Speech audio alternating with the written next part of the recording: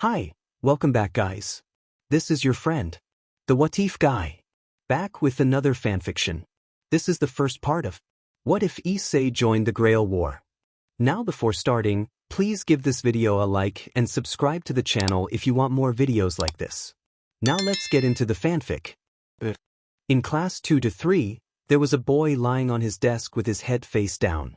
Issei expressed his frustration about the lack of news regarding the next installment of his favorite game. Queens of Melon's Motohama responded dismissively, stating that it would never happen, while Matsuda chimed in, reminding Issei that the first game had not been well received.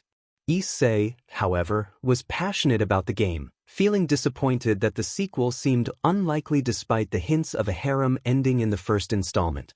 After school, Issei hurried home, eager to purchase more games. He had saved up a decent amount of money but was hesitant to spend it all at once, especially with special edition releases on the horizon.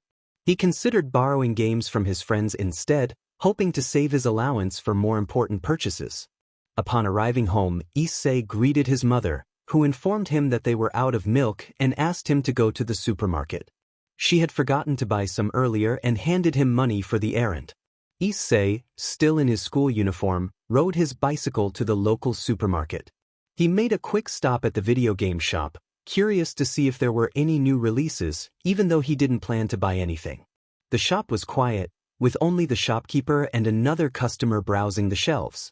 Issei headed straight for the section dedicated to his favorite genre but found no new games available.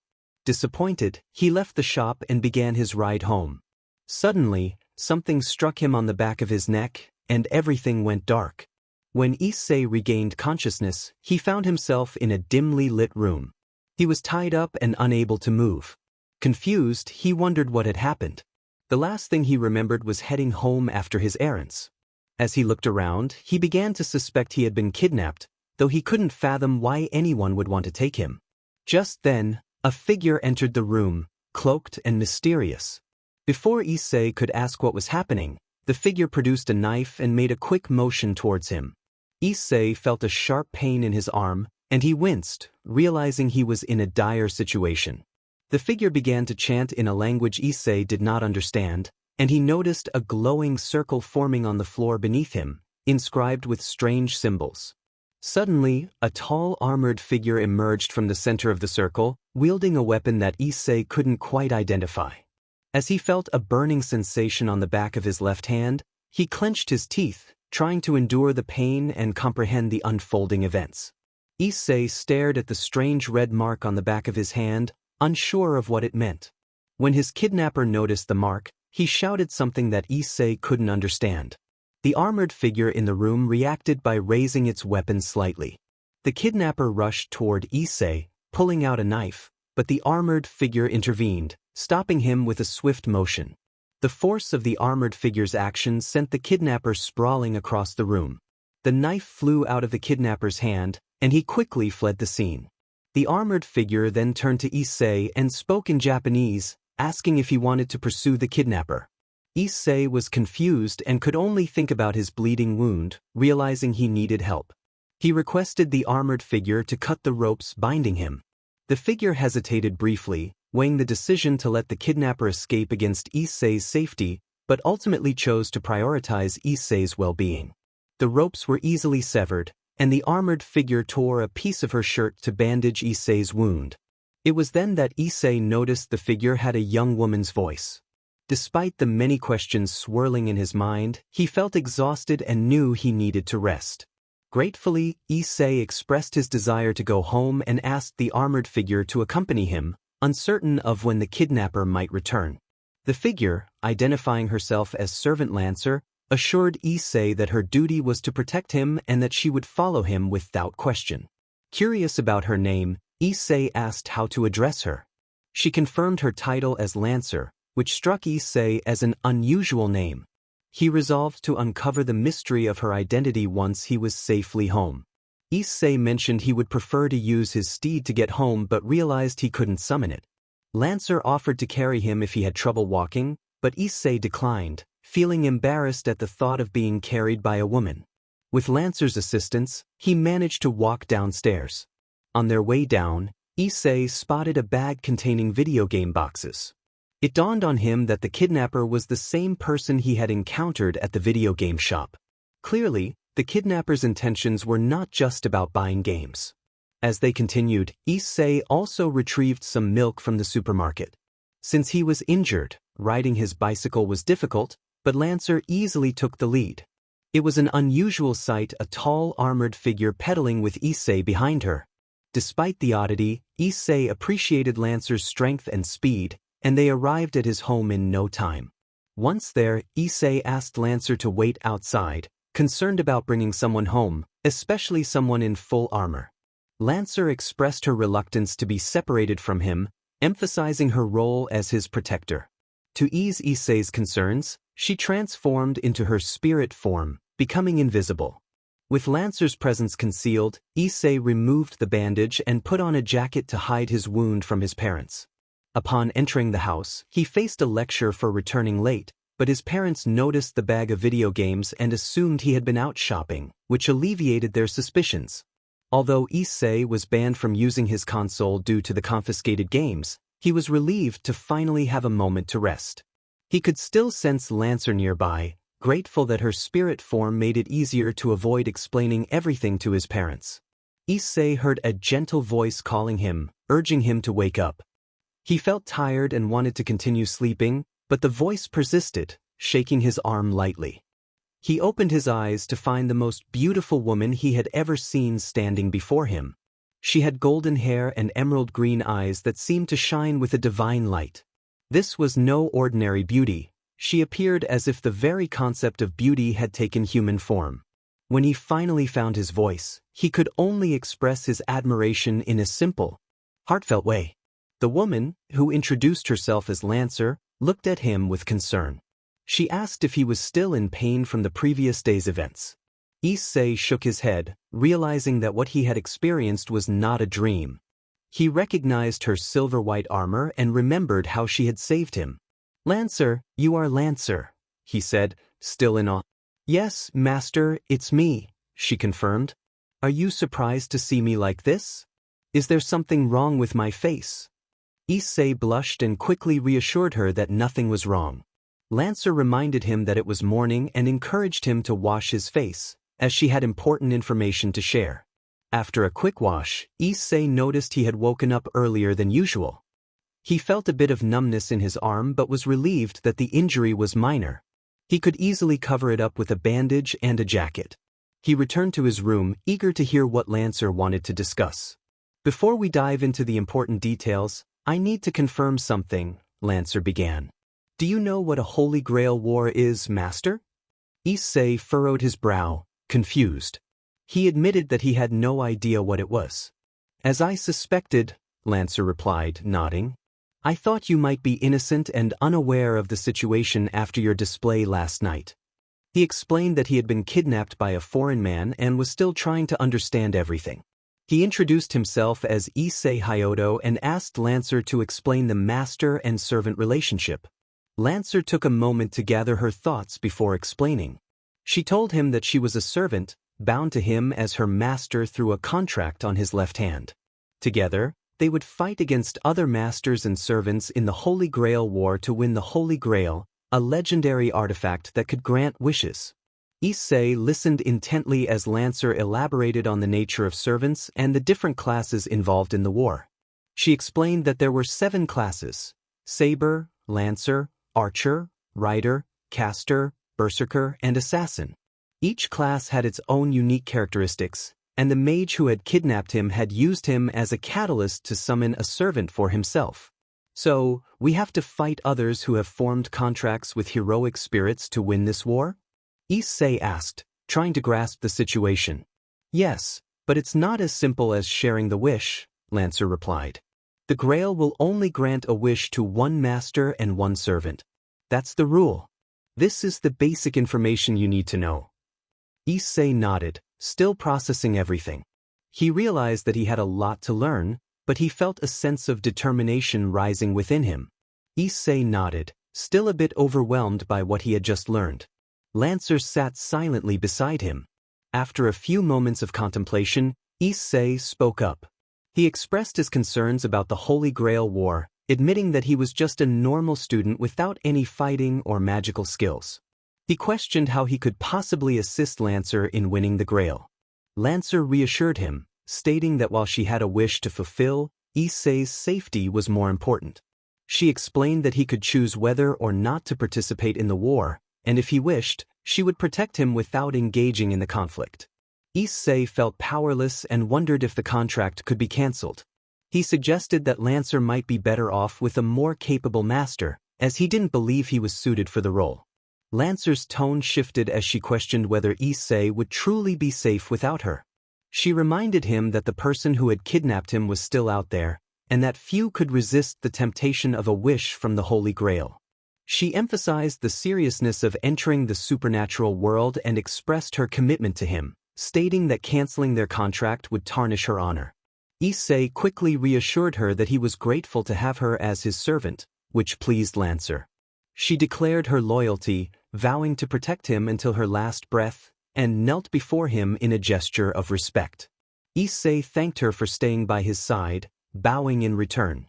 Lancer then explained the significance of the mark on his left hand, known as the command spell, which allowed him to issue orders to her. She cautioned him about its limited use, emphasizing that he should only use it in times of danger. Issei learned that he had 3 command spells, and using them more than that would dissolve their contract. Lancer also revealed that she had become weaker than she should be, unable to summon her steed, and that her abilities had been diminished. She advised him that they should avoid engaging multiple opponents if possible. As the time for school approached, Issei noted the clock and mentioned that he needed to leave. Lancer offered to accompany him in her spirit form, promising to continue their conversation later. At school, Issei was careful to hide the mark on his left hand, ensuring that no one would notice it. He managed to avoid any accidental contact with his arm, especially from his friends Motohama and Matsuda. The day passed without incident, and during lunch, he headed to the rooftop to speak with Lancer, relieved that she could communicate with him without needing to materialize. Lancer reiterated the importance of the command spell and its limitations, while also sharing her concerns about her diminished strength. Issei listened intently, realizing the gravity of their situation and the challenges that lay ahead. Lancer had become weaker than usual, which surprised Issei. He recalled that she could easily handle the kidnapper. For a moment, Issei wondered how strong Lancer could have been and how formidable their opponents might be. It can't be helped. Since you're not a proper mage, you don't have enough mana to support me. It will be tough, but as your knight, I shall not allow anyone to harm you, Lancer stated firmly. Issei felt upset that he couldn't assist Lancer. He understood their priority was survival, but he wished he had magical powers to be a more useful master to her. The third thing is that I have sensed a magical presence within the school. If my hunch is correct, we are inside the territory of a mage. I can defeat mages without any trouble, but if they are also masters like you, then it could be a problem. This might sound overprotective, but you should stop coming to school until the war is over, Lancer advised. Issei was taken aback by Lancer's suggestion. Her words made sense, but not attending school posed a significant issue for him. Kid. No idea how long this war could last. Even a few days away would raise questions from his classmates, teachers, and parents, which worried him. Issei? Lancer prompted. It won't be easy to just skip school. I don't know what to tell my parents if they find out, Issei replied, shaking his head. In that case, we should figure out who the mage is, and then we can plan our next move, Lancer suggested. Issei nodded in agreement. However, we should prepare ourselves. Let's continue this once we return home. Preparation? Issei asked. Yes, you might not be a mage, but we can explore other methods to increase your chances of survival, Lancer explained. The bell rang just as Issei returned to his classroom, and he pondered Lancer's words. Was there anything he could do to help her?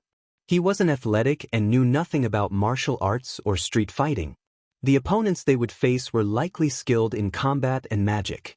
Issei imagined it would take a lot more to defeat them if they were as strong as Lancer.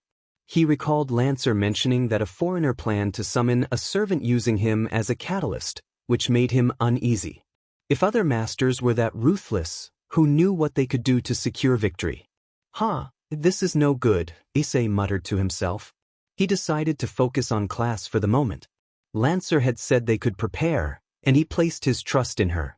As long as they emerged from this war safe and sound, everything would be fine. He hoped the war would end quickly so he could spend time with the beautiful Lancer. When school was over, Issei hurried to his bicycle. He knew Lancer would be with him, but he wanted to return home as fast as possible. Issei, Lancer called. Yes, he replied. Who is that girl? Even though Lancer was invisible, Issei understood who she was referring to. That's Akino Himejima. She is the most beautiful girl in this school, he explained. Indeed, Akino Himejima was the idol of Kuo Academy. She embodied the perfect young lady, captivating anyone who saw her. Akino was a year older than Issei, and when he entered the school, most of the boys in his class had started talking about her.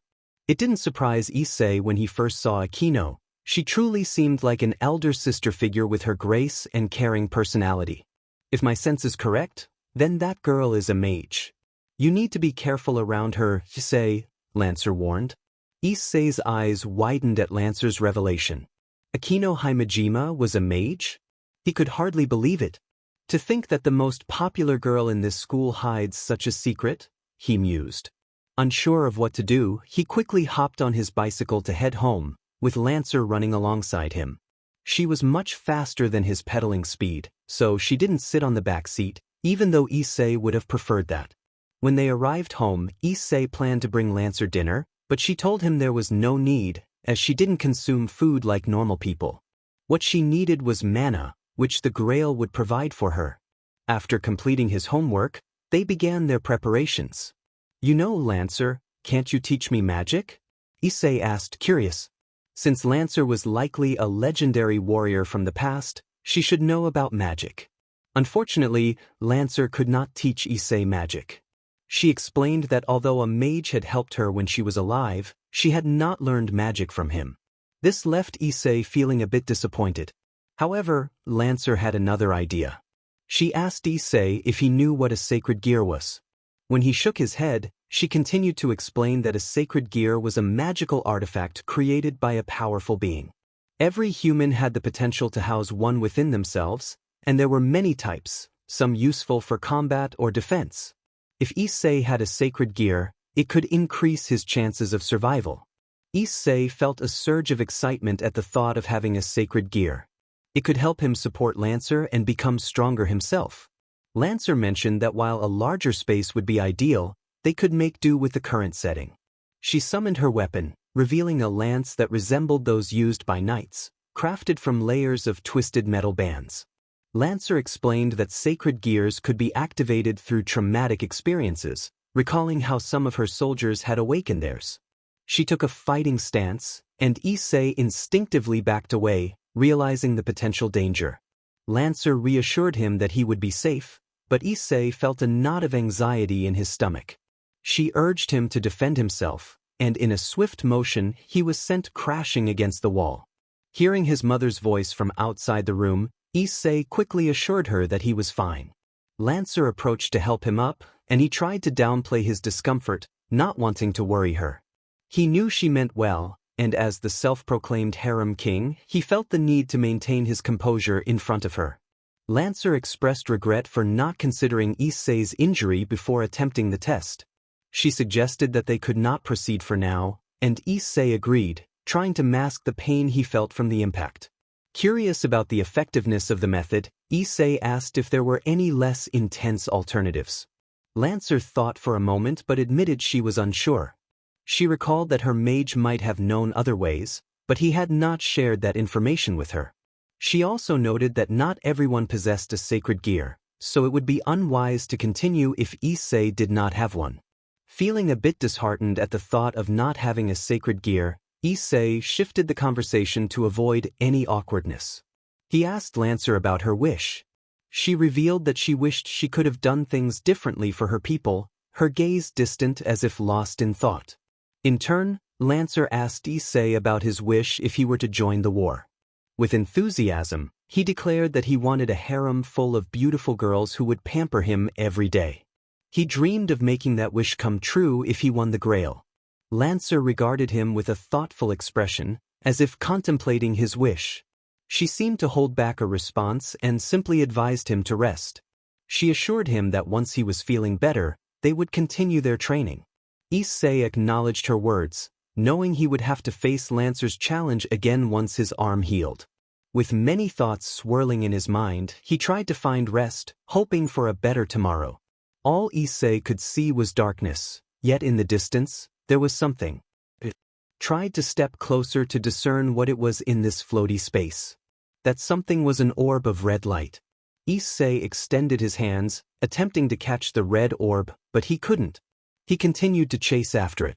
"Wake up, Issei." The red orb suddenly transformed into a red giant.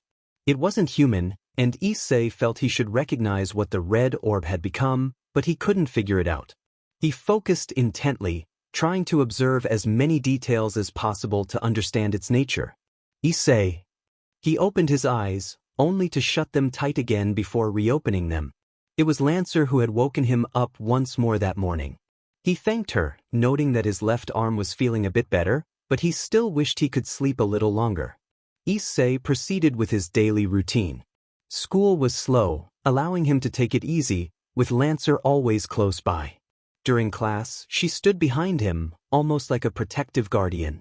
When lunchtime arrived, Issei went to the rooftop, where he asked Lancer to teach him everything he needed to know about the Holy Grail War.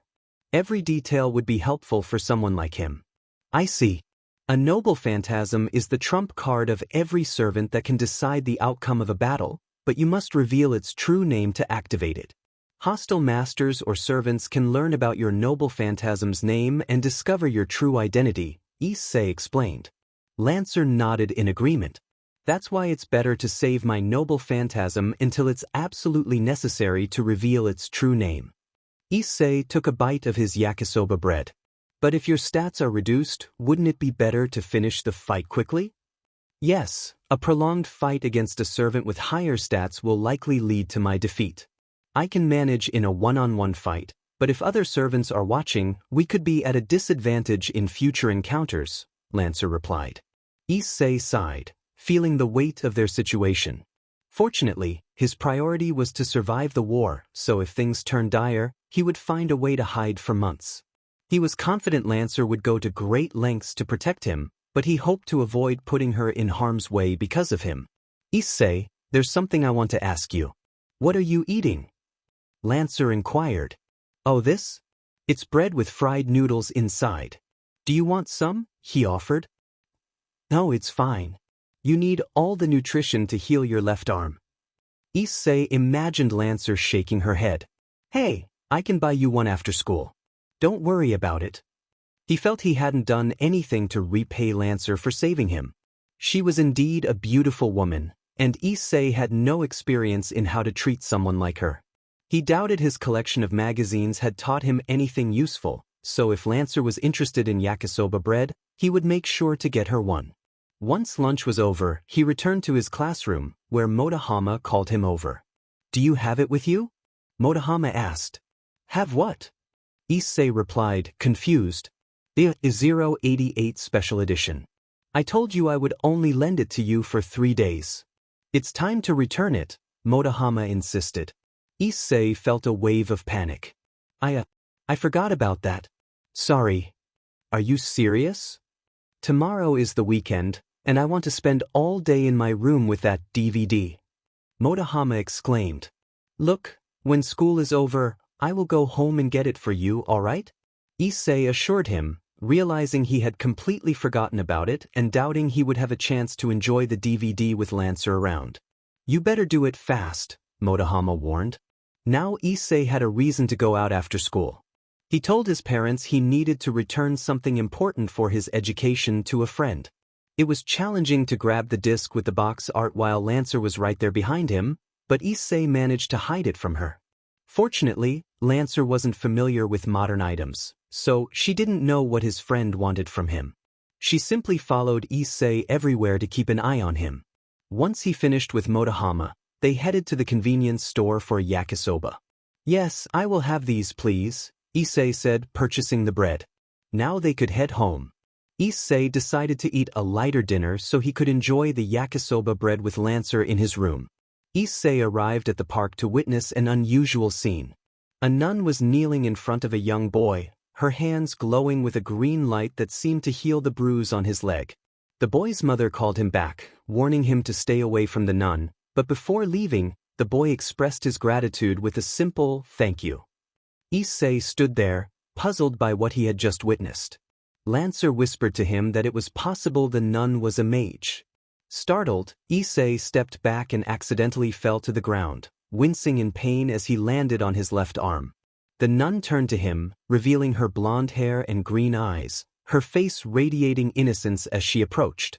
Concerned, she asked if he was hurt and offered to heal him. Although Issei struggled to understand her English, he felt warmth emanating from her hands as she extended them toward his arm.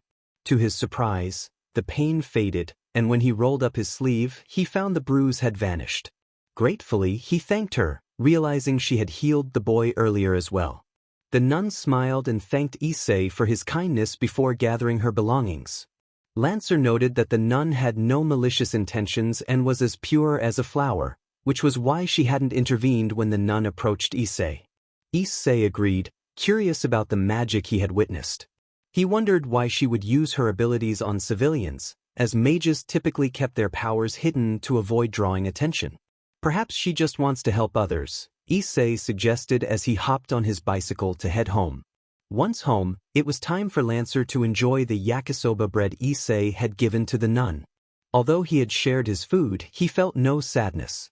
Lancer manifested her physical form and struggled to open the packaging. With Issei's guidance, she took her first bite. She expressed her delight, saying the taste was exotic and unlike anything she had experienced in her past life. Issei noticed she quickly finished the entire bread and seemed eager for more. "Should I buy more for you next time?" he asked. Lancer hesitated, insisting that as his knight and servant, he shouldn't waste his resources on her when the Grail could provide for her needs. However, Issei was determined to treat her again, recalling how people in the past often lacked access to good food. Lancer reminded him that now that his arm was healed, they could test if he possessed a sacred gear. With the weekend approaching, he wouldn't have to attend school. That night, Issei found himself dreaming of the same red orb he had seen before. The blurred red light grew larger until it transformed into a giant figure. He recognized it wasn't human, but he struggled to identify what it was, only able to conclude that it resembled a monster. When he awoke, the soft light of dawn filtered into his room. He noticed Lancer sitting quietly in the corner, and he wondered if she slept like he did. Despite her being a familiar, Issei felt a strong desire to treat her as a normal human, especially given her beauty and strength. "Good morning, Issei." Issei realized that Lancer was awake. He returned her greeting, feeling a bit out of place sleeping in the same room with a young woman. He lightly tapped his alarm clock to silence it before it rang. As he prepared to head downstairs for breakfast, he turned back to Lancer. "Would you like some food?" he asked. "I already said that you don't have to waste your resources on me," Lancer replied firmly. "But last night—" "Master," Lancer interrupted, her serious tone making Issei reconsider. He sighed and headed for the bathroom. He would need to find another opportunity. Issei left for breakfast, relieved that his wound was healed and he no longer had to hide the spot on his left arm. While eating, he thought about Lancer. Would she prefer Western food to Japanese? As a foreigner, it made sense that she might enjoy Western cuisine, but perhaps she would be curious to try Japanese food since it was new to her. After breakfast, he returned to his room with 2 cups of tea, hoping Lancer might enjoy some morning tea even if she didn't want to eat. As Issei expected, Lancer accepted his offer. After taking her first sip, she began to speak. "Issei, during your sleep, I took the liberty to explore your house. It seems there isn't a large enough space for us to test if you have a sacred gear." Issei nodded, relieved that Lancer had held back during the night. He knew that if she had used her full strength, she could have easily damaged the walls. "I would prefer to activate your sacred gear within your house to keep it hidden from other masters for as long as possible. However, it seems we must make a bold move. Issei, do you know of any abandoned or sparsely populated areas?" Let me think, Issei said, closing his eyes for a moment. There's this one place. They headed to a hill not far from town, the only location suitable for trying out Lancer's method. However, Lancer expressed her concerns about the location, noting that it would be easy for others to spy on them. We don't have other options, Issei replied. Their best course of action was to activate the sacred gear inside Issei as quickly as possible and then retreat home. However, there was no way to know if Issei had one or not. Lancer's method would only hasten its emergence, but if Issei didn't possess one, it would be meaningless. Here it is, Issei said as he stopped his bicycle. The hill of Kuo town was unremarkable, with no wealthy families building villas there, making it a frequently abandoned area. The scenery was lackluster, but it was a perfect place for Lancer to take her physical form and try her method on Issei. Once off the road, Lancer switched places with Issei, taking control of the bicycle and riding deeper into the hill. In her hands, the bicycle transformed into a motocross bike, allowing her to navigate the slope and mountainous terrain with ease. Issei struggled to hold on, trying not to fall off. After a few more minutes, she stopped at a suitable spot and allowed Issei a moment to catch his breath. All right, Issei, Lancer said as a white lance appeared in her hand. Let's finish this as quickly as we can. Issei gulped, but Lancer immediately donned her helmet and turned in another direction. Then it began. A strike so powerful that Issei could feel the shockwaves. The sound of metal clashing echoed around them as trees were cut down and rocks shattered. Soon, the two combatants came into view. A woman in dark blue and red clothing fought against a large, burly man with horns. Their swords clashed against the large axe in a flurry of strikes.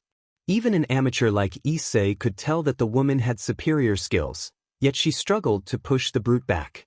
The horned man was simply much stronger and faster, his raw physical power countering her skillful attacks. As Issei watched in awe, Lancer reminded him that they were servants and they might be drawn into the fight if they stayed there. Then Issei noticed a figure perched on one of the trees. Himejima appeared before Issei, captivating him with her beauty. Instead of her school uniform, she wore Miko attire and was observing the battle between the two servants. Issei muttered to himself, realizing that Himejima was indeed a mage and a master. He felt conflicted. If someone told him he had to fight this beautiful girl, he would refuse without hesitation. Yet he knew that if Himejima was not as she seemed, she would not show him mercy. He was uncertain about how to proceed. Lancer held her lance firmly, and Issei understood that if he commanded her, she would not hesitate to confront Himejima. One of the two fighting servants had to belong to her, presenting an opportunity. Suddenly, a strange metallic figure resembling a wardrobe with a woman's face appeared behind Himejima, trapping her inside and eliciting a painful scream. Issei quickly called out to Lancer, urging her to destroy the entity. He felt a strong desire to save Himejima, regardless of her true nature. In a matter of seconds, Lancer reached the figure and shattered it with her lance. Himejima fainted as Lancer caught her, her white Miko attire stained. Just as Issei feared he was too late, another metallic creature appeared, ensnaring the swordswoman. The horned man was now free and leaped up into the tree where Lancer and Himejima were positioned. Issei's heart raced as he imagined both Lancer and Himejima facing certain doom against the man's axe. Lancer could not defend herself effectively while holding Himejima. The man swung his axe, effortlessly chopping down the large tree. Lancer jumped down to evade the attack, but now she was at a disadvantage. The man could easily strike her in the next move.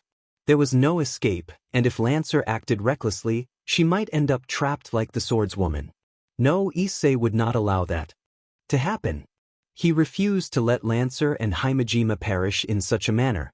A red light flashed, and Issei pointed his left arm at Lancer, hearing a sound. Boost. Suddenly, he felt a wave of exhaustion wash over him. It was as if he had run a marathon without stopping. Issei blacked out, collapsing to the ground. The last thing he saw was Lancer dashing toward him and the sound of metal breaking. When Issei regained consciousness, he found himself in an unfamiliar room. Lancer sat beside him, having removed her helmet and lance. She looked concerned as she regarded him. "Master, you have awakened. How do you feel? Lancer asked. Issei replied that he was all right, though he felt extremely fatigued and unable to move much. Lancer sighed in relief upon hearing that. What happened? How did we escape? Issei inquired. Before Lancer could respond, Hymenma entered the room, accompanied by the swordswoman who had fought the horned man. Himejima carried a tray with 4 cups of tea. It seems you have woken up, Issei, Himejima said politely. Lancer helped Issei sit up so he could take the cup Himejima offered. Thanks, he said, enjoying the refreshing black tea that alleviated his fatigue. It's nothing. I should be the one thanking you. If you hadn't ordered your servant to save me, I would have been in serious trouble, Hymenma said, bowing her head slightly. Issei noticed her body was bandaged in several places. You are Hyodo, right? Himejima asked. Why yeah, Issei replied, feeling honored that the school idol knew his name. Well, I didn't expect you to be one of the masters, Himejima remarked with a sigh. Issei understood, even he was surprised to find himself a master in the Holy Grail War. Anyway, let me introduce myself. My name is Akino Himejima, and I am the master of saber. Nice to meet you, Hyodo, Himejima said, while the swordswoman, having finished her tea, waved casually at Issei, appearing friendly. Oh, my name is Issei Hyodo. This is Lancer, and I'm her master. Nice to meet you too, Hymenma, he replied. Lancer nodded slightly before returning to her tea, clearly enjoying it. Once everyone finished their tea, Himejima was the first to speak again. Hyodo received a sudden proposal from Himejima, who expressed a desire to discuss an important matter. Issei nodded, indicating his willingness to listen. Himejima explained that they had both been attacked by a savage servant, whom she identified as Berserker.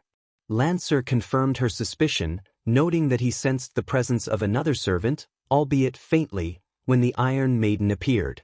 Issei inquired about the Iron Maiden, recalling something he had heard before. Himejima described it as a torture device that pierces its victim with metal spikes.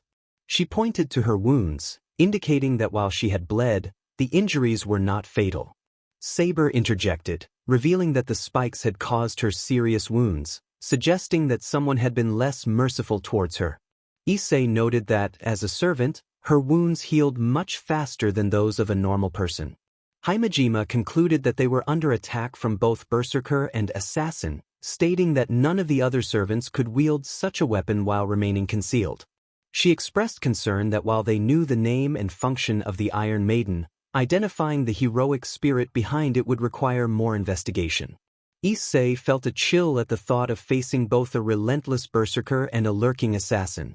Himejima proposed an alliance, emphasizing the need for teamwork to combat their foes, especially since she was injured and her fighting capability was diminished. After considering her proposal, Issei recognized that he would benefit from having Himejima and Saber as allies. He acknowledged Saber's strength, which had been evident during their previous encounter. With a sense of determination, he accepted Himejima's proposal. Himejima then asked about Issei's objective in the Holy Grail War. He candidly admitted that his primary goal was to survive, feeling ill-equipped for such a conflict. She acknowledged his response and informed him that her shrine would serve as their base, equipped with protective barriers. Staying in one location would be wise in case of an attack. Issei expressed his concern about convincing his parents to allow him to stay, especially in the home of Akino Himejima, the school idol. It felt surreal to him, as if he were living in a story. Himejima reassured him, offering to request a letter from the school staff to facilitate his stay, allowing him to focus on his studies. Issei was astonished by her ability to assist him in this way. Himejima downplayed her actions, instead expressing surprise at his magecraft. Issei was taken aback, insisting that he did not know any magic. Lancer stepped in to clarify, explaining that during their encounter with Berserker, Issei had inadvertently channeled a significant amount of mana into her, enhancing her strength. With his help, she had been able to deflect Berserker's attacks, summon her steed, and escape the combat zone, with Saber also aiding in their escape. With their alliance formed and a plan in place, they prepared to face the challenges ahead together. Issei concentrated on Lancer's words, amazed by what he had accomplished. Lancer explained that it was his sacred gear, not magecraft, that had temporarily increased her strength. However, since it was his first time using it, the sacred gear had put too much strain on his body, causing him to collapse. Despite this, Lancer reassured him that his sacred gear would be a valuable tool against their enemies if used correctly. Issei, filled with excitement, asked how to activate the sacred gear. Himejima inquired if he didn't know how to activate it, to which Issei admitted he had no idea what it was, as it was his first experience with something like that. Himejima suggested they would figure it out after he recovered and handed him a book. She explained that it was a magic tome that would automatically record the stats of the servants he encountered, which would be useful for him. She already had a similar one, so he could keep this one. Issei thanked her for the gift.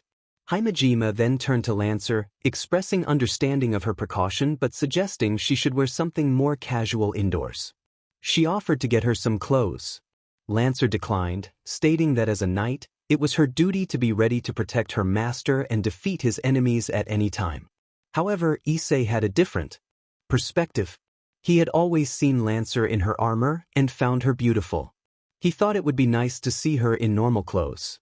He suggested to Lancer that she should change into something more comfortable. Saber chimed in, agreeing that wearing armor would prevent Lancer from going out to enjoy snacks, noting how much there was to eat in this era compared to hers. Issei felt that Saber, even in casual clothes, looked like a Japanese heroic spirit. Issei continued to persuade Lancer, expressing gratitude for her help and wanting her to relax a bit. He pointed out that the armor made her look serious all the time. Seeing that her master was insistent, Lancer agreed to follow his suggestion. As Lancer accompanied Himejima to find some clothes, Issei settled back onto his futon, realizing he would need to prepare for a longer stay at the shrine. Living with Lancer was wonderful, but sharing space with Saber, another beauty, was even better. He noticed Saber casually enjoying a rice cracker, finding her easygoing nature refreshing. Saber offered Issei a piece of rice cracker, but he declined, stating he wanted to sleep. Issei wished that all masters and servants were as friendly as these two. As he drifted into sleep, Issei pondered how many times a person could dream of the same dream.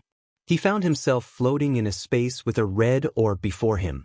This time, however, he felt he understood what he was witnessing. The red orb transformed into a giant monster with flashing green eyes, which seemed to be looking directly at him. Issei sensed it was trying to communicate, but he couldn't hear its words. He woke up, rapidly blinking his eyes. That was a dragon, a large red dragon. He wondered when he had started dreaming about such things. Not even in his childhood, when he watched superhero shows every day, had he imagined such a creature. He let that thought pass for a moment and glanced outside, noticing that the afternoon was drawing to a close. He realized he needed to call his parents. He assumed they would have dinner with him, as there were many topics to discuss, from Berserker and Assassin's true names to how they could support each other. In just 4 days, he had already found himself in trouble multiple times. Issei felt fortunate. If he had been alone, he might not have made it this far. Lancer had always been there to assist him when he needed her most. Issei felt a strong desire to become stronger, not just for himself but also for Lancer. As he approached the door, it slid open unexpectedly. "Issei, I see that you have woken up. Come, Himejima has prepared dinner for us," Lancer said with a warm smile. Issei was momentarily speechless, taken aback by Lancer's appearance in a simple white blouse and blue jeans. While the outfit was ordinary, it was her presence that captivated him. "Are you all right?" Lancer asked, noticing his silence.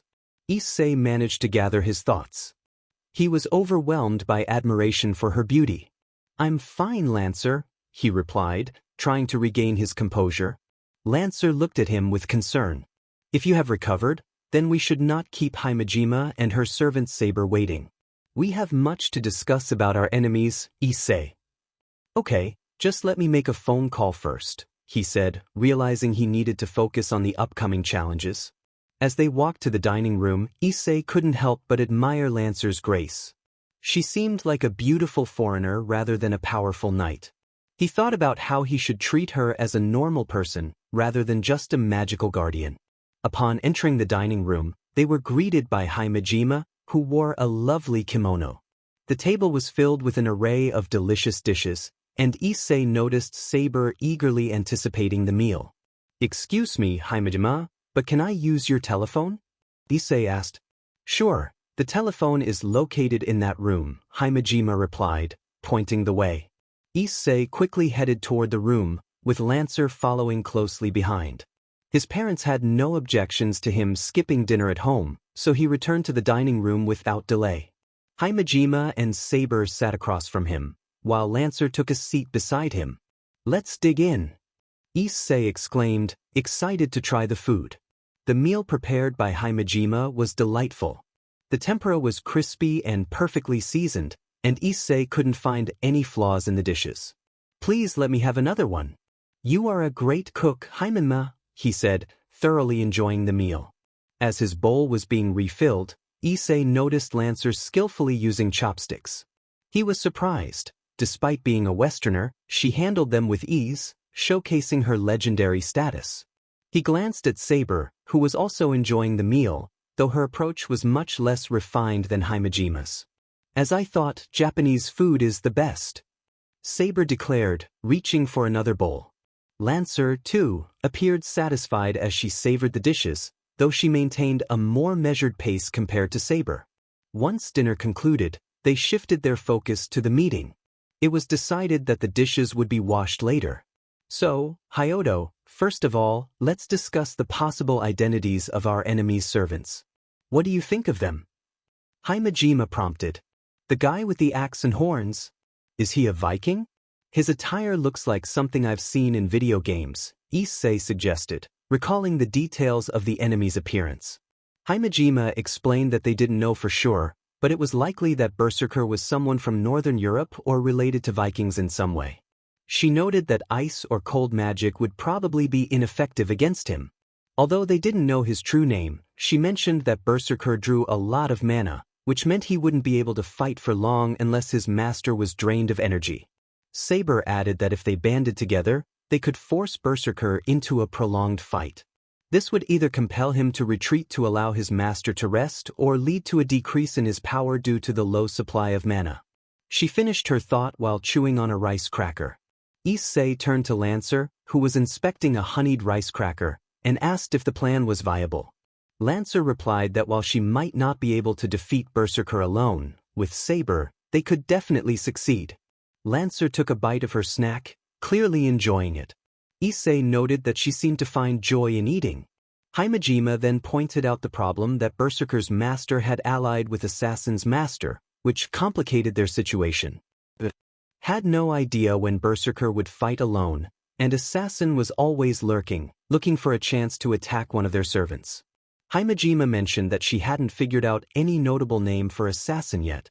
Issei understood that if it became a 2-on-1 situation, Lancer and Saber could defeat Berserker, but if Assassin joined in, their chances of winning would diminish.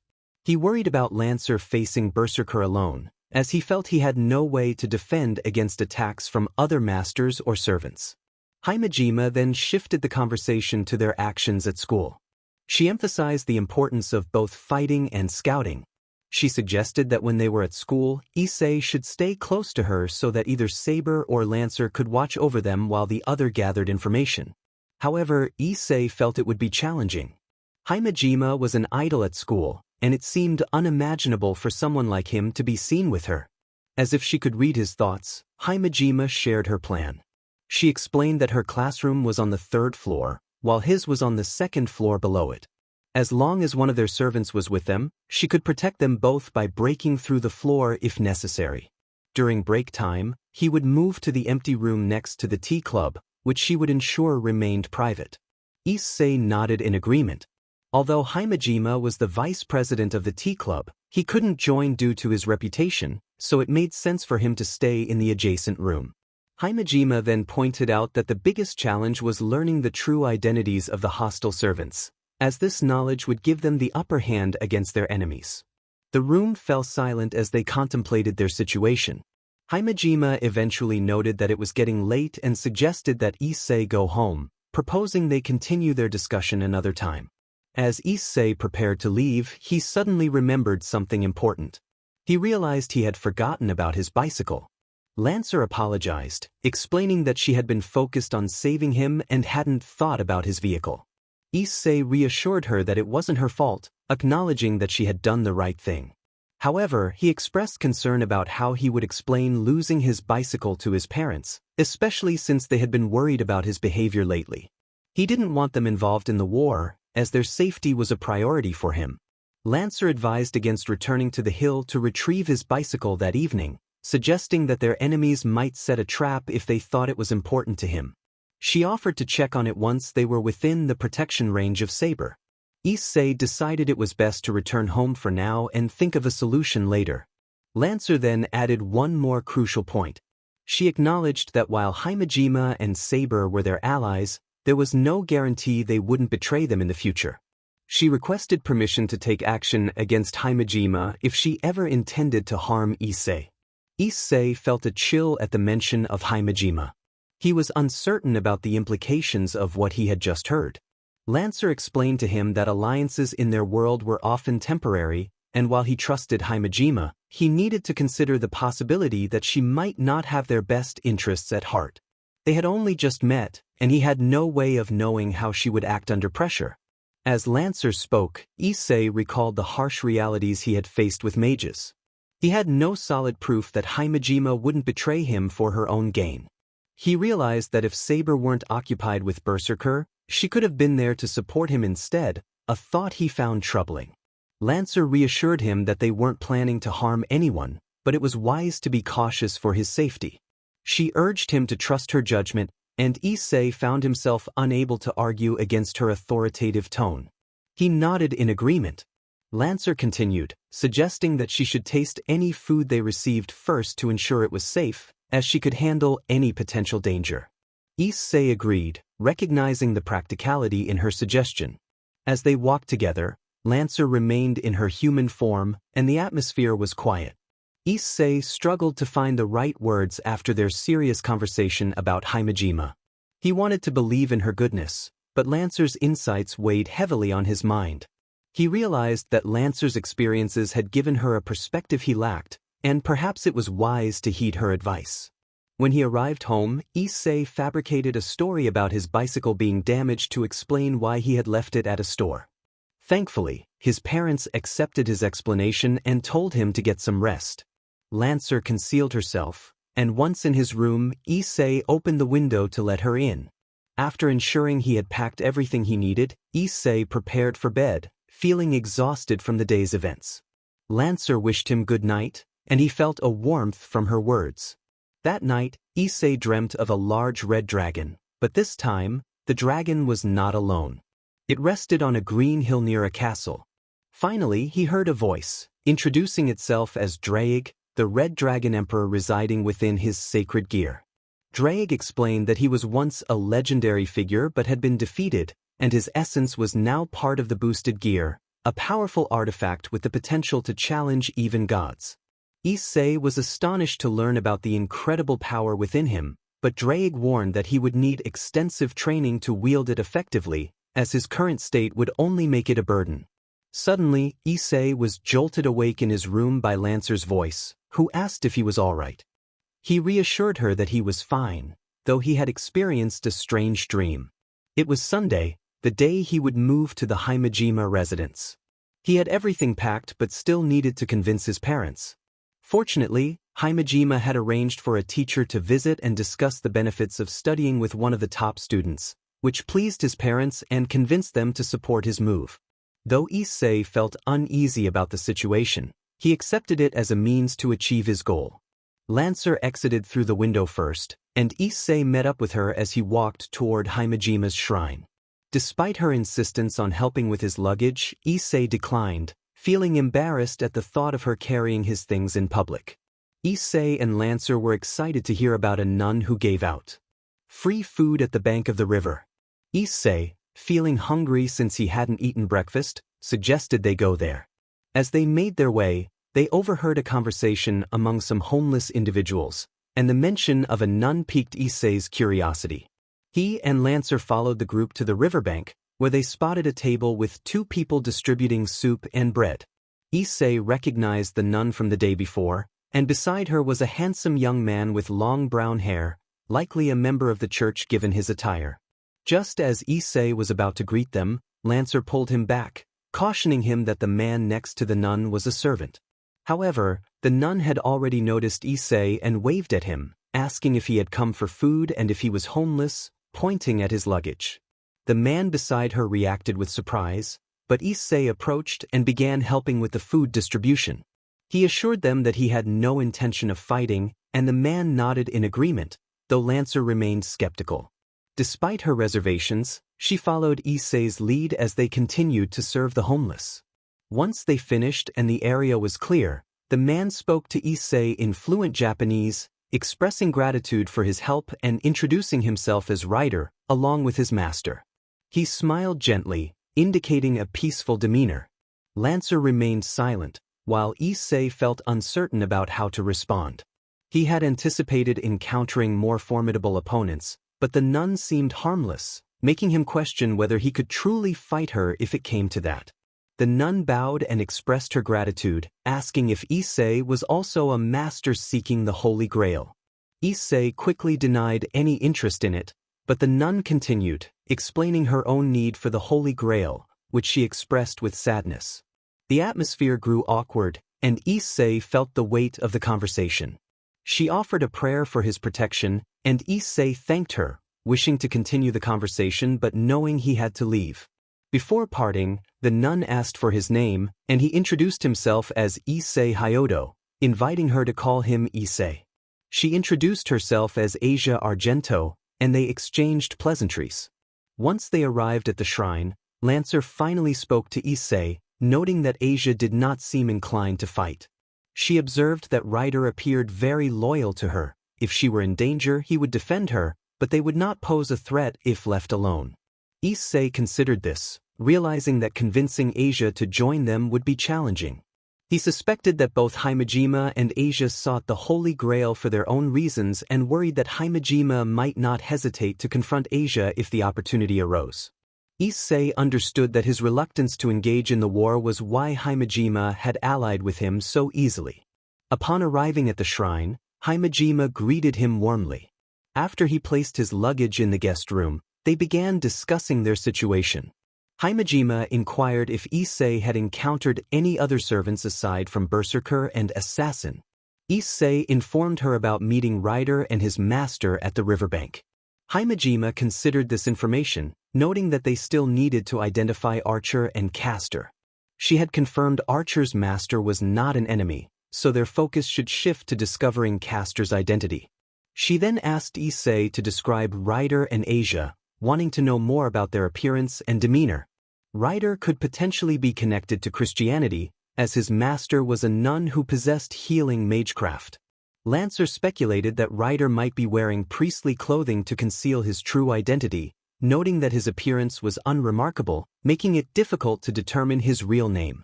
With this in mind, Lancer concluded that Rider's master was likely a Christian, suggesting that her base could be the abandoned church. He decided to send his familiars to observe the location from a distance. Issei was curious about familiars, and Lancer explained that mages could create or form contracts with magical beings to serve as their familiars. However, he emphasized that mastering Issei's sacred gear was the priority, as it would be crucial for their survival. Issei nodded, recalling that the dragon had also mentioned the need for him to train his sacred gear to use it effectively. Lancer then stated that they would be using the yard for practice and encouraged Issei to follow him. This would mark the beginning of their efforts to survive the war. Once in the yard, Lancer informed Issei that now that he had activated his sacred gear, he should be able to call it forth without difficulty. Issei, dressed in his gym uniform, watched as Lancer changed back into her armor.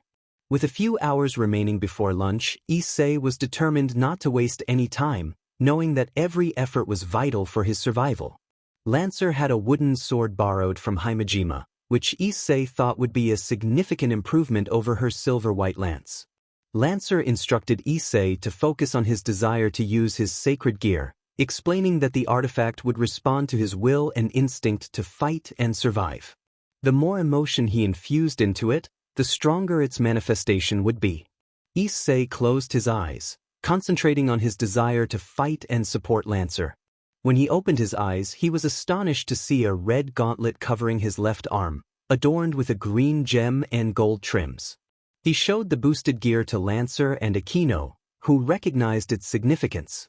Lancer remarked that it resembled a common sacred gear known as twice critical, which could double one's power depending on mastery. However, she noted that she had never heard of it granting strength to others as Issei had done during their encounter with Berserker. Issei recalled the Red Dragon's words, which suggested that with the boosted gear, he could even challenge gods and godlike beings. Doubt crept in, as he felt weak and inexperienced, unsure of how he could achieve such feats. Himejima admitted that her knowledge of sacred gears was limited, echoing Lancer's belief that it was a variant of twice critical. She reassured Issei that sacred gear would grow in strength based on his desire and training, encouraging him to work hard to unlock new abilities. Realizing that both Lancer and Himejima were not experts on sacred gear, Issei decided to try calling out to the dragon within it, hoping for guidance.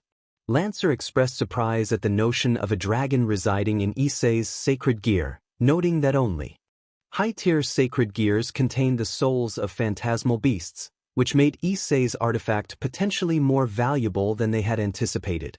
With determination, Issei called out for Grail, but there was no response. He felt embarrassed for failing to summon the Red Dragon Emperor in front of Lancer and Himejima. Lancer inquired about Grail, and Issei explained that he had only seen the dragon in a dream, where he learned the name Grail. He described Grail as a massive red dragon with large wings and green eyes, sharing that he had informed Issei about the boosted gear but had not elaborated on its capabilities. Lancer remained silent. Perhaps this wasn't the dragon she recognized. Issei had never heard of a dragon named Grail, leaving him puzzled. Well, anyway, let's begin your training. Try to use your sacred gear's ability, Issei. As he activated it, information flooded his mind. The boosted gear instinctively informed him of its capabilities. Although Issei didn't fully understand how it worked, he knew what it could do. With this, I can double my power every 10 seconds. I can increase my power immediately after one boost, or if I want multiple boosts, I can store them for later. The boosted gear resets when the increased power fades, and I have to wait for the boost again. Let's try one boost first. Here I go. The green gem flashed and announced, "Boost," after 10 seconds. Instantly, he felt stronger, but then exhaustion hit him as if he had run around town. "Are you all right, Issei?" Lancer asked, coming to support him. "I'm fine, just very tired. This feeling. Didn't this happen to me the first time I summoned the boosted gear too?" Issei struggled to catch his breath, sweat rolling down his back and his throat feeling dry. He felt even more fatigued after the boosted gear announced, "Reset." "Yes, however, just now I could receive the influx of mana from you, Issei. Not only have my stats recovered to their peak, but I can also feel that my noble phantasm has become a little stronger than usual," Lancer explained as she helped him sit down on the ground. "I see," Himejima nodded. Originally, Issei is not a mage, so his magic circuits and mana pool are of low quality. Therefore, you aren't at your top form due to the limits of what he can provide. However, when his sacred gear doubles his power, it also temporarily increases his magical capability. With this connection, your body immediately absorbs that portion of mana to return to full power, but because of this unnatural increase, Issei suffers from fatigue as he isn't used to providing so much mana for a servant. Additionally, his body has to endure the backlash when the increased power fades. "Is that so?" Issei couldn't hide his surprise at her explanation. "In my view, the increase in power is a significant advantage that could determine the outcome of a battle. Even if I can only use my full power for a short time, I'm confident that I can protect you, my master. However, since your sacred gear drains you this much after a single use, it's best to save it for when you have no other option." "Yeah." He nodded, finding Lancer's words reasonable. "That should do it for now. Let's head back to the dining room," Aquino suggested. Issei could barely move, so he agreed. With Lancer's assistance, they walked back to the dining room where she handed him a cool cup of water upon their arrival. "You don't look so good. Was the sparring that rough?" Saber inquired, glancing up from her book, which featured a samurai holding a sword. The book appeared brand new, the kind one might find at any bookstore. Kinda," Issei replied, scratching the back of his head. They hadn't trained extensively, he had merely tested his boosted gear, and that was it. Issei felt weak. In his mind, if he could double his power every 10 seconds, he should be strong enough to defeat anything, but his body simply couldn't handle that much power. If he had known that, he would have worked out every day. In the past, he had attempted something similar until he realized he could never become a superhero like those in anime, so he gave up and focused on other interests, such as video games. Still, that didn't mean he couldn't train his body again, starting the next day. The dragon had said he needed to train to use the boosted gear properly, so physical training was definitely a good start. The lack of combat experience was another weakness.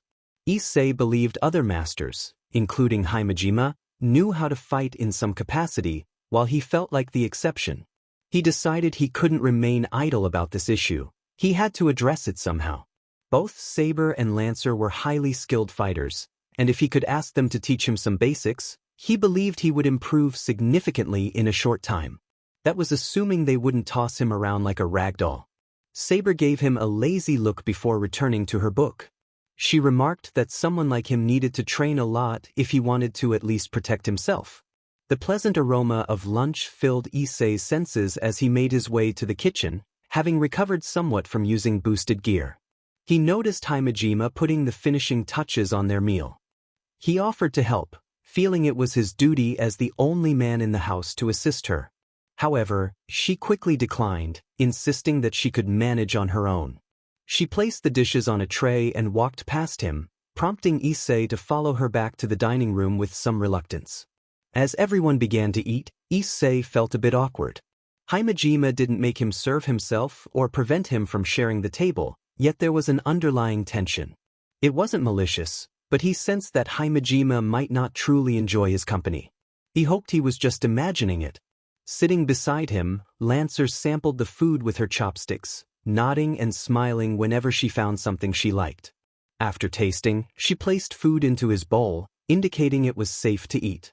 Issei appreciated the gesture, though he couldn't shake the feeling that Lancer was more focused on the flavors than on any potential dangers. Once lunch concluded, Himejima pulled out a map of Kuo Town. She had marked several locations where their enemies might be hiding, with the abandoned church being the most suspicious, especially after Issei had mentioned the nun associated with Ryder. Issei inquired about the new church, noting that there were 2 churches in town. The first was abandoned due to neglect, while the second had recently been built, staffed by a single priest. Himejima reassured him that they didn't need to worry about the new church for now. The priest was sent by the Vatican to observe the Holy Grail War and monitor any disturbances that might arise from conflicts between masters. Issei was surprised to learn that the church had such a role in the war, making him realize he needed to be cautious around them. She pointed to a large area on the outskirts of Kuo Town, which Issei recognized as the decommissioned warehouse. He had always wanted to explore it as a child, but his parents had warned him it was too dangerous, and they expected it to be torn down. Yet, it remained untouched to this day. Himejima instructed Lancer to scout the area, looking for any signs of habitation or unusual activity. She mentioned that Saber had helped with scouting the previous day, making it Lancer's turn now.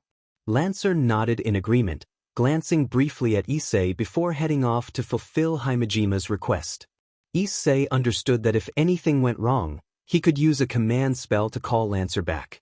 He recalled Lancer's previous words and hoped he wouldn't have to confront Himejima or Saber. After Lancer left, everyone returned to their rooms. Issei unpacked his belongings, which included clothes, books, and some miscellaneous items. Among them was his collection of magazines, which he felt he needed to keep hidden. Although Lancer, Saber, and Himejima were beautiful, he felt it was a different matter altogether. As a healthy teenager, he found it essential to have his personal collection, even if he lacked a laptop for digital content. He wondered what would happen if Himejima discovered his magazines and whether she would ask him to leave. After a moment of contemplation, he decided to put them back in his luggage. He pondered what to do next, knowing that heavy physical training wouldn't be good for his stomach. Then he remembered his homework. Issei quickly grabbed his notebook and headed to Himejima's room, seeing this as an opportunity to get to know her better. The closer they became, the less of a threat he hoped she would perceive him to be. As she was his senior, he could ask her for help with any problems he was facing. Upon arriving, he knocked on her door. "Who is it?" she called out. "It's me, Hyodo," he replied. Himejima opened the door and looked at him. "Is there anything you need?" She glanced at his notebook. "Is it about your homework?" Issei nervously approached, expressing his desire to ask about some math problems. However, he was met with a cold response from Himejima, who informed him that she was busy and questioned his study habits. Disheartened, Issei returned to his room, feeling rejected. He realized that as a school idol, Himejima would not want to associate with someone like him under normal circumstances. The only reason he was allowed to stay was to ally with her in the ongoing conflict. Determined to improve, Issei quickly completed his homework in under 2 hours. With Lancer unavailable for training, he decided to seek out Saber, who he hoped would be more approachable. Saber greeted him enthusiastically when he expressed his interest in learning to fight.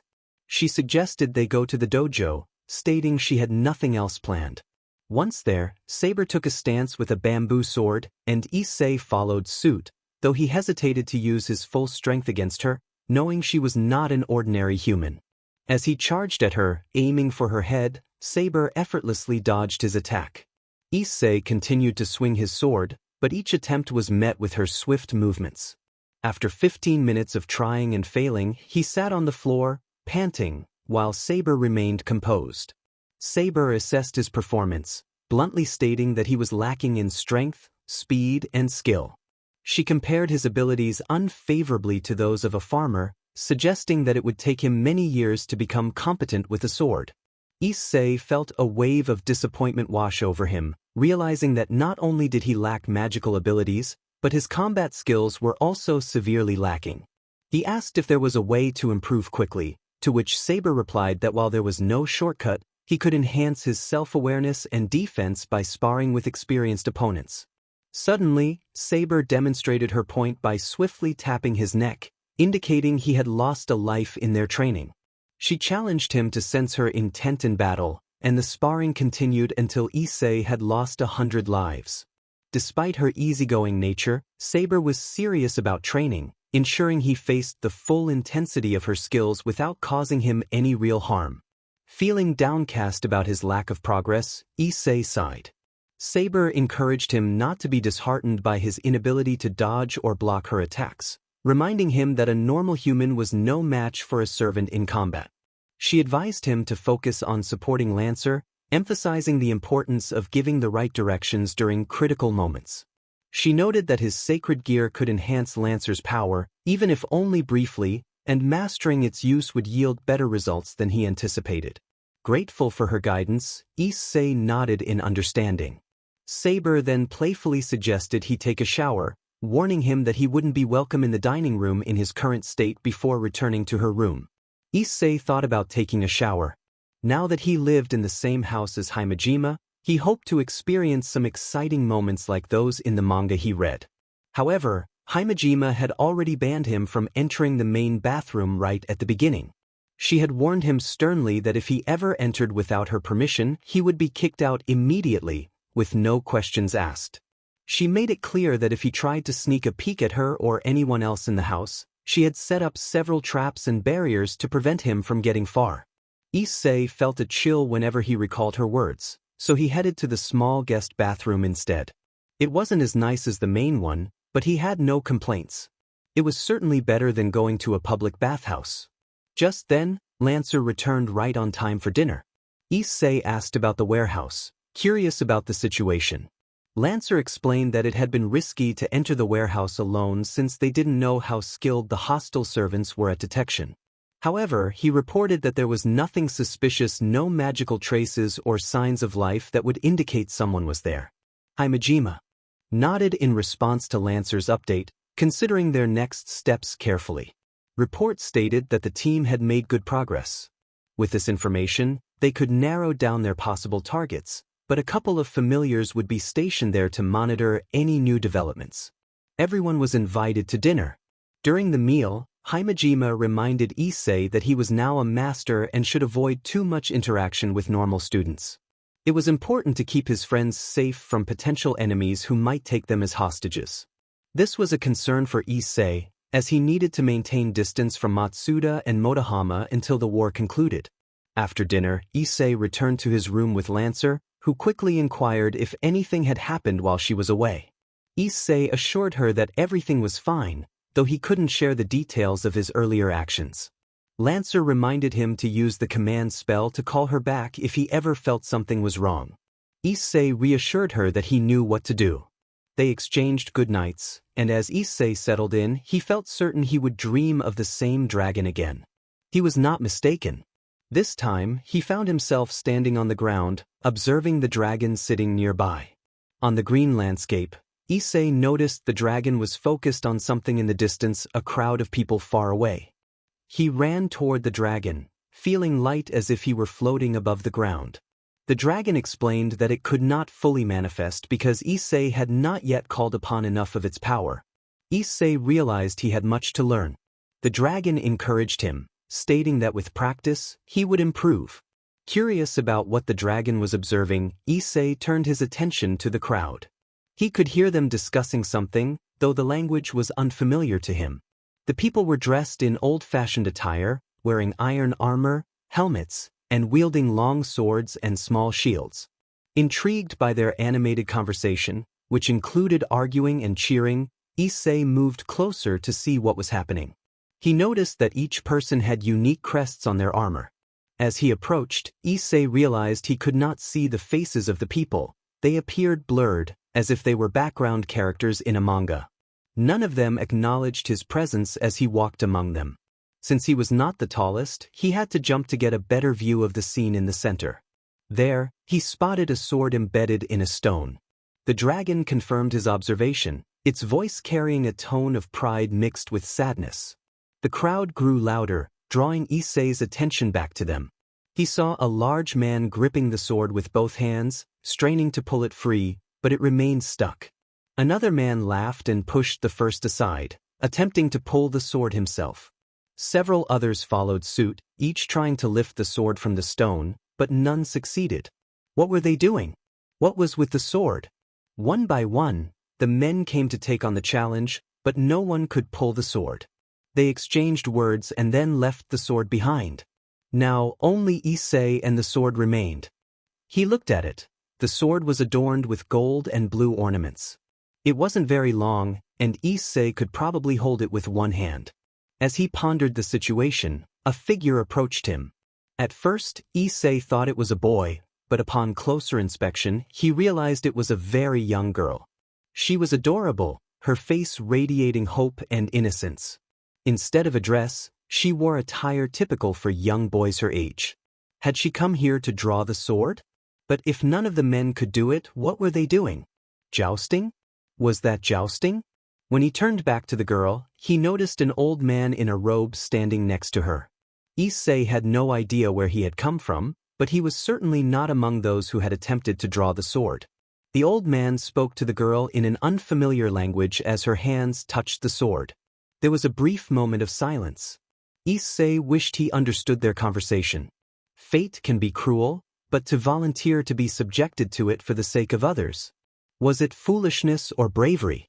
Then he found himself back in his room. Issei blinked a few times, trying to return to that dream, but it didn't work. He hadn't seen it, yet he knew she had successfully drawn the sword. Her determination was evident in her grip. What Issei wanted to see was what happened after she had drawn that sword. After all, there was only one person in this world associated with the sword in the stone that he knew of. "Good morning, Issei," Lancer greeted him. He could no longer stay in bed. "Is something wrong?" he asked. "No," she replied, shaking her head. "Good morning, Lancer." Issei knew there was another room available for Lancer, but she insisted on staying in the same room as him. He never minded, despite the differences in their lifestyles. I am your servant. It is my duty as your knight to stay close to you to protect you. Please do not worry about my personal needs. Issei felt he had no choice but to accept her presence, so he allowed her to stay in the same room as him, just like back at his house. For a moment, he imagined a scenario where Lancer lay next to him in the futon. That would be nice, but he understood that everything Lancer did was for his sake, and he respected her for that. He quickly got up. Now that his mind was clear, Issei didn't want to miss his first day of workout.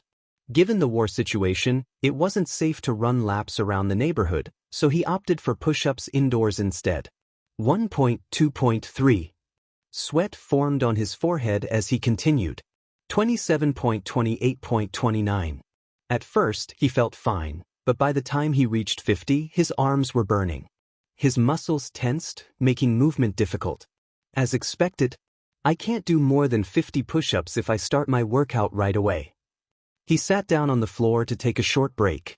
Once his arms cooled down a bit, Issei managed to do 20 more push-ups. By the time he finished, it felt like his arms were about to give out. You shouldn't overdo it, Issei, Lancer advised him. Training your body is important, but so is keeping it healthy. Yeah, Issei agreed, using a towel to wipe away the sweat. By the way, can you... What is it, Issei? She asked. Teach me how to fight? I want to be strong enough to defeat other masters, he quietly requested. The previous day, Saber had tested him and informed him that it would take a long time before he could defeat anyone. He understood that supporting Lancer was important, yet he couldn't help but hope that Lancer would know some quicker ways to make him stronger. You want to defeat other masters? Lancer narrowed her eyes. Yes. When you engage in combat against other servants, I want to contribute to the battle too. This Holy Grail war may mostly revolve around fights between servants, but if the master is on the field, I want to fight against them. I was just a normal high schooler before I got involved in this war, and I still am. I doubt I can beat anyone, so I want to learn as fast as possible. Lancer sat silently, observing Issei. He had a gut feeling that she wouldn't accept his request. Of course I can teach you if that is what you want, she stated, emphasizing her words. However, I must warn you that you are likely the only exception in this war. Even the culprit who kidnapped you prepared for this, as you can see from what Himejima has done with this shrine. A commoner like you won't be able to stand against them as long as they can use magecraft. A direct confrontation between a normal person and a mage will not end well for you. Even basic spells like air bullets or fireballs can seriously incapacitate you. Basic sword or spear techniques may help a little, but they won't protect you against magecraft for long. Mundane equipment simply cannot compete, and you don't have access to magical tools. Issei realized he was at the bottom of the list, and this was worse than he had thought. If you face another master who is a mage, your best option is to run away as fast as you can or let me protect you. I would prefer the latter, as mages can easily set traps to hinder their opponents, and their familiars can observe your movements. It will be difficult for you to escape from a mage who is prepared to capture you. Becoming a good fighter in just a few days of training is impossible unless you are a genius. You know your capabilities, don't you, master? Issei bowed his head in defeat. First, Saber told him he wouldn't be able to do anything significant for a long time, and now Lancer was explaining that he should run away when facing other masters. He understood why running away was his best option, but he still wanted to do something. If only he were stronger, he could use his sacred gear to its full potential. Issei wanted to believe that without magic, his physical abilities should be enough to fight against his enemies. In conclusion, you should leave the fighting to me and focus on your survival. But hold on, hey, am I the only one you asked to teach you? About that. He gulped, realizing he couldn't hide it from Lancer. I did ask Saber to teach me yesterday. Master, Lancer said, her tone shifting. Why did you ask Saber first and not your servant? Wait, hold on, don't be upset. I am not upset, Master. You could have waited for me to return after my mission and then asked me. Just because Saber performed well against Berserker while holding back doesn't mean she is better than me in combat. Don't tell me you prefer her because she is Asian and wields a pair of katanas. Lancer was clearly upset, and even Issei, despite his usual obliviousness, could recognize her frustration upon learning that he had asked Saber first. Dual-wielding katanas was indeed cool, and as a Japanese, it was hard for him not to admire that fighting style. Many anime characters used them, and as a child, Issei had wanted to learn how to do that, but that wasn't the issue at hand. "Tell me, what did Saber teach you yesterday?" "Nothing. She didn't teach me any moves. We just had a mock fight," he confessed hurriedly, "which I lost without contest." Lancer looked him in the eyes until she was sure he was telling the truth. Just as Issei was about to apologize, she said, "One mock fight is fine. With your personality, it's not surprising that you wanted to try to improve yourself. However, please remember not to expose yourself too much in front of Himejima and Saber. If you train under Saber, she could inform her master about your moves when we face them in battle. That would put you at a significant disadvantage." Okay. He still didn't want to believe they would have to face Himejima one day. "Do not worry. If you truly want to learn swordsmanship, I will teach you. I may be summoned under the Lancer class, but I can assure you that my skill with the sword is top-notch," Lancer confidently stated. "Then you will teach me the way of the sword?" "Yes, I have never declined you, have I? Even if you cannot become an expert overnight, the experience you gain during your training will be valuable. You will learn what to do when you face someone in a fight. If you are the stronger one, the enemy will aim for your weaknesses. If you are the weaker one, you can make the enemy underestimate you. The road to becoming a good knight is long and hard, but someone like you can do it. You are a hard-working person after all, Issei." Issei appreciated Lancer's acknowledgement of his hard work, though he was unsure how she knew about it. They decided to begin their training in the afternoon after school, as it would be too late for breakfast if they trained now. Issei nodded in agreement, then cleaned the floor of the room he was borrowing for his workout before taking a bath. During breakfast, Himejima reminded him to go to the empty room next to her club room during break. After finishing the meal, Himejima left for school first. Saber, in her spirit form, accompanied Himejima, emphasizing the importance of keeping their living arrangement a secret to avoid any rumors or scandals. Issei realized he needed to stop thinking of this situation like a game. After cleaning up the table and washing the dishes, he walked to school with Lancer by his side in her spirit form. He hoped Himejima would arrive at school before him to avoid raising any suspicions. During break, Motohama and Matsuda invited him to join them for a peek, but Issei declined, pretending to be busy. He headed toward the canteen, which was relatively empty. The food was well prepared by semi-professional chefs, and the prices were reasonable for students. However, most students preferred to eat in their classrooms with friends rather than in the canteen. Issei mumbled to Lancer, asking if she wanted anything. The rotating lunch menu for Monday featured simple dishes, and Lancer expressed interest in the brown soup with potatoes, carrots, and meat, which Issei recognized as chicken curry. He decided to get one for her. However, he soon realized that his monthly allowance was insufficient for 2 lunches. For now, he could manage, but he would need to find a better solution in the future. Issei bought 1 bowl of chicken curry rice and 1 fried pork rice, along with 2 cans of tea. After securing their lunch, he and Lancer made their way to the room prepared by Himejima. As they walked, many female students were around, hoping to catch a glimpse of the school's idol, Himejima Akino. Issei felt out of place and avoided their gazes as he quickly entered the room. The room was spacious for 2 people, filled only with a couple of empty cardboard boxes, likely left over from the tea club storage. Himejima had relocated their items, allowing Issei to use the space. He turned on the lights and checked the door and windows to ensure they were secure, allowing Lancer to materialize. They decided to use the boxes as makeshift tables for their lunch. With no cushions available, they sat on the floor. Lancer dismissed her spirit form, gracefully sitting in Seiza and waiting for Issei to be ready. Once he was, she clapped her hands to express gratitude for the meal and picked up her spoon. Issei opened his fried pork bowl, knowing Lancer would want to try it. He placed a piece of the fried pork into her bowl. "Thank you, Issei," Lancer said, enjoying the combination of flavors as she ate the cutlet with curry.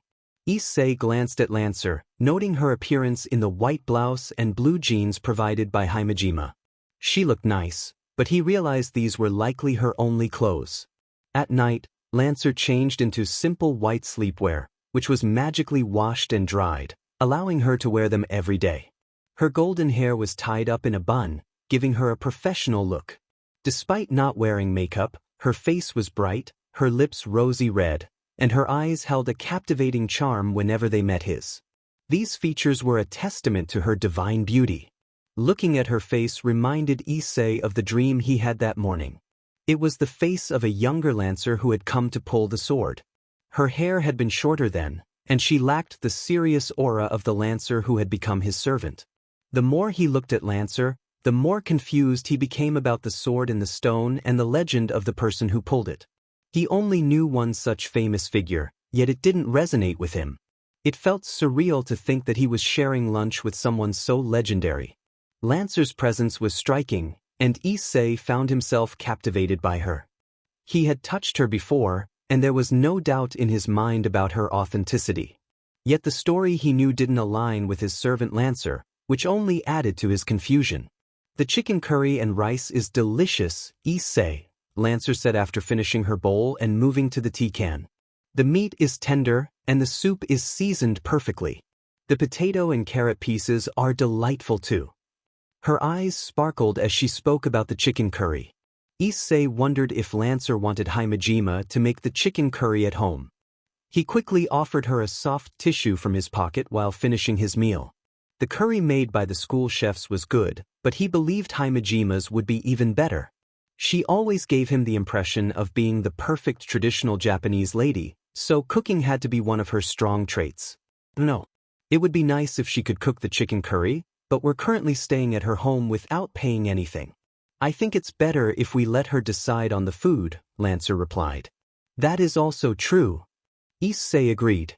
A moment of silence passed as he wiped his mouth with the tissue, while Lancer watched him. He could hear the sounds of chatting in the next room. If he wasn't mistaken, Himejima was demonstrating her tea brewing skills, and her club members were commenting on it. "Something's on your mind, master?" Lancer noticed that he hadn't opened his tea can yet.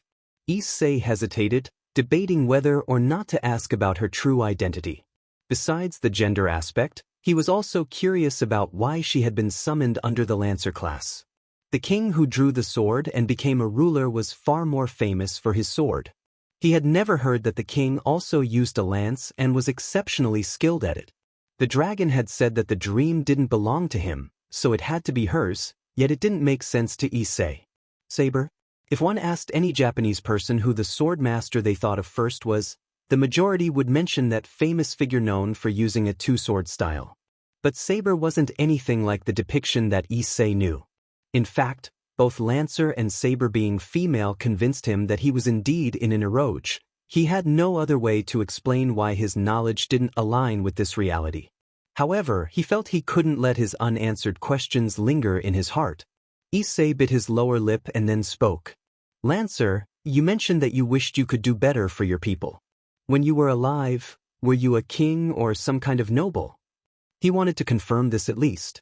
If Lancer was truly a king, then she could only be the legendary King Arthur, the ruler of Camelot. Lancer regarded him thoughtfully. "Issei, did you dream about me?" The truth was out.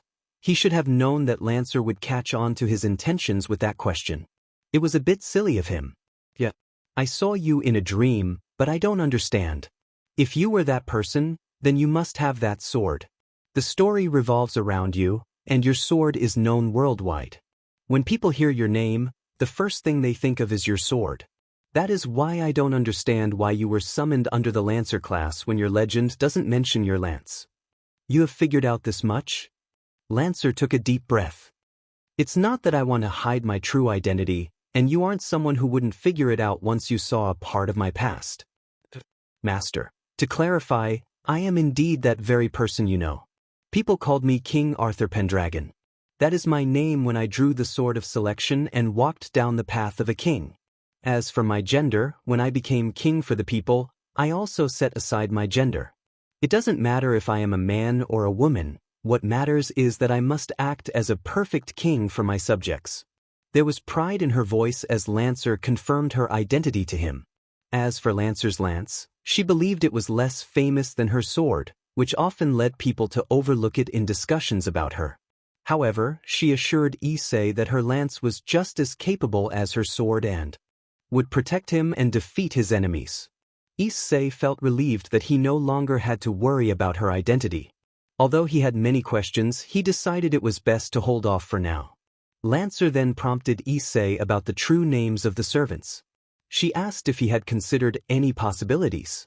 While they likely wouldn't be able to identify Berserker, Assassin, and Rider, she was curious about Saber.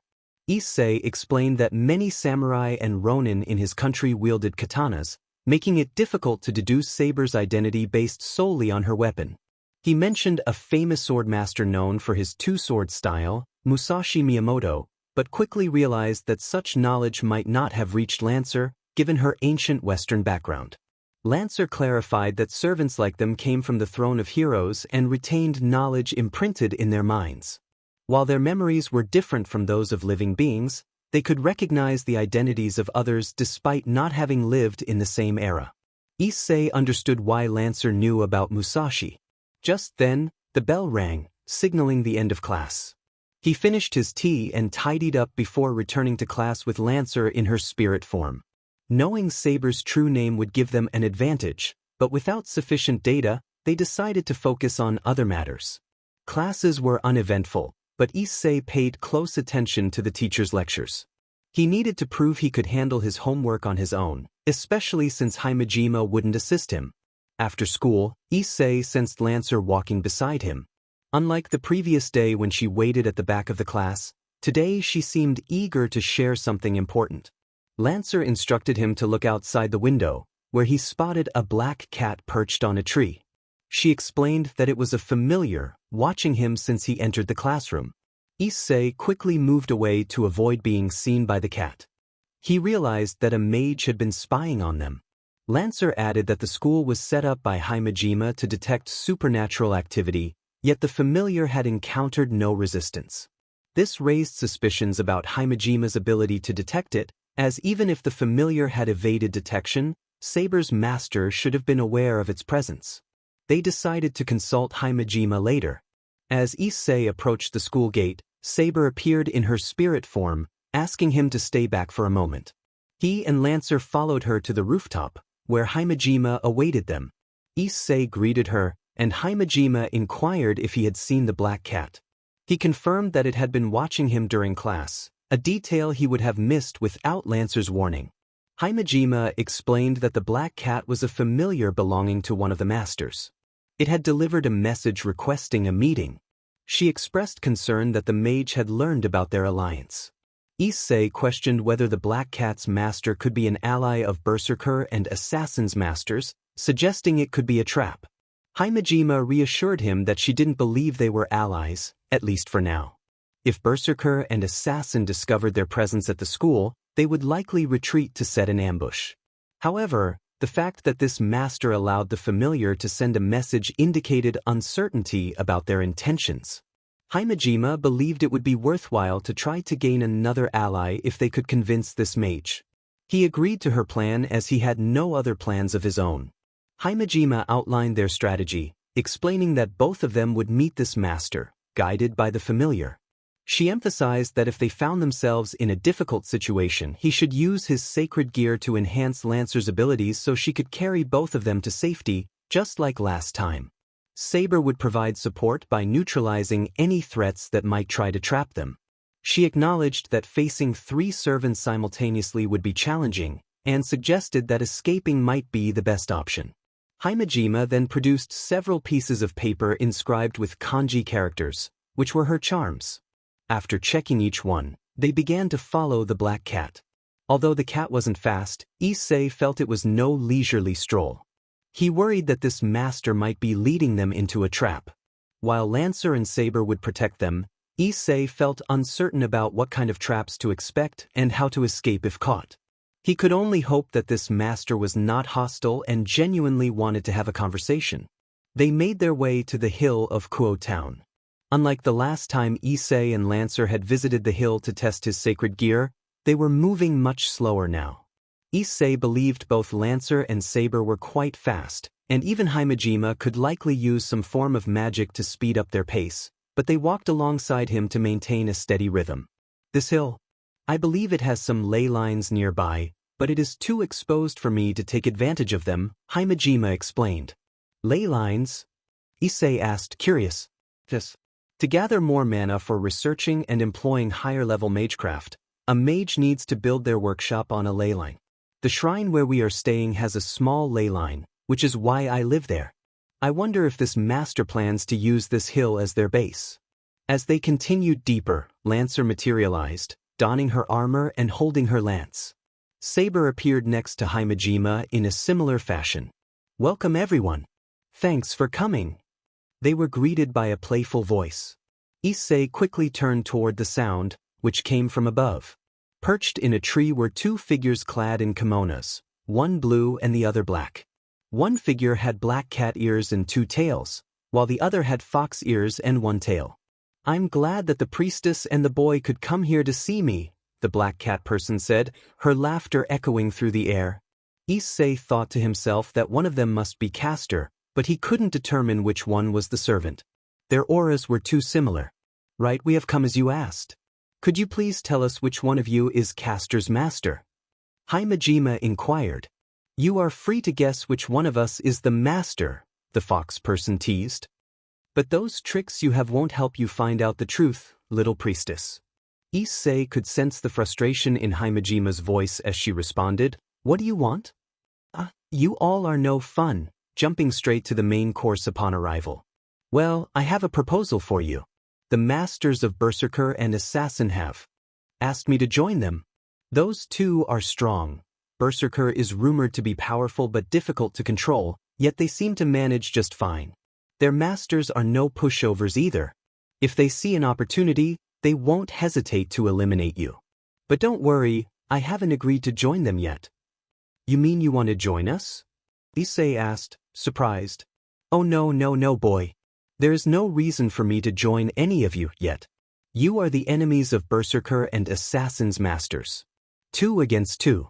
I won't interfere in your battles or ally with you until the balance shifts, the black cat person replied with a smile. Issei and Himejima were engaged in a serious discussion about their strategy. Himejima pointed out that their opponents were likely to take advantage of any weakness shown in battle. Issei considered her words carefully. Himejima explained that if they defeated either Berserker or Assassin, they would gain a valuable ally. She noted that this was a beneficial arrangement for everyone involved. Himejima also reminded Issei that their enemies would do the same. If Saber or Lancer were defeated, they would join forces with the others to challenge them. The fox person chimed in, stating that since they were not skilled fighters, it made sense to align with the stronger team. She argued that if the roles were reversed, they would likely do the same. Himejima acknowledged the difficulty of trusting strangers, especially those who might be enemies. To ease their concerns, she revealed that the masters of Berserker and Assassin had connections to the church. This information piqued Issei's interest, but before he could ask more, both the fox person and her companion vanished as if they had transformed into spirits. Himejima signaled to Issei that they would discuss this further once they returned home. Issei asked if they could head home first, as he needed to find his bicycle. Lancer agreed, reminding him not to take too long. With Lancer's assistance, they retraced their steps to the battlefield. Issei reasoned that since Castor and her master were present, Berserker and Assassin were likely not around, or they would have been engaged in battle. Lancer soon spotted the bicycle, and Issei expressed his gratitude. Although the bicycle had some cracks, it was still usable for school, though it required some repairs. The road down the hill was not suitable for riding, so Lancer offered to ride with Issei on the back seat, having removed her armor to avoid drawing attention. They quickly made their way back to the shrine. After dinner, the discussion turned to strategy. Himejima noted that with Castor having revealed herself, it was time to make a move. She suggested treating Castor neutrally, as they intended to remain uninvolved. However, once they defeated Berserker and Assassin, they would need to approach Castor immediately, as the goal of the war was to eliminate all but one servant. Issei felt a sense of unease at her words, aware that his time was limited and that the day when Lancer would have to confront Saber was approaching. Himejima reassured him that since he did not have a wish, once only Lancer and Saber remained, he would not need to fight. He could use his command spells to sever his connection with Lancer, allowing her to leave peacefully. Issei wanted to ask about Lancer's wish but hesitated. He had chosen a defensive strategy and he knew that Lancer's goal was different from his own. She sought the Grail for a wish, while he felt he had been drawn into this conflict against his will. He wondered if it was fair to Lancer, but he knew she would dismiss his concerns, having pledged her loyalty to him as her knight. Himejima then shifted the conversation to the identity of Castor. She speculated that Castor was likely a Yukai, specifically a Nikomata and a Kitsune. While she was uncertain about the Nikomata, she believed the Kitsune in the blue kimono was the Castor based on her intuition. Issei asked about the notable fox spirits, trying to recall what he knew. Himejima listed 3 famous fox spirits: Tamamonome from a Japanese tale, Daji, a Yukai commanded by Nyuwa, and the Kumiho from Korean folklore. She explained that these spirits were known for their mischief and cunning against humanity.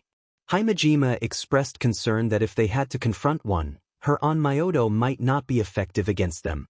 Saber, confident in her abilities, assured Issei that they had their own strengths.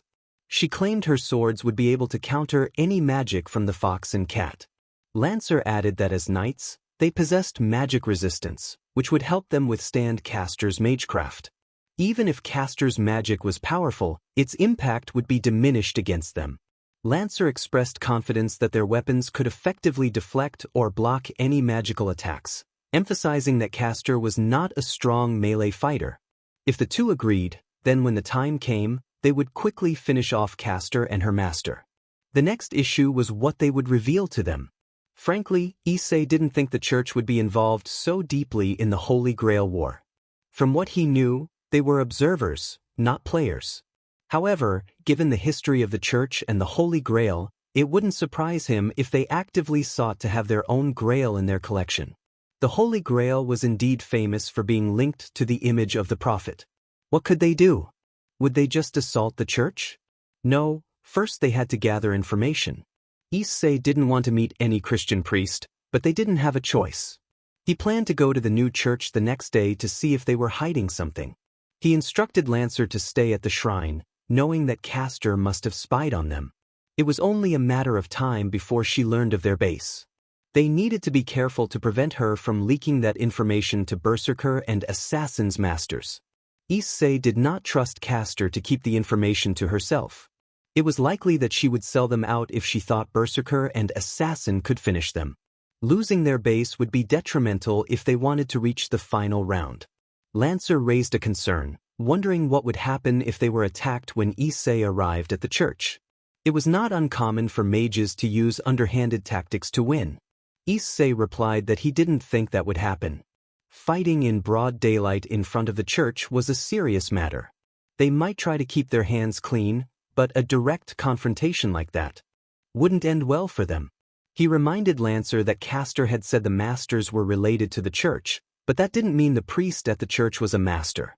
In any case, he assured Lancer that Saber could help him escape if needed and instructed her to be on standby in case of emergencies. He would call her by phone. Issei then nodded in agreement. If there was nothing else, they decided to take a rest. Just then, Issei had a question for Himejima. He scratched the back of his head and asked if he could borrow her kitchen and use the ingredients.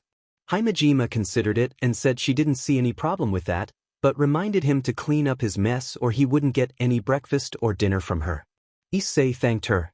The shrine was large with several rooms, but there was no television, leaving little for entertainment in the evening. Himejima retreated to her room, so Issei couldn't chat with her. He decided to go to bed early. After taking a bath, doing his homework, and preparing for the busy day ahead, he went to sleep. As he drifted off, Lancer wished him good night, and he returned the sentiment. Now that he knew this dream belonged to Lancer, Issei became curious about her past. What had she gone through to become the knight who chose to protect him? The legend of King Arthur was famous, but there were no details about the king being female. There must have been aspects of her story that were not included in the books. He was interested in learning those details, feeling that he was not intruding on her memories. In the dream, he and Lancer stood on a tall hill as the sun began to set behind the mountains. Although the dream played out like a movie and he couldn't interact with anything, Issei could feel the strong wind blowing over the hills. He wanted to admire the beautiful scenery, but something caught his attention: black smoke rising from a certain location. Looking down, he saw a burning village, with signs of destruction everywhere. Villagers had been executed, and some had been taken hostage, including young men, women, and children. The culprits were dressed in leather attire and appeared much larger than modern men. Only a few of the stronger-looking soldiers wore proper armor, which was more like crude metal plates hastily assembled. Among these imposing figures, one stood out the most. Issei had no doubt that he was the commander. His face was marked with scary scars, and he wore a unique set of dark green armor with cracks and holes. In his hand was an axe nearly as big as Issei himself, and his muscular build was intimidating. They were too far away for Issei to hear what he was saying, and he realized he wouldn't understand their language anyway. The barbaric army chatted and laughed, pointing at the villagers in mockery. The soldiers shouted to one another to loot whatever they could take from the houses, carrying the stolen goods to the wagons guarded by multiple soldiers. Issei felt a wave of nausea as he witnessed the cruel treatment of the villagers. The dragon spoke in a solemn tone, reflecting on the nature of humanity. It noted that humans have always had a domination instinct, where the strong conquer the weak and act as they please. This was a harsh reality of life. Issei found them disgusting. The dragon acknowledged this but explained that the behavior stemmed from how these individuals were raised. It contrasted their actions with those of humans in Issei's time, who were taught moral codes to prevent such savagery. What Issei was witnessing was a distant memory of a chaotic past that still lingered in parts of the world untouched by civilization. Sighing, Issei turned his head away from the barbaric axe, hoping to find something to distract him. In the distance, he spotted a smald that gradually transformed into humanoid figures on horses. They galloped faster and faster toward the barbaric army. As they approached, Issei recognized them as an army of knights bearing a flag with a red dragon symbol. Leading them was an armored knight on a white horse, holding a lance that resembled lancers, along with a notable sword at their hip. The king had arrived on the battlefield. The barbaric army quickly formed a line to intercept the knights, but they were no match for the cavalry's charge. Like a raging river, the knights surged through the ranks of the barbarians, their lances striking true. They turned around and continued their assault, leaving the barbarians unable to inflict any meaningful damage. Lancer charged directly at the commander, who swung his axe in a desperate attempt to defend himself. With a swift strike, Lancer's lance ended his life in an instant. The sight sent the remaining barbarians into a panic, causing them to flee, abandoning their comrades and the spoils of war. Those who could not escape were trampled underfoot as the knights pressed on. The captured villagers shouted and cheered for their rescuers, but their relief was short-lived as reinforcements for the barbaric army appeared. Giants, monsters, golems, and even more barbarians descended upon them, creating an overwhelmingly large force. It was evident that the knights were outnumbered. Despite their superior weapons and discipline, they could not hope to stand against such a massive army. The knights quickly gathered as many villagers as they could onto their horses and began to retreat. A few villagers who could not find refuge ran alongside them but were soon left behind, unable to match the speed of the horses. It was only a matter of time before the barbaric army caught up. In the darkest hour, Lancer turned her horse back, and once she reached a safe distance, she made a U-turn and charged toward the invading force. Her white horse galloped toward the barbaric army, which roared their war cries and drew their weapons. Lancer raised her lance, and as the metal bands unraveled, a brilliant pillar of light emerged. She pointed the lance made of light at her enemies, and her horse surged forward, moving so fast that Lancer and the horse became a blur of light. When she collided with the barbaric army, it was as if a second sun had appeared on the field, exploding in a radiant burst that illuminated everything around. As the light faded behind the distant mountains, The remnants of Lancer's lance returned to its original shape, covered once more by layers of metal bands. The battlefield was devoid of any barbarians. Even the giants, monsters, and golems had been completely vanquished by the power of the lance. Lancer stood victorious. King Arthur had triumphed in this battle. Does that look like a win to you? Look again. This time don't just look at the king but also everything around her. Even though the enemies were defeated, the hills and the fields surrounding the village were all destroyed. The land was now painted black with patches of fire and multiple great craters. No matter how one looked at it, the land couldn't be used anymore. No crops, cattle, or people could live off this dead land. It was not an exaggeration to say that the lance in her hand, meant to protect the people, had turned this landscape into a part of hell. King Arthur had succeeded in defending her kingdom but at the cost of losing a part of it. Absolute power is a blessing and a curse at the same time. Remember that well. Her white horse, cape, and armor were dusted with the gray ashes of her enemies, but there was no change in her graceful and solid movement as Lancer slowly trotted back to her knights and the survivors from the village.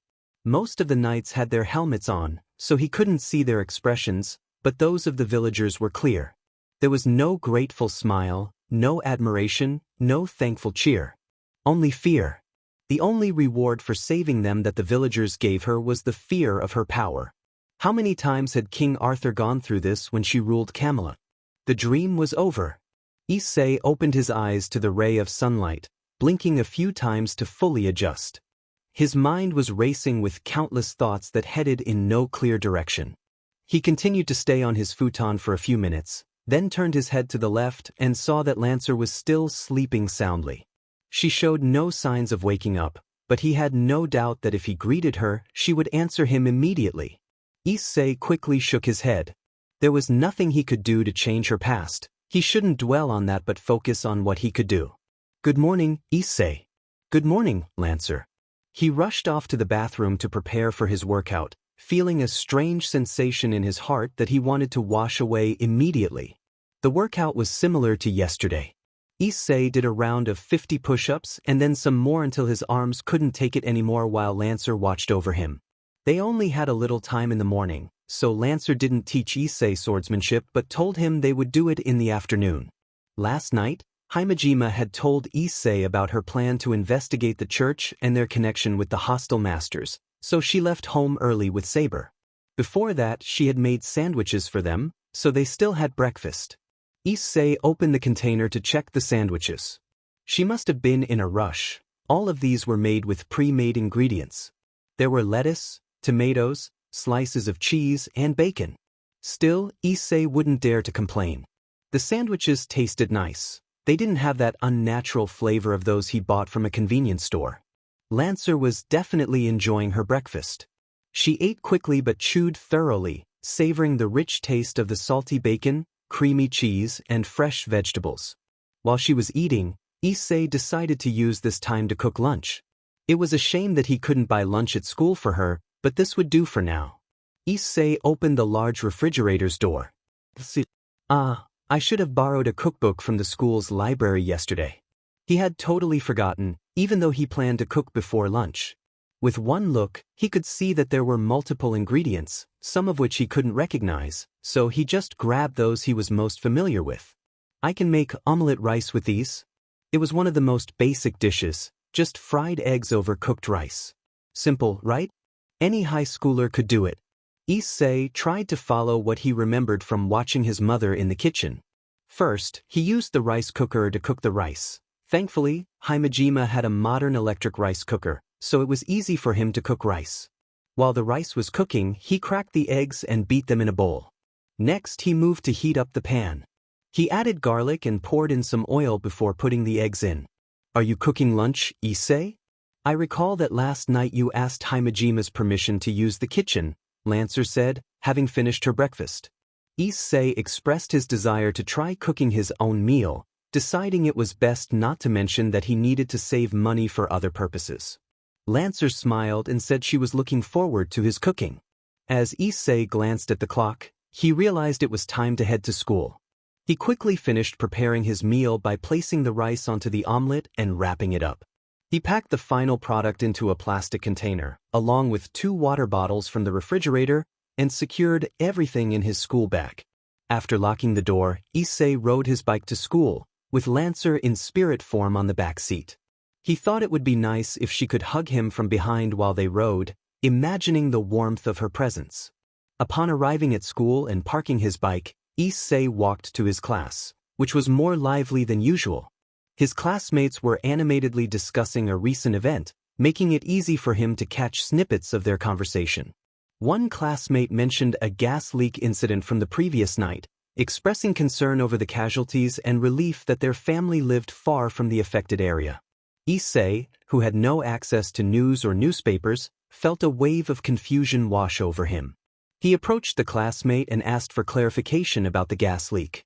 The student explained that it had been reported on the news, detailing an explosion in a residential area near a convenience store. Issei's heart raced as he realized his home was nearby, and he quickly reassured himself that his family was fine.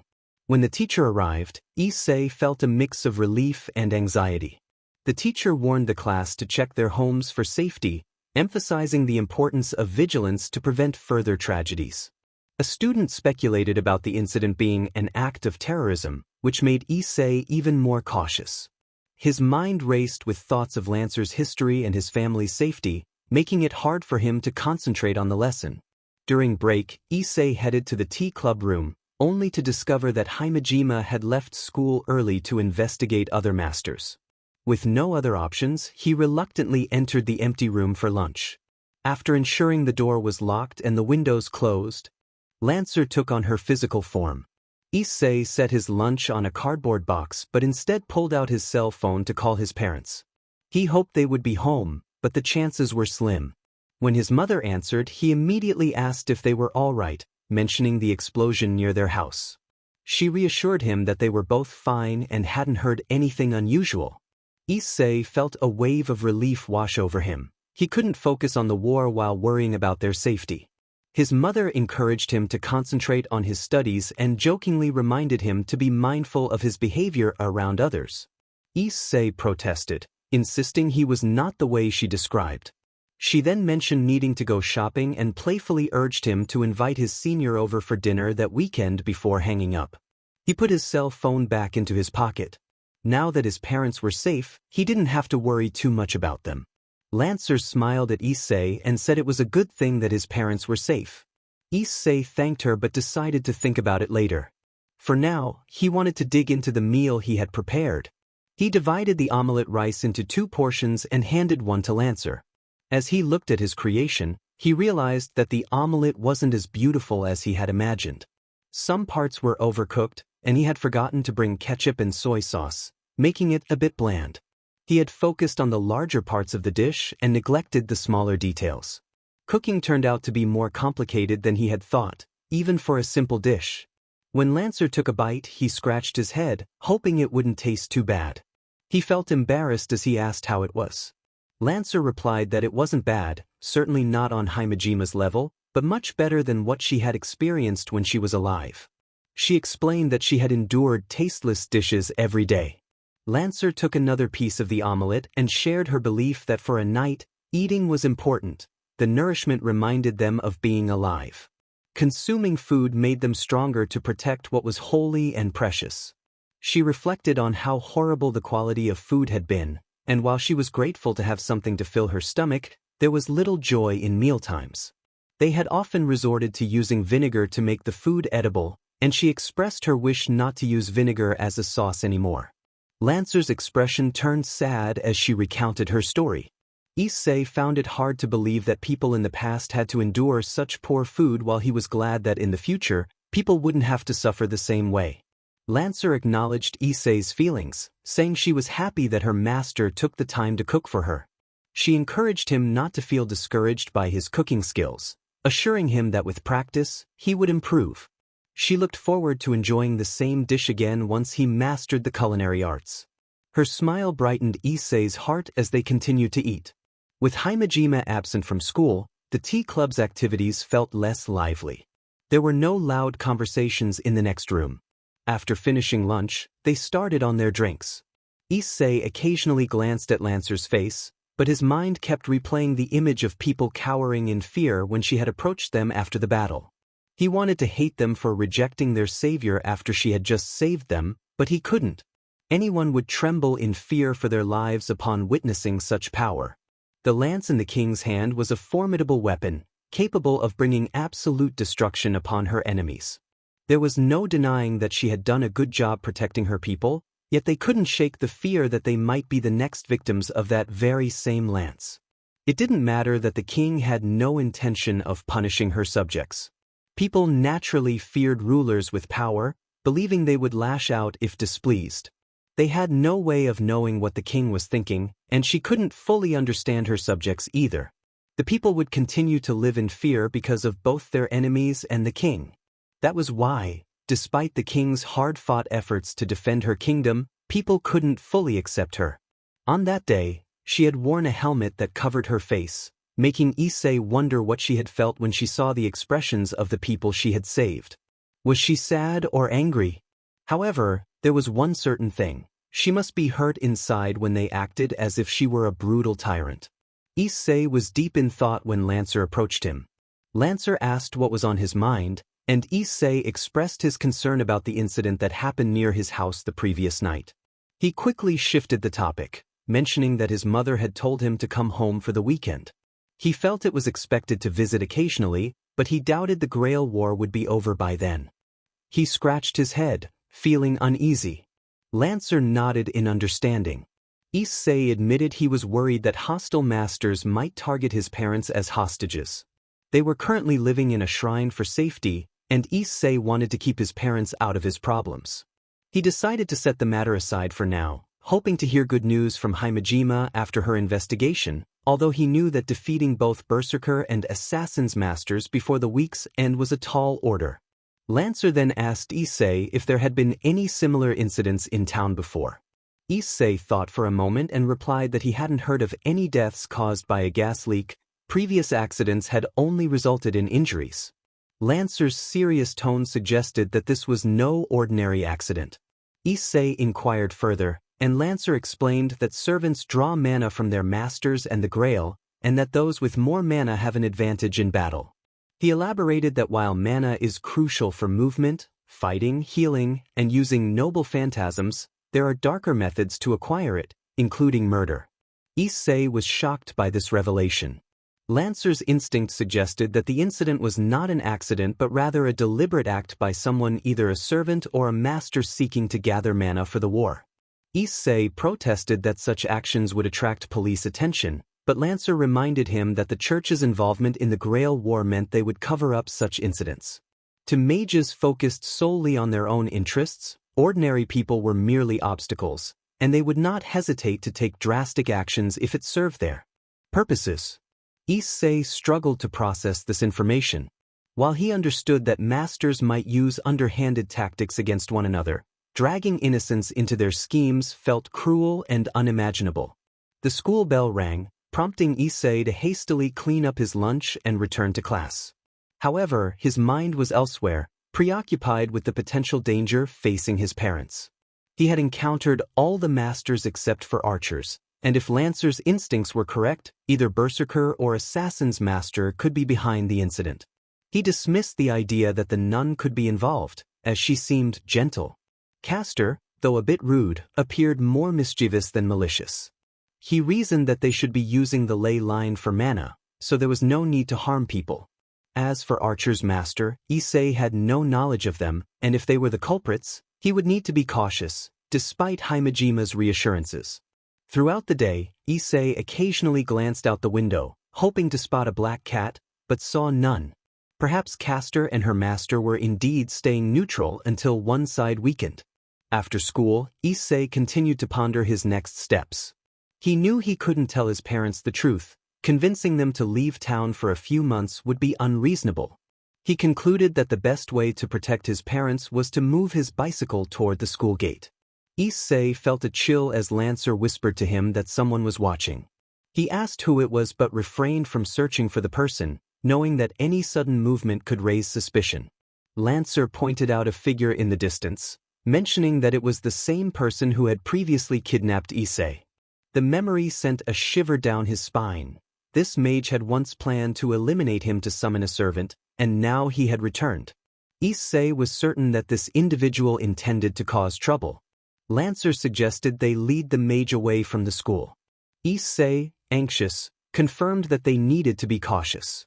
He could not return to the shrine now. If this mage discovered their base, he could inform hostile masters.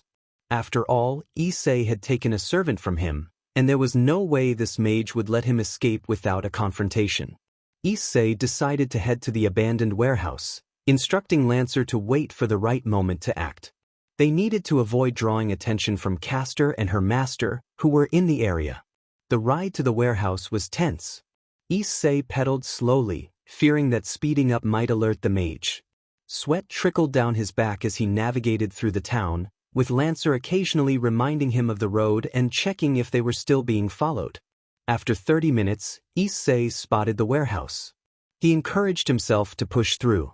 Just as he was nearing his destination, Lancer warned him that the mage had started running, realizing their plan.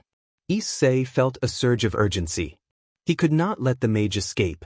The mage, aware that Issei was a student at Kuo Academy, could soon invade the school to find his personal information. Issei would do anything to protect his parents. Despite pedaling as fast as he could, Issei struggled to keep up with the mage, who seemed to be using magic to enhance his speed. However, Lancer was ready. When the coast was clear of civilians, she transformed from her spirit form and swiftly captured the mage, pulling him back toward the warehouse. Issei parked his bicycle and approached Lancer, who was holding the mage. But before they could begin their interrogation, Lancer suddenly dropped the mage and pushed Issei aside. Out of nowhere, Berserker attacked Lancer with his axe. She was unable to equip her armor in time and was sent crashing against the wall of the warehouse. A new figure appeared in the doorway, a man with a wild look in his eyes. In one hand, he held what appeared to be the hilt of a sword, while the other gripped a handgun. Beside him stood Ryder and his master, Argento. It seemed Argento was allied with Berserker's master. Ryder was clad in bronze armor and a white cape adorned with red crosses, wielding a sword. He had not brought his mount, but Issei knew that Ryder would summon it when the battle began. The mage, having escaped Lancer's grasp, scrambled to join the man. However, Berserker's master was not pleased and fired a shot at the ground near the mage, forcing him to leap back. Freed, the man with the wild eyes, questioned the mage's actions, reminding him of their agreement. The mage appeared frustrated, wanting to retaliate against Freed but was held back by Berserker's presence. Freed laughed maniacally, taunting the mage about his incompetence. He insisted that the mage should be able to eliminate Issei while his servant dealt with Lancer. The mocking tone made Argento visibly uncomfortable. The mage protested, claiming that the situation was not his fault, but Freed interrupted him with another shot. The mage had no choice but to use magic to dodge and deflect the bullets. Freed continued to mock him, insisting that he should be able to handle the task at hand. As tensions rose, Issei braced himself for the impending confrontation, determined to protect his friends and uncover the truth behind the chaos unfolding around them. On Issei's side, Lancer had returned in full armor, but he knew her wound had diminished her combat capability. If only he had realized it was a trap designed to lure Berserker, Lancer might not have taken that hit to protect him. Their enemies wanted the mage to confront Issei while Berserker faced Lancer. Issei understood that the mage could potentially kill him, and even if he couldn't, the unpredictable Freed would pose a significant threat. He could only survive if Lancer shielded him, but with Berserker as her opponent, that would be nearly impossible. Berserker's strength was evident, and Issei feared that being a burden to Lancer could lead to their downfall. There was no time to waste. He called out for boosted gear, activating it instantly. Fatigue washed over Issei, but he fought to suppress it. Freed had stopped laughing, and even Ryder had Argento positioned defensively behind him as Lancer stood confidently, surrounded by a swirl of power. Issei recognized that Lancer was the most formidable player in the room. They could not underestimate her. Lancer called for her horse, and with a swift motion she grabbed Issei and leaped onto the white steed that answered her call. She knew he would be immobilized while using his sacred gear, so this was the best way to protect him. In her top form, Lancer would not be defeated by any servant. Moreover, her horse would provide her with maximum mobility and momentum. This was the same horse of the legendary Arthur, after all. Berserker grunted and charged at Lancer, axe raised. What happened next was a blur for Issei. He saw flashes of Berserker being struck and thrown aside. He attempted to block Lancer's attack with his shield, but it was easily pierced by her lance. Soon, Berserker was on his last legs, and his master, Fried, was clearly panicking.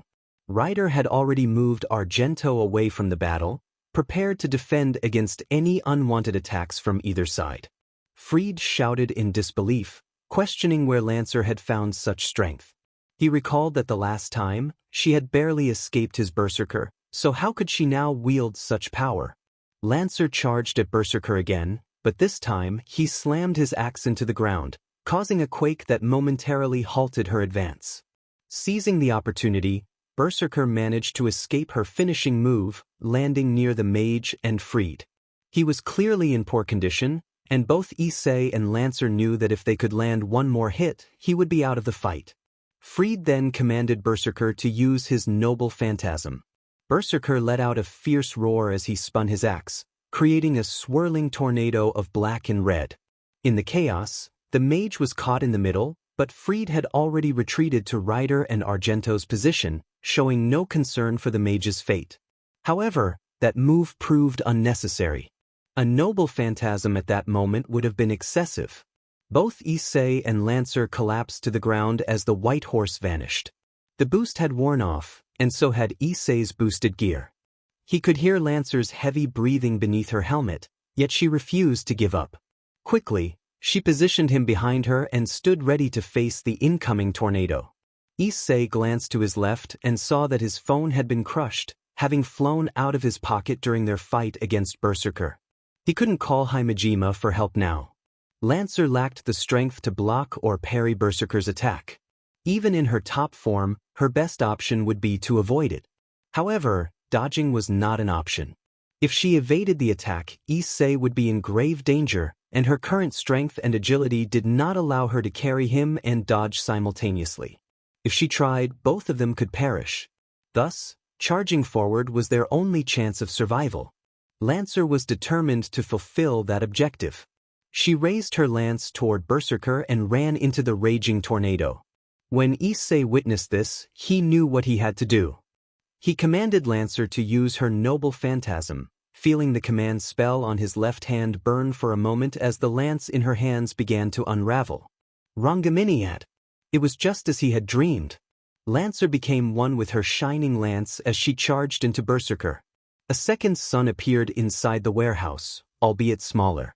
When it faded, only Lancer remained. Berserker and a large area of the warehouse had been reduced to particles. They had finally defeated that monstrous servant. However, their victory came at a great cost. Charging into a whirlwind of destruction was unthinkable. Lancer was heavily wounded, her armor cracked and battered, and she struggled to hold her lance. It was only her determination that allowed her to stand and continue to protect Issei. Bang, bang, bang. The first thing Lancer did afterward was to block Fried's gun as he aimed for Issei. Even with her mana nearly depleted, Lancer could have easily dealt with Fried. Issei, however, had other pressing concerns. Issei was in a panic. He couldn't understand how they had managed to defeat Berserker so easily. He feared the consequences of their actions. If only Boost had lasted longer and Lancer had been able to defeat Berserker without using her noble phantasm, they could have still used it to confront Ryder. Issei had no idea who Ryder was. Even if Ryder wasn't a famous servant, Lancer had little chance of surviving this encounter. Argento mumbled something, holding her cross and looking down as Ryder approached Lancer, who was breathing heavily. "I'm sorry we have to fight in this state. If possible, I would prefer to engage in combat on horseback." "May God have mercy on you and forgive me for this," Ryder said as he raised his sword. "I will do my best to finish this quickly." Ascalon. Ryder pointed his sword at Lancer, and a magical force struck her. He then rushed in for the attack. Lancer attempted to block his sword with her lance, but he pushed it aside and struck her. Lancer jumped back to evade Ryder's second strike, but she wasn't quick enough, and the remnants of her armor were shattered by his sword. Issei, using the last of his strength, crawled toward Lancer. He knew it would be futile. A normal human could do nothing against a servant. He understood that Ryder's sword would cut through him and Lancer if he intervened, yet he couldn't bear to remain still while she fought for him. Lancer nearly collapsed but used her lance as support to remain standing. It felt like the end. Issei realized he couldn't save Lancer. Even with his sacred gear, he was powerless in real combat. Tears welled in his eyes as Ryder prepared to strike Lancer's heart, but suddenly, something crashed through the roof and landed on Ryder. He jumped back, using his sword to block the sudden assault. "Ryder!" Argento called out. "Come forth, Bayard." A horse appeared behind Ryder, and he quickly mounted it, retreating with Argento. Issei then noticed that Fried had vanished from the warehouse. "Sorry I'm late. Let me carry her back to the shrine," Saber said as she arrived to help. "Are you not going to chase them, Saber?" Issei asked, concerned. "No, if we pursue Ryder, you too might fall victim to assassin," Himejima explained.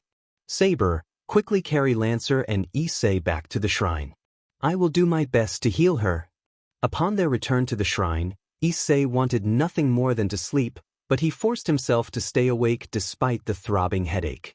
He needed to watch over Lancer, who had saved his life time and again. There was no way he could act selfishly while she was on the brink of death. Himejima carefully removed Lancer's shirt, revealing a large wound darkened by blood. She pulled out several charms to heal Lancer, but Issei couldn't see the wound closing. He hoped it was just his fatigue that prevented him from witnessing the healing process properly.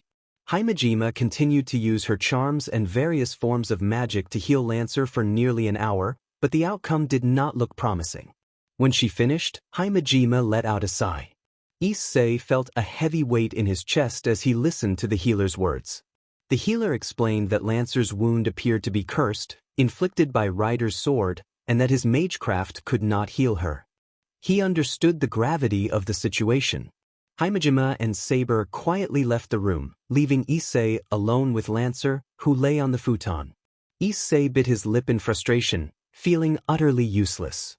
He believed it was his weakness that had led to Lancer's suffering. Her beautiful face was contorted in pain from the deep gash on her body. A servant had attempted to use mana to heal her, but Issei felt inadequate and unable to provide the necessary support. The wound remained unhealed, exacerbated by the effect of Ryder's noble phantasm. Despair washed over Issei as he watched Lancer's condition worsen. He silently vowed that he would do anything to save her. Suddenly, he heard a voice in his mind. It was Draig, his sacred gear, who informed him that his desire had reached the sacred gear, granting Draig more freedom to communicate. Issei pleaded with Draig for a way to save Lancer, desperation evident in his voice. Draig explained that the wounds were inflicted by a Dragonslayer weapon, specifically Ryder's sword, Ascalon, which was known to be particularly harmful to Lancer. Issei had not realized the true nature of Ryder's weapon. He pressed Draig for a solution, willing to accept any condition. As Lancer's breaths grew shallower, Draig revealed that a devil could potentially save her, but Issei had nothing to offer in return. The alternative method was unconventional and not one Issei wanted to consider. Issei was taken aback by the suggestion and firmly rejected it, feeling that such an act should be filled with love, not desperation. He was certain Lancer would not agree to it either, especially in her current state. Draig then offered another option, but warned Issei that it would come with significant consequences. Issei was determined to save Lancer, recalling her smile and the moments they had shared. He knew he could not back down now. He resolved to do anything for her. Meanwhile, Ryder returned to their base with Fried, just moments before Fried's arrival. Fried, panting from exertion, was relieved to have escaped but was met with suspicion from a black-haired woman who demanded to know why they had returned without the mage. Fried hesitated, knowing he had to omit certain details, including his cowardice during the encounter. The woman was shocked to hear that Berserker had been killed, and tension filled the air as they awaited the next developments in their perilous situation. Fried attempted to explain himself, but the woman interrupted him with a furious accusation. She was outraged that he had allowed their servant to be killed so soon after summoning. Fried dismissed her anger, calling the servant a useless dunce and telling her to stop overreacting. However, her slap was so powerful that it sent him crashing against the wall. She continued to berate him, expressing her frustration over the problems his actions had caused. He was supposed to ensure their servant, Berserker, was there to guard them as they entered the final stage of their plan. In response to her anger, Fried conjured a light spear and threw it at him, but he managed to dodge the attack. Wiping the blood from his face, he laughed, insisting that the problems could have been easily avoided if she had allowed him to summon the servant he wanted. Instead, he had ended up with someone weak and unknown. He pointed fingers at Ryder and his master, Issei, blaming them for not fighting together against Lancer, which he believed led to Berserker's demise. The woman countered Fried's claims, reminding him that Berserker had been a famous Viking in life. She pointed out that even if he was not strong in this land, he could still serve as a meat shield. She shifted the blame back to Fried, stating that if he had not arrived late for the summoning ritual, he could have gotten the servant he desired. She explained that they had enhanced Berserker's abilities, making him more powerful but also more unpredictable in battle. She then turned her attention to Ryder, asking if he had killed Lancer before Saber intervened. Ryder confirmed that his noble phantasm had inflicted a fatal wound on Lancer, suggesting that even if she survived, she would be incapacitated for weeks. His noble phantasm allowed him to deal massive damage, especially since his sword, Ascalon, was designed to slay dragons. The woman feigned a smile, praising Ryder for his ruthlessness. However, Ryder felt a sense of disgust towards her. She pressed him about Lancer's noble phantasm, but Fried scoffed at its name, dismissing it as unremarkable. Ryder, knowing the true name of Lancer's noble phantasm, chose to remain silent. He understood the importance of keeping this information secret to protect Lancer and her master. The woman concluded that Saber might pose a greater threat and instructed them to rest, as they would need to lay low for a while after Berserker's death. She reminded Fried that their enemies were aware of his true name, making it wise to avoid combat for the time being. Fried, feeling frustrated, whined about his desire to summon the servant he wanted. The woman retorted, reminding him that he had just lost to a novice who had barely awakened his abilities. She pointed out that Fried's defeat was a reflection of how he treated the war as a game, which was consistent with his personality. Fried, desperate, argued that they needed all the servants they could get and expressed concern that their opponents might take the opportunity to summon a new servant. He adopted a pleading tone, hoping to sway her to his side. They won't. There's no way that woman will teach the boy how to summon when his servant just, conveniently, dies. Eliminating competitors is essential in this war. If you think that child is a threat, we can simply inform the Mages Association that he possesses a mutated, sacred gear. That would certainly lead to him being taken for experiments. The woman found amusement in that idea, knowing how much the association craved to conduct more experiments on sacred gear. But we still need a berserker to guard this place when we enter the final phase. Please, just let me summon my ideal servant. Exclaimed, frustration evident in his voice. Summoning a new berserker is possible, but you won't be the master, considering you failed to keep him alive. Castor should be joining us soon, as the other side will only have one servant left.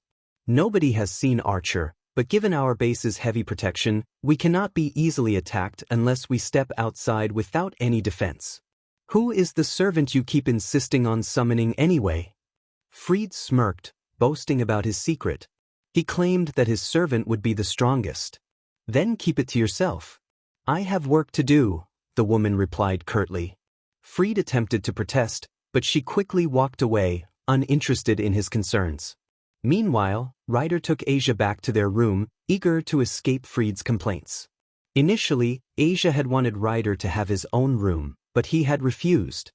He would never leave her alone, especially not in the presence of those he deemed dangerous. He felt a strong instinct that if he left her by herself, she could be harmed, and he wouldn't be there in time to protect her. I'm sorry, Ryder. You have to do all the hard work for me, Asia said, her voice filled with regret. It is of no concern, master. Please do not worry about me, Ryder reassured her. Asia lowered her head, feeling guilty about what had happened to Lancer and her master. If Fried hadn't been there, she would have offered to heal them both, even amidst the conflict. She was not suited for such a violent struggle. Sister Asia, let us pray to God, Ryder suggested, patting her shoulder gently. This must be a trial from God that we must do our best to overcome. Yes, Ryder. Yes, let us pray to God, Asia agreed, her spirit lifting slightly. His master needed the Grail. Perhaps there was a better way to achieve it without relying on that woman. The loss of Berserker could be a hidden blessing. Without another servant to fight, it should be easier for Ryder to make his move. However, they were still forced to confront Lancer and her master, and he had little hope that Lancer would survive the morning. Initially, Ryder had wanted to avoid conflict with them, but what was done was done. He would need a new plan to protect his master. He knelt beside Asia, and together they prayed to a small cross in the room, the only one that had survived the destruction of their base. May God grant us salvation. A dream could begin the moment one fell asleep. It was often difficult to discern when a dream started, usually only becoming clear after some time had passed. Currently, Lancer was experiencing such a dream. She found herself in an unfamiliar park, a place she had never visited in life. Due to their connection, masters could see their servants' memories in dreams and vice versa. This was how her master had discovered her true identity. Lancer looked around and recognized the familiar sights of Kuo Town. The houses had not changed much, making them easy to identify.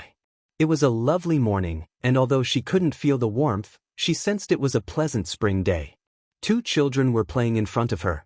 With a single glance, Lancer recognized the brown-haired boy as her master, while the other was his childhood friend. I want to be a hero. I will defeat the evil and protect this world, her master declared, raising a toy sword to show his determination. It was a childish yet innocent attempt to impress his friend. Together, they shouted and pretended to battle an imaginary villain. Lancer smiled, finding joy in the dream. All her dreams of her master had been pleasant so far, resembling a heartwarming story of a typical family in a peaceful time. She was glad that Issei had a happy childhood. As a king, Lancer had aspired to create a country where everyone could live free from the fears of war, hunger, and poverty. Such a goal was deemed extremely difficult, if not impossible. A utopia that seemed unattainable. She had done her best in life, but it hadn't been enough. In the end, Camelot fell, her knights abandoned her, her people were slaughtered, and there was nothing she could do to save them. King Arthur was renowned for wielding the legendary Excalibur, a weapon powerful enough to devastate all of Britain if she wished. Yet, she found herself unable to protect her nation. Observers might question why her enemies continued to invade and raid her kingdom when its ruler possessed such unmatched power. The answer lay in collateral damage. If Lancer unleashed Excalibur and Rangaminiad at full strength, she would inevitably destroy vast stretches of land. The people could not thrive in an area ravaged by her own destruction. Her enemies understood this and advanced into territories where she could not wield her weapons without risking the lives of her subjects. Thus, she had made the difficult choice to sacrifice villages far from her heartland for the sake of her knights. In her time, knights symbolized strength and honor. A knight who could not fight for glory would have no tales to share. A knight who did not engage in battle would be seen as a failure. This was why she needed her army of knights, regardless of their strength, to fight on the battlefield. Lancer was but one individual. She could not be everywhere at once. In addition to human invaders, supernatural beings posed a formidable threat to her human forces. This was why the Knights of the Round Table, each possessing extraordinary abilities, were essential to safeguard her kingdom. Behind her back, the knights whispered criticisms, blaming her for depleting her own villages and ruining the lives of her people. They failed to see that resources did not come from thin air, and to ensure that everyone had the strength to fight, food had to be taken from those lower on the priority list. But Lancer accepted this burden. A king must shoulder such responsibilities. Issei and his friend played in the park for a while longer before returning home. The dream ended there. Lancer opened her eyes, realizing she was still in the room she shared with her master. She was alive. No, King Arthur Pendragon had fallen, and the being present was the servant Lancer. The sun had yet to rise, and she noticed her master holding her hand. His hand was warm and gentle, unlike her own, which had held a sword longer than he had lived. From his touch, she felt a strange sense of safety, something she believed she should provide him as his knight. Since Issei was still asleep, Lancer remained still, gazing down at her wound. The night before, she had sustained a severe attack from Ryder, an anti-dragon noble phantasm. For someone like her, any anti-dragon weapon was perilous. While she could block or dodge, allowing such a weapon to touch her directly would be akin to enduring extreme heat. She pondered how she had survived that attack. Saber might have helped her block Ryder's finishing move, but one hit was typically enough to eliminate her from the war. Most of her injuries from the previous night had healed, leaving only scratches. Lancer examined her belly wound and found it somewhat healed. The deep purple gash had transformed into a darkened but shallow cut. Although her internal injuries were not fully healed, they were not a significant concern for a servant. This must be the work of the skill blessing from the end of the world. Servants possessed class skills to offset the decrease in power when summoned for a Holy Grail war, as well as personal skills from their lives. As the wielder of the divine Rangaminiad, Lancer could remove negative effects or curses from her body. Even strong anti-dragon effects could be mitigated with sufficient mana. The blessing should also extend her life slightly after sustaining a fatal attack. However, it did not explain her rapid healing. For servants, mana was essential for everything. When injured, they used mana to heal themselves. Regrowing body parts was not impossible if the master provided the necessary magecraft and mana. Lancer took a deep breath and assessed her body. She discovered that her stats were no longer diminished by her master's lack of mana. Looking at Issei, she noticed that the sacred gear was absent from his left arm.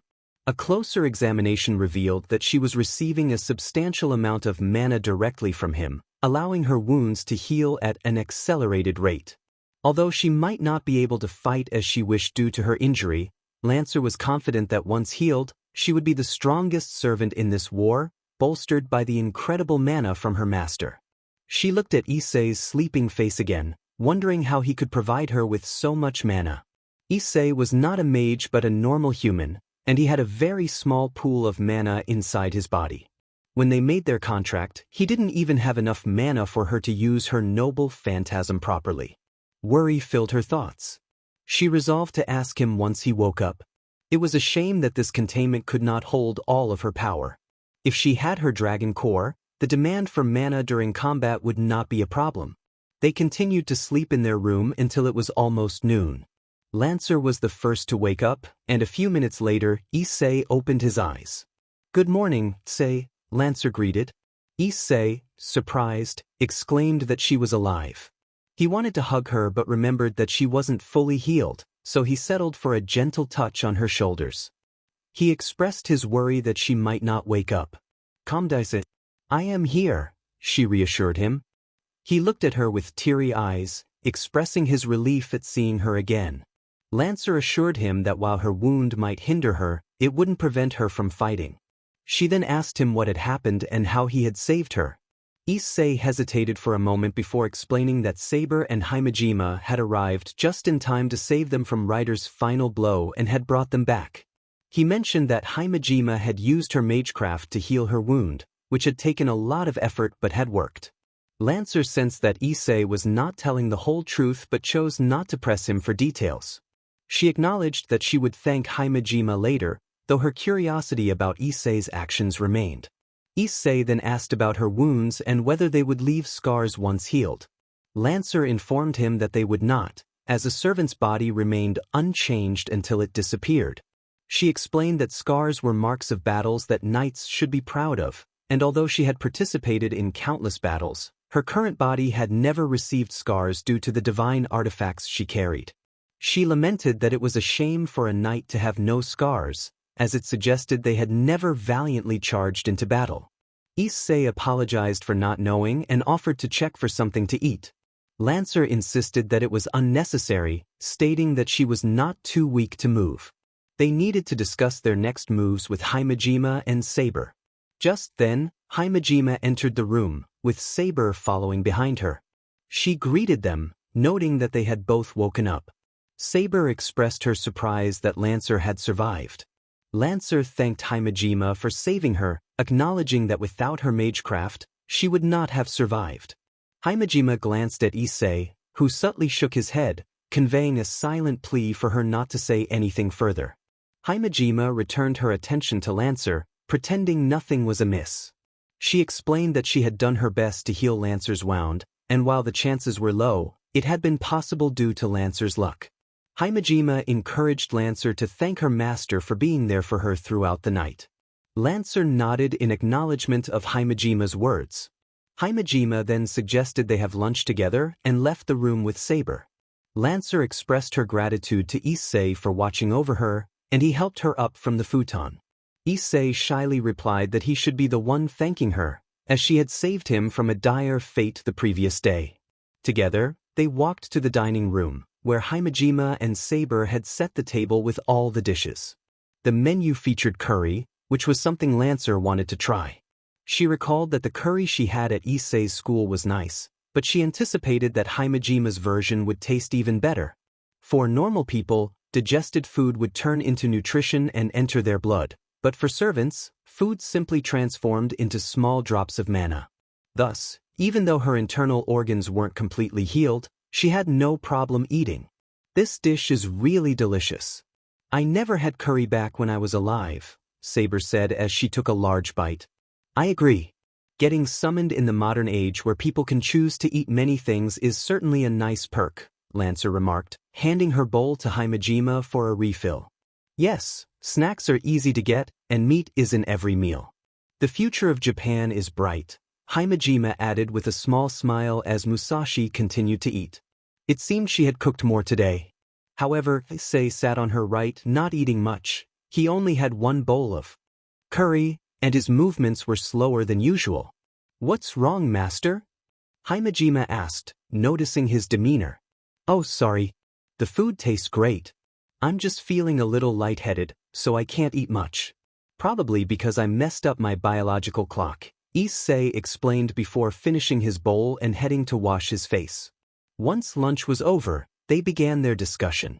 As we know, last night Lancer defeated Berserker, so that's one less servant we have to worry about.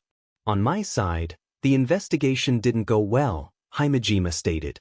What did you find out about the connection between the church and the masters of Berserker and Assassin? Lancer inquired. The priest at the church, Father Valper Galilei, is certainly hiding something.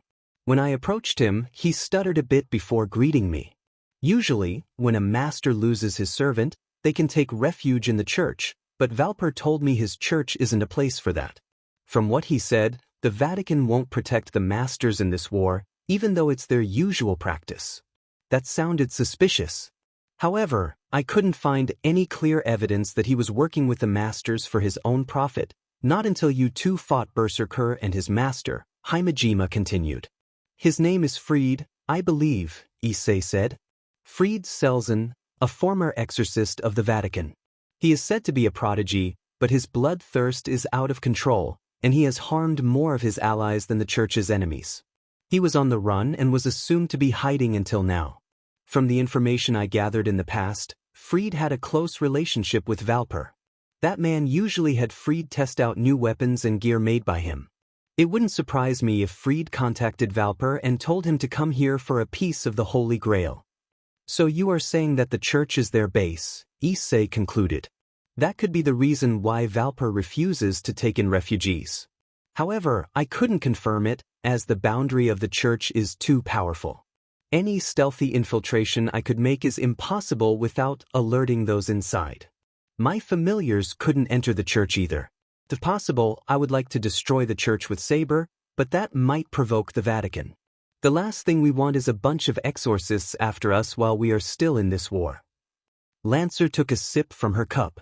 Tea wasn't a commodity in her age, but she found it interesting. The green tea in this eastern country certainly had a unique taste, and she didn't dislike it. Everyone paused for a moment to have some snacks on the table before Himejima continued.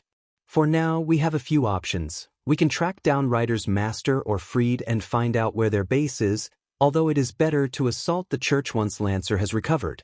Lancer, how long will it take for you to fully heal back to normal? I will need a week at the minimum. The wound from Ryder's noble phantasm isn't something to underestimate, Lancer replied, concealing the truth that she only needed 2 more days until she returned to her top form. A week? That might be too long. Himejima pondered. I didn't know your wound was that severe, Lancer, her master said. Will you be all right? Lancer slightly nodded. In front of Himejima and Saber, she couldn't reveal the truth, but that was fine.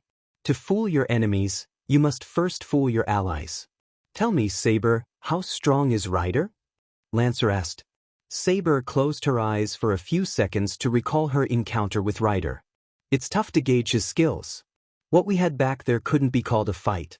However, I could feel that he is better at defense than offense. There was some kind of aura that became more transparent when he returned to protect his master.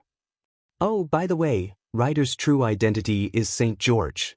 The sword he uses is Ascalon, an anti-dragon weapon, Issei added. If I'm not mistaken, he has 2 noble phantasms, the first one being his sword and the second one is the horse he summoned to escape with his master. St. George was famous for slaying a dragon in his legend, and Lancer had to be cautious in their next encounter if she wanted to win. She was surprised that her master, Issei, knew the true name of Ryder, as he didn't strike her as someone well-versed in myth and history. After all, St. George wasn't widely known outside of Christian texts.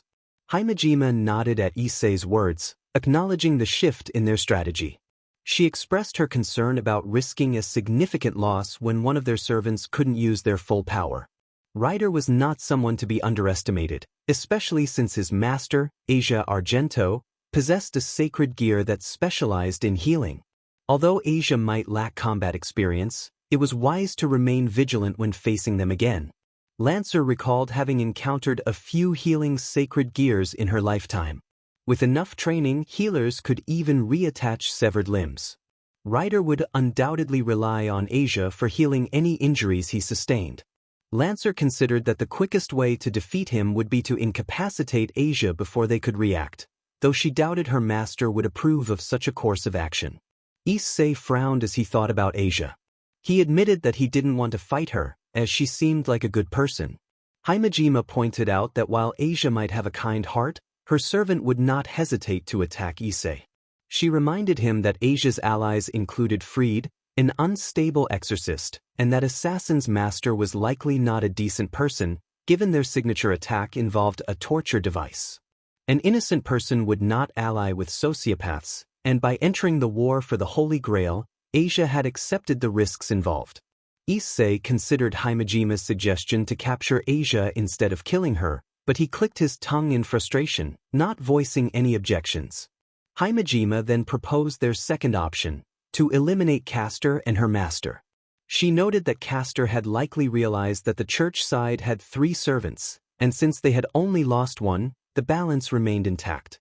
Himejima expressed her reluctance to trust Castor's words about joining whichever side appeared stronger, but acknowledged that having her as a wild card could also be advantageous.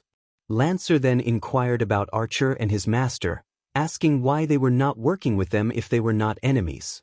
Himejima reassured her that Archer and his master were not their foes and that they operated from the shadows, promising they would assist when the time was right. However, this only deepened Lancer's suspicions about the two, as she wondered if Archer might take a shot at her or Issei when they were unguarded. Himejima seemed to be withholding information about Archer. Himejima instructed Issei and Lancer to rest since they were not in a position to fight.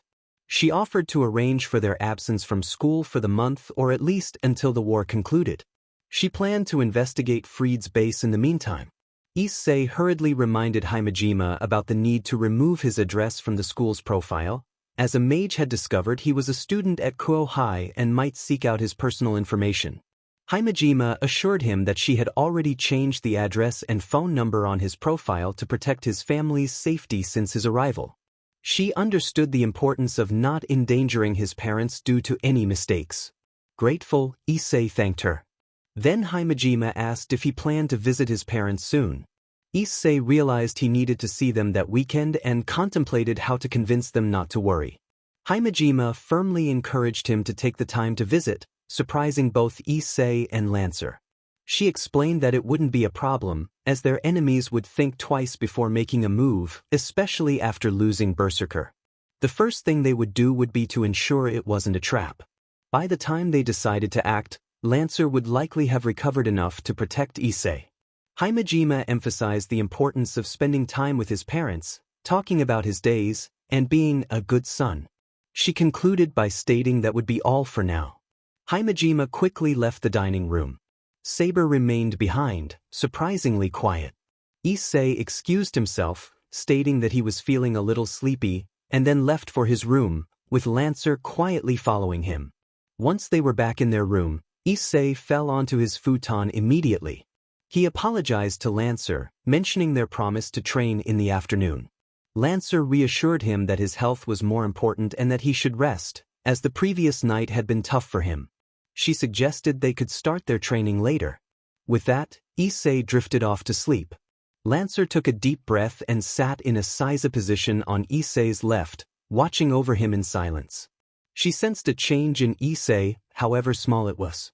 Her instincts told her that this change was why he could provide her with enough mana to recover. Once she was sure he had fallen into a deep sleep, she lightly touched his left arm. She called upon the legend of Welsh, asking for guidance about her master's actions. Sacred gear evolves according to the desires of its possessor, especially under pressure. Lancer believed that Issei's sacred gear had grown enough to respond to others. While she had never encountered a sentient sacred gear before, magical artifacts with souls were not uncommon in the supernatural world. The dragon replied in an old and thick accent, acknowledging her inquiry about Issei's survival. Lancer found it strange to converse with the Welsh dragon in this manner. By the time she was born, the Red Dragon Emperor had long since disappeared. She had once thought he had migrated to the reverse side of the world after his duel with the White Dragon Emperor, but Merlin had told her it was more complicated than that. The idea that such a famous phantasmal beast had become a sacred gear for a human was astonishing. She explained that before Issei became her master, he was just a normal human with very low mana. Hardly anyone would have thought he could excel in a Holy Grail war. Lancer sensed he was hiding something from her, but for his survival, she needed to know the truth. The dragon responded that Issei was not fooling anyone, as he wore his heart on his sleeve. It explained that modern humans produced mana through magic circuits, and it was no surprise that Issei, being a commoner, had very few magic circuits, limiting his mana supply for a servant. Furthermore, Lancer had been heavily wounded, and without mana to heal herself, she would have vanished. That was not what Issei wanted. Lancer raised her eyebrows, seeking clarification. The dragon revealed that its power, boost, allowed it to double anything, and Issei had used it to artificially increase his magic circuits permanently. Lancer was shocked. She questioned the implications of this revelation. The dragon explained that while temporary increases in magic circuits could strain the body without causing long-term damage, permanently increasing them was unnatural. It was impossible to grow more magic circuits as one matured. By permanently enhancing his magic circuits, Issei had effectively shortened his lifespan, a sacrifice he made to store more mana in his body. Lancer felt a heavy weight in her heart, realizing that nothing she could say would change Issei's situation. She had to accept the sacrifice he made for her. The dragon reassured her not to be too hard on herself, as it was a conscious choice made by Issei. Lancer nodded, expressing her gratitude for the information and deciding not to trouble the legend of Welsh with trivial questions. The room fell back into silence, the only sound being Issei's steady breathing. Lancer gazed at her sleeping master, recalling their first meeting at the abandoned house. He had been a young boy, injured and powerless. It was only due to the command spell on his hand that she recognized him as her master and not the Western mage. When she explained the Holy Grail war to him, he had suggested she find another person to make a contract. The knight within her saw him as a coward for not stepping up to face the challenge and claim the glory of victory. Yet, the king in her understood why a civilian would want to avoid danger, especially someone without special powers, training, or a combat duty to fulfill. Lancer chose Issei to be her master for 3 reasons. First, he recognized his place as a commoner, understanding that he was neither superior nor inferior. He did not harbor the arrogance of believing that he could win the Holy Grail simply by having a powerful servant. This humility meant he would be more receptive to her guidance, making it easier for her to persuade him to follow her strategies. Second, Issei's mana was limited, which meant he could not provide her with enough energy to execute her noble phantasm effectively. This limitation would leave her with little time to find a new master once their contract was formed. Lancer was not willing to take that risk until she found a more suitable mage. When she first met Himejima, Lancer considered asking Issei to terminate their contract to become her servant. However, since Himejima was the master of Saber, she decided against it. Breaking her oath to protect Issei would tarnish her honor, but for the sake of her goals, she would have accepted it if necessary. Third, when the now-deceased mage summoned her, she saw no connection between him and her past, which meant Issei himself was the catalyst. Over time, many possibilities could arise. He could be a descendant of the Pendragon line or possess a sacred gear related to the Knights of the Round Table. If she could unlock his potential, they would gain a significant advantage in the war. Time proved her right, as Issei hosted the legendary Red Dragon Emperor, sealing their contract. Using a commoner for her own benefit was not something Lancer took pride in. As a king who ruled Britain for years, she had manipulated others as part of her leadership. She felt neither remorse nor joy in dragging an innocent into a conflict driven by greed. In her mind, her kingdom's survival was far more important than the life of a stranger in an unfamiliar land. It was inevitable that a master of Issei's caliber would have to pay a price for participating in such a supernatural conflict.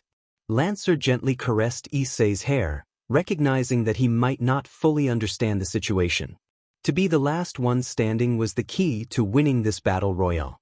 If he chose to hide away until only one servant remained, her job would be much easier. Since she had sworn to protect him, no one could accuse her of dishonor for staying out of sight. However, at that moment, Himejima and Saber posed a greater threat to Lancer. In truth, when they formed an alliance, Lancer felt somewhat uneasy. However, given Issei's vulnerability as a commoner, it was the best option for them.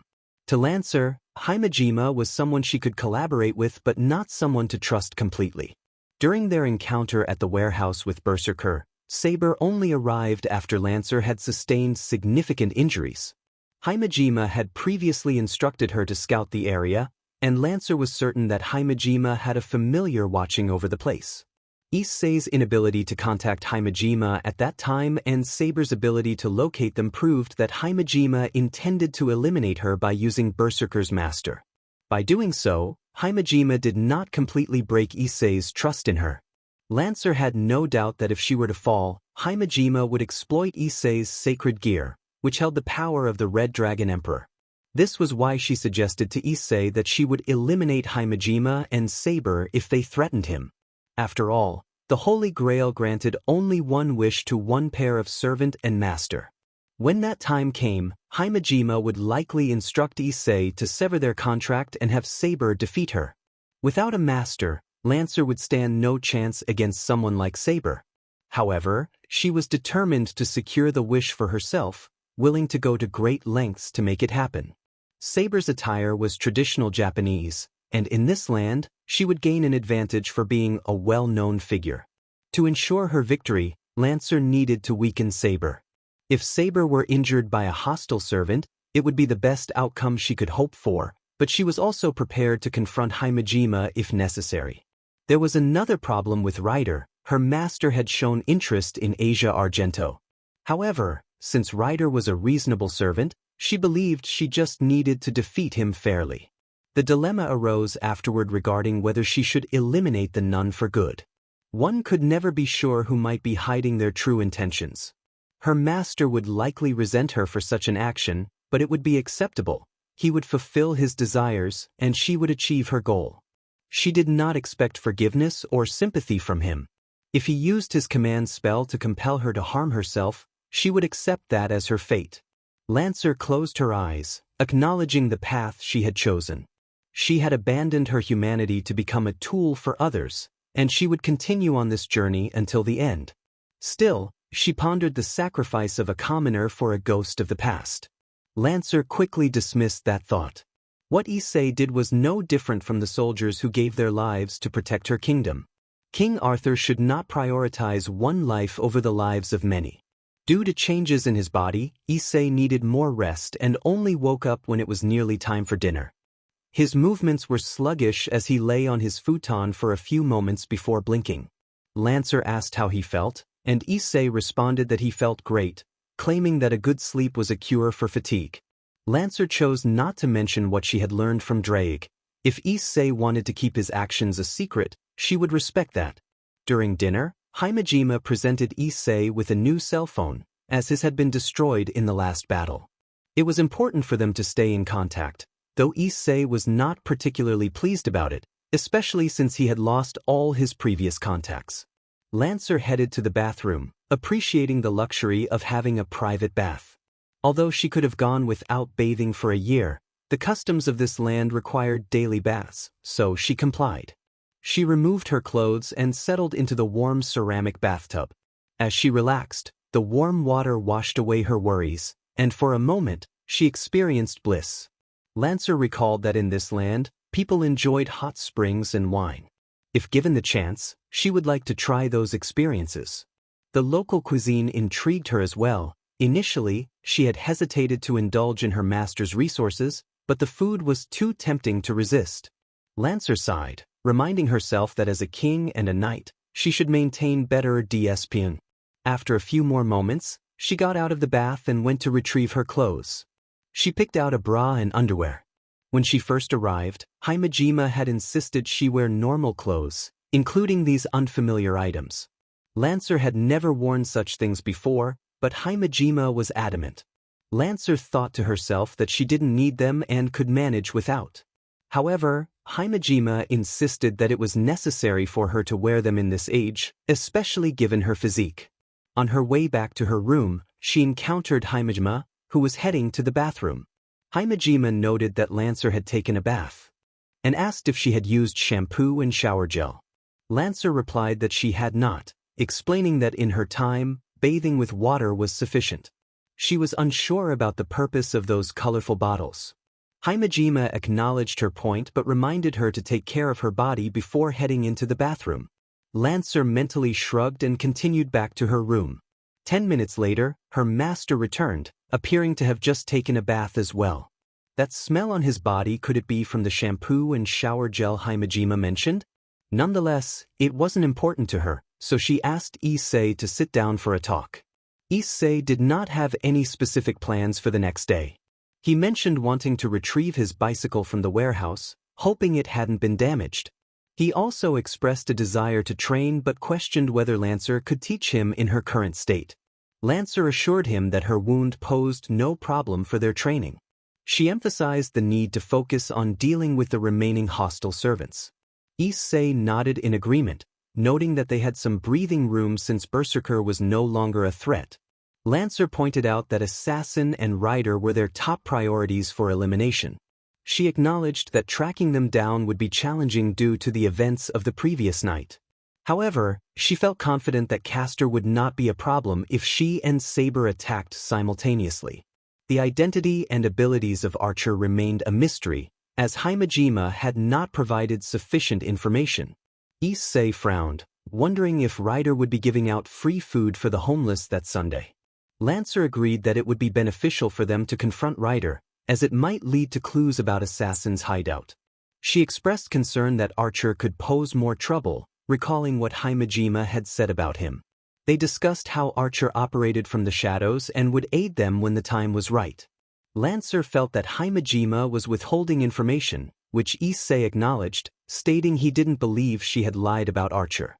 Issei then turned to Lancer, asking her about her wish. This was an unusual question for him, as his primary focus had always been survival. Lancer raised her eyebrows in surprise but answered that her wish was to return to the past to rule Camelot once again. It was a duty she felt bound to fulfill, a wish that seemed impossible without a miracle. Issei promised her that he would make that wish come true, vowing they would win the war together. The gentle sound of rain woke Issei early the next morning. It was 5 o'clock, and the sky remained dark. He turned to see Lancer sleeping peacefully, her chest rising and falling with each breath. Despite having been together for almost a week, Issei's heart still raced at the sight of her. For a moment, he wished to stay in his room and admire the beautiful goddess beside him, but he knew he had more important matters to attend to. The voice of Grail, the dragon, spoke to him through telepathy, reminding him that his body had adapted to the new changes and he should be fine to engage in heavy activities now. Issei whispered a good morning to Lancer, who responded instantly, leading him to believe she never truly slept or was simply very attuned to her surroundings. He explained that he needed to train his body, feeling too weak to support her in battle. He recalled how Lancer had protected him during their fight against Berserker and his master, even while heavily wounded. If Issei wanted to earn the Grail, he could not afford to hide. He needed to fight to win the war. Lancer accompanied Issei to the training room, which was quickly cleaned. With newfound strength, Issei completed more than 100 push-ups and sit-ups with ease. Lancer was mildly surprised by his progress but refrained from questioning him. After his warm-up, Issei turned to Lancer, ready to continue their training. Lancer instructed Issei to begin their training. She picked up 2 wooden swords and handed one to him. First, she needed to assess his capabilities. While it was impossible to teach him advanced techniques in such a short time, she aimed to ensure he understood the basics of surviving a battle. Issei gripped the wooden sword tightly, observing Lancer's stance. His past experiences with Saber reminded him never to underestimate ancient heroes, even during training. Lancer, though holding back her power, would not hold back on her skills. With the sword held in both hands and the tip raised slightly above her head, she had a clear advantage due to her height. Determined, Issei charged toward Lancer. He searched for a weak point but found none, so he decided to rush in for a decisive strike. He aimed for her neck, planning to maneuver his sword to the left side of hers, anticipating a counterattack from the right. However, before he could get close, he felt a sharp impact on his left shoulder, causing him to lose his momentum and slide across the floor, his sword barely grazing Lancer's leg. Lancer calmly pointed out that a direct attack like that would lead to defeat. She noted that Issei lacked the experience to avoid a counter and was not fast enough to catch his opponent off guard. Without waiting for him to recover, she launched a series of swift and powerful attacks. While her strikes were complex, they felt more straightforward compared to Saber's techniques.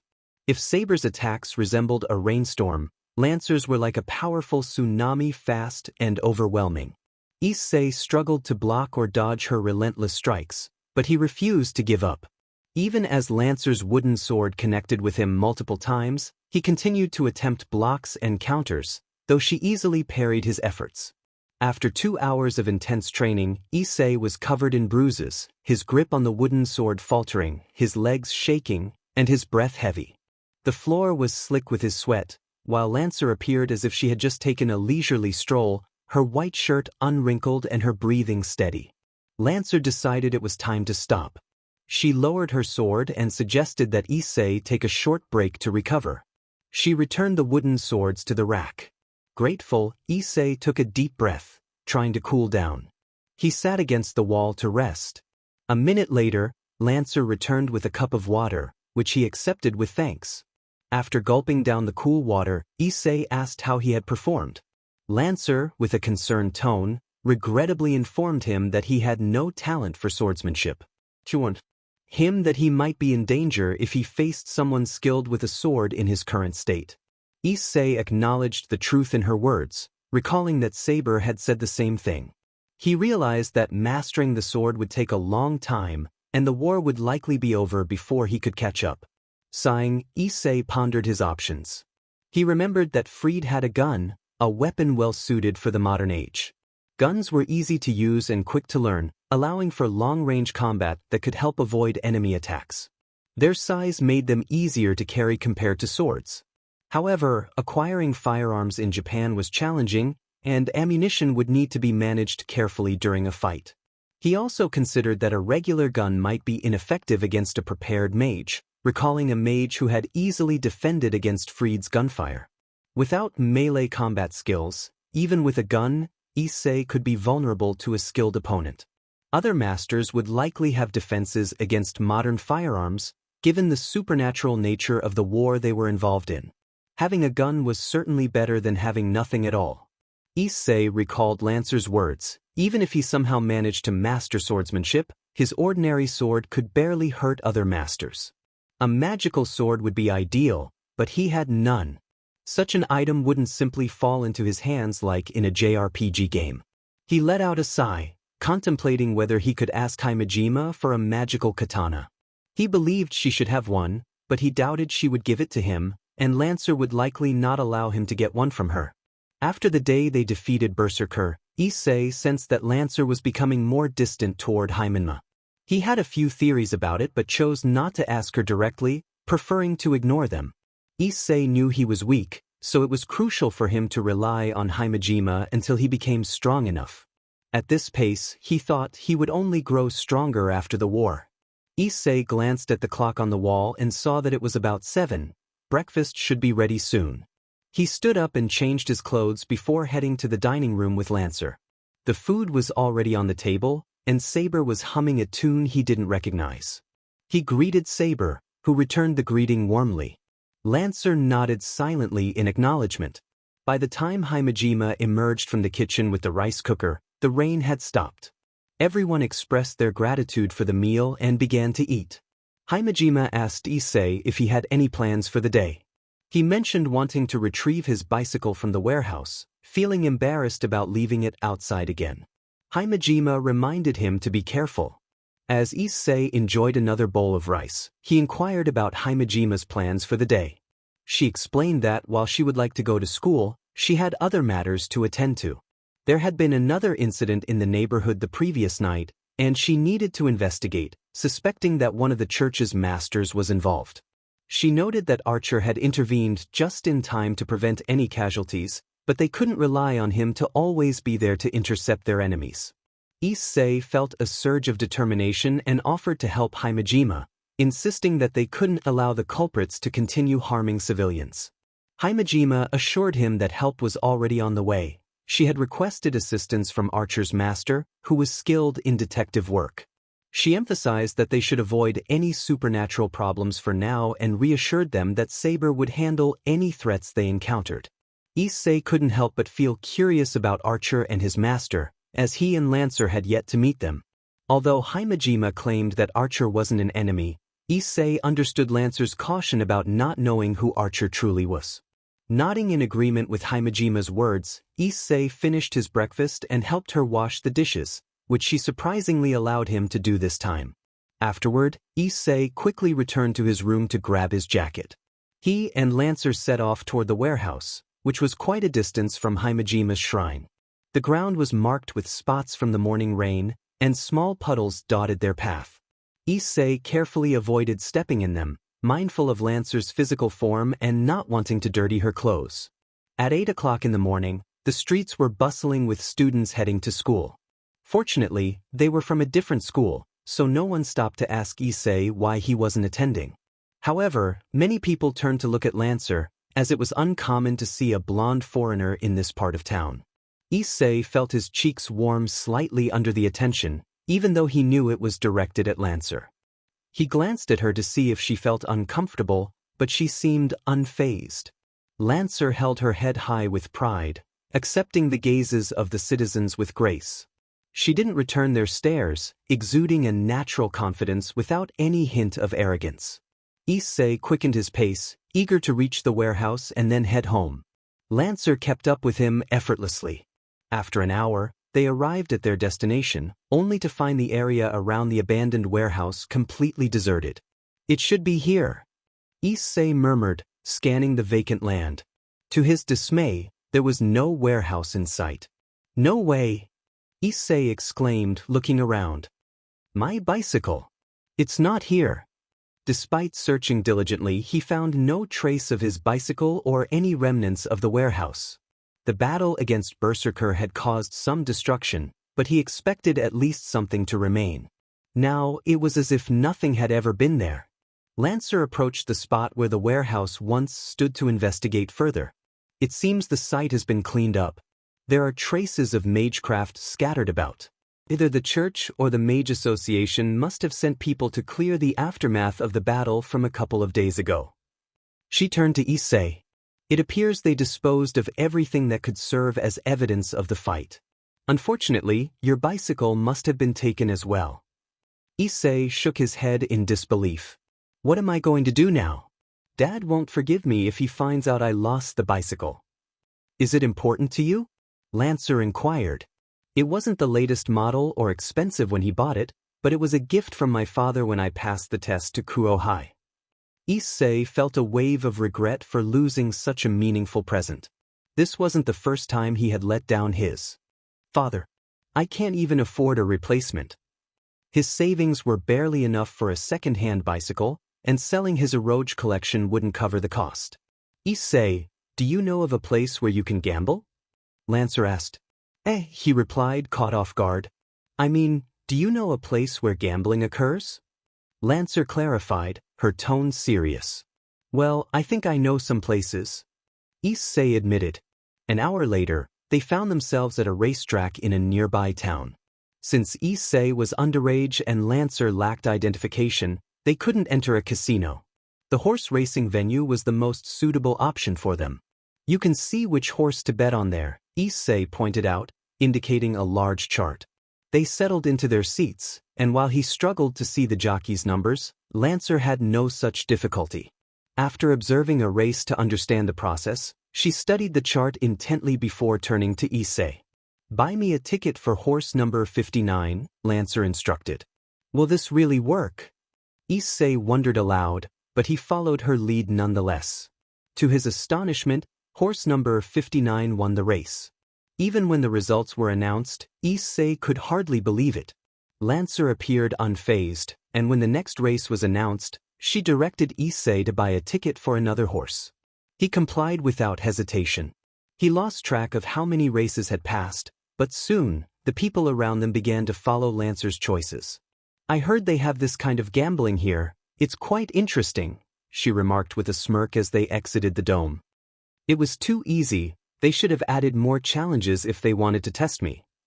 She walked with a sense of pride, and Issei couldn't help but admire her confidence. However, when they reached the booth to collect their winnings, they encountered an irate manager, not the ticket seller Issei had dealt with earlier. Could you please show me your ID or passport? The manager asked Lancer, his voice tinged with frustration. It was clear he was upset that Lancer had won so much money. Issei's heart raced. Lancer was a servant from the past, and even if she had an ID, no one would believe the name Arthur Pendragon on it. He hadn't considered that they would need identification to collect their winnings, and he had no idea how to create a fake ID. Is it really necessary for me to show you my ID or passport? Lancer responded calmly. What purpose does it serve to check it? To ensure that everyone in the establishment was of age, the manager stated that they did not accept underage individuals. Lancer questioned the manager, asking if he was implying that she was not an adult and suggested that her appearance should be enough to judge her age. The manager hesitated, clearly taken aback by her confidence. Issei, noticing the tension, chimed in, reminding the manager that it was rude to ask a lady's age. With no other choice, the manager handed over the money that Lancer had won. On the train back to Ko Town, Issei quietly counted the money. He hadn't done it in front of everyone at the racecourse, but he knew it was important to keep track of their earnings. He expressed his gratitude to Lancer, acknowledging that without her, he would have been lost. He offered her a large sum of money, which was rightfully hers, as he only intended to take enough to buy a new bicycle to replace his old one. Lancer declined his offer, stating that it was his investment and he should keep it. She explained that what the servants gained was also for their masters, and that modern currency was unnecessary for her kind. Issei understood her point. Servants summoned for the Holy Grail War had different needs. Food and accommodations were luxuries for them. When they first met, Lancer required nothing but the mana from Issei. It was only due to his persistence and her curiosity about modern food that she began to enjoy eating like him. If Lancer truly wanted wealth, she could simply ask the Grail for it. Lancer then reminded Issei of her duty. She stated that as his knight, her role was to defeat his enemies and protect him as long as their contract remained. She emphasized that his perception of her gender should not interfere with their goal of winning the Grail, as a tool does not need to be treated differently based on such trivial matters. Issei felt a mix of emotions. He wanted to argue but knew Lancer's words held truth. Despite feeling upset, he recognized her experience and strength. He found it difficult to oppose someone who had fought for him multiple times, so he reluctantly nodded in agreement. Lancer smiled gently, attempting to lighten the mood. She encouraged him not to dwell on it and to focus on the rewards that awaited them after winning the Grail. She even offered to share some tips on how to impress a lady. Issei was surprised by her offer and eagerly accepted, seeing this as a rare opportunity to learn from an ancient knight. He bowed his head, asking her to teach him. Lancer began her lesson, stating that the first step was to be handsome, as that would attract the attention of ladies. She explained that a glance from a handsome man could charm anyone. Issei felt disheartened, wondering how he could possibly become handsome. If he had been handsome, he would have already had a girlfriend. Lancer assessed him and noted that he was quite average in appearance, which was not what her knights looked like. She then moved on to the second piece of advice. He must be courageous. To impress ladies, he needed to demonstrate bravery in overcoming challenges, such as facing a giant or a dragon. Issei protested, expressing that he would truly be in danger attempting such feats. He shuddered at the thought of giants and dragons lurking in Kuo Town, waiting for him to confront them. Lancer acknowledged that her knights were strong, and those challenges were not suicidal for them. However, she agreed that Issei's swordsmanship would not impress anyone, and he would be in real danger if he fought recklessly. She continued with her third piece of advice. He must speak sweetly to women. Compliments about their beauty, even if exaggerated, would always work in his favor. With Lancer's guidance, Issei felt a mix of hope and anxiety about the journey ahead. That sounds too cheesy. No women would fall for those lines, Issei thought. Lancer shook her head, insisting that he was wrong. Even if women recognized those lines as trite and hollow, they still enjoyed hearing them.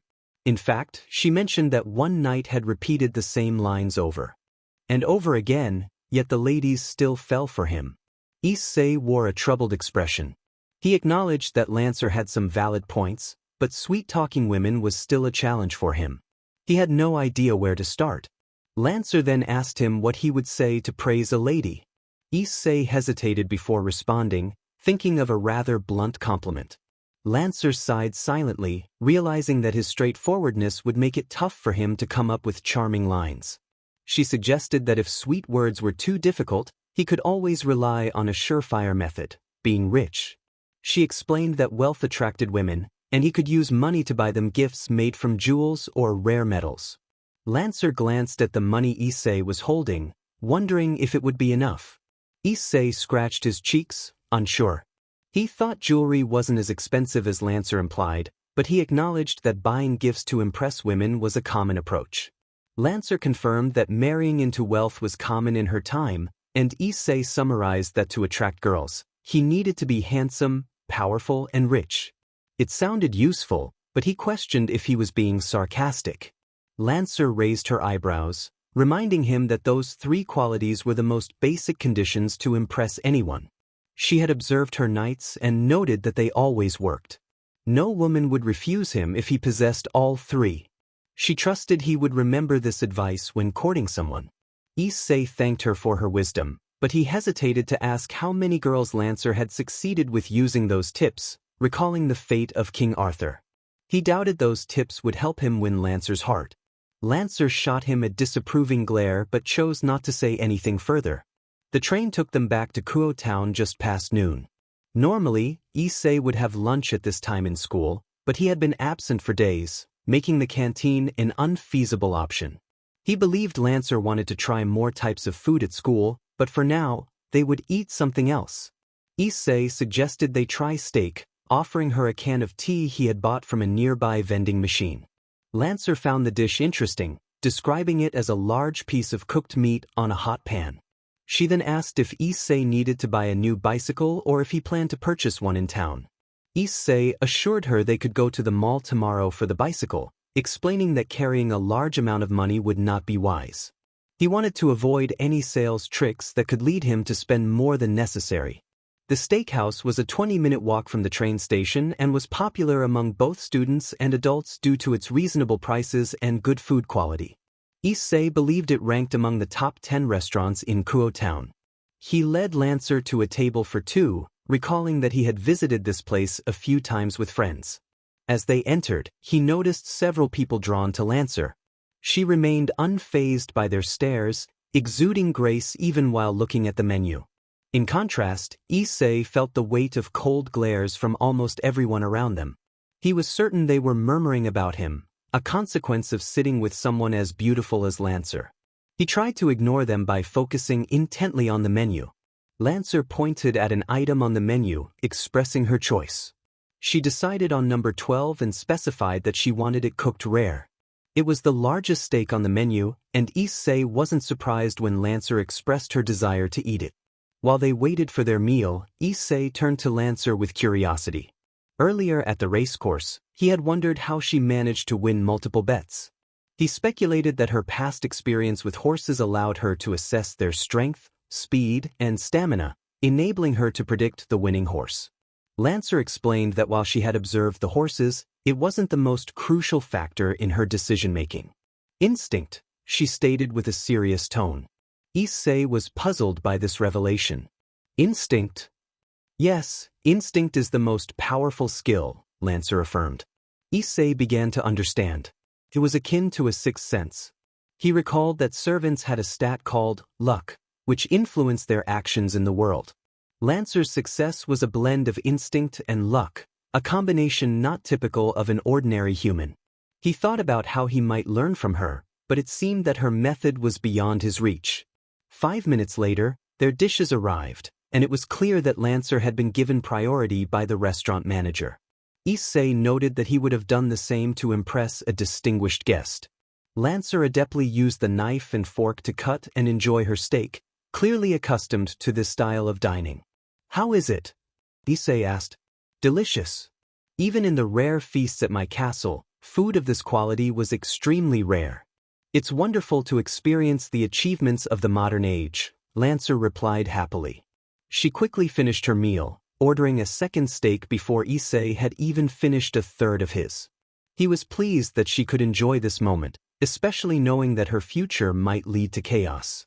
As they prepared to leave, the manager approached them, asking if they could take a photo of Lancer in exchange for a special coupon for a free meal in the future. It was a promotional tactic for the restaurant. When will we take the photo? Lancer inquired. The manager indicated that the photo would only feature Lancer, excluding Issei. This was understandable. Having someone inappropriate in their advertisement could harm the restaurant's reputation. I will have to decline your offer, Lancer stated firmly, and she walked out of the restaurant, Issei following behind with an apologetic expression. You don't like taking photos, Lancer? He asked timidly. I dislike it when they treat my master unjustly, especially when he is the one paying for the meal, she replied straightforwardly. My image is not something they can exploit without respecting my master. Issei quietly expressed his gratitude, although he hoped she wouldn't hear him. They made their way to the Himejima shrine, where Saber greeted them at the door. It seemed Saber and Himejima had returned before them. After a brief 10-minute rest, Issei and Lancer headed to the training room. Let's begin, Issei said, uncertain of what kind of training Lancer would provide. He had accepted that he lacked talent with the sword and thought it might be better to focus on something else. Just then, the door slid open and Saber entered. I've come to help you train. Yesterday wasn't productive because you slept all day, but today should be better, Saber announced cheerfully. Lancer narrowed her eyes at Saber's casual entrance. We have no need for your input in my master's training, she stated flatly. Saber feigned surprise. So you plan to train him? You, a Westerner, teaching someone from the East in your style? Yes, even if my master struggles, I can teach him how to fight. Your presence here is unnecessary, Lancer asserted confidently. If you doubt my skill, know that my swordsmanship is second to none. Saber chuckled, noting the confidence of Lancer, who had claimed superiority in skills. She playfully suggested that Lancer should stop joking before embarrassing their master further. However, Lancer was serious, and an intense atmosphere surrounded the two servants, indicating their unwillingness to back down. Saber proposed a sparring match to determine whose skills were truly superior, even offering a handicap by using only one arm. She anticipated that Lancer might complain about the limitations of her class if she lost. Lancer accepted the challenge, warning Saber not to be upset when she realized that her flashy swordsmanship was no match for her own skills. Issei, feeling the tension, jumped between them, pleading for them to stop. He urged Lancer to focus on him, as he was the one in need of training, and suggested they hear Saber out first. Lancer hesitated but eventually agreed, lowering her wooden sword but not putting it away. Grateful, Issei asked Saber how she intended to help him. Saber, momentarily setting aside her competitive spirit, instructed him to summon his sacred gear. Issei concentrated, and the red gauntlet appeared on his left arm. Saber explained that while other masters might have weapons or magecraft, Issei's sacred gear was his primary tool. She emphasized the importance of making it his weapon and demonstrated a combat stance, encouraging him to follow her lead. Issei adjusted his stance, pulling his arm back. Saber advised him that hand-to-hand combat required getting into close range and suggested he work on his footwork to close the distance faster. She noted the durability of the gauntlet and instructed him to use it for protection against long-range attacks, while also being cautious of strikes that could bypass it.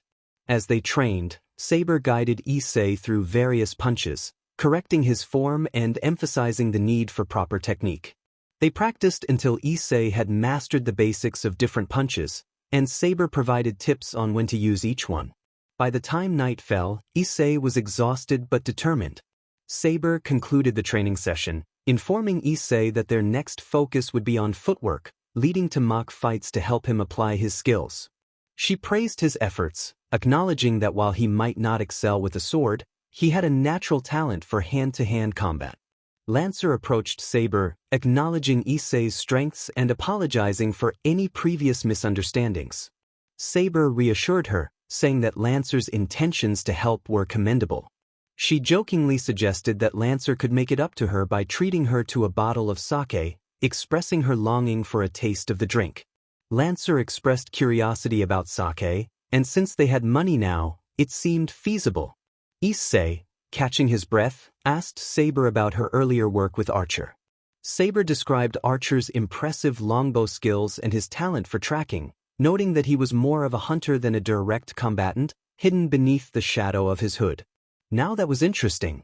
The difference between a hunter and an archer could help them determine the real identity of Archer.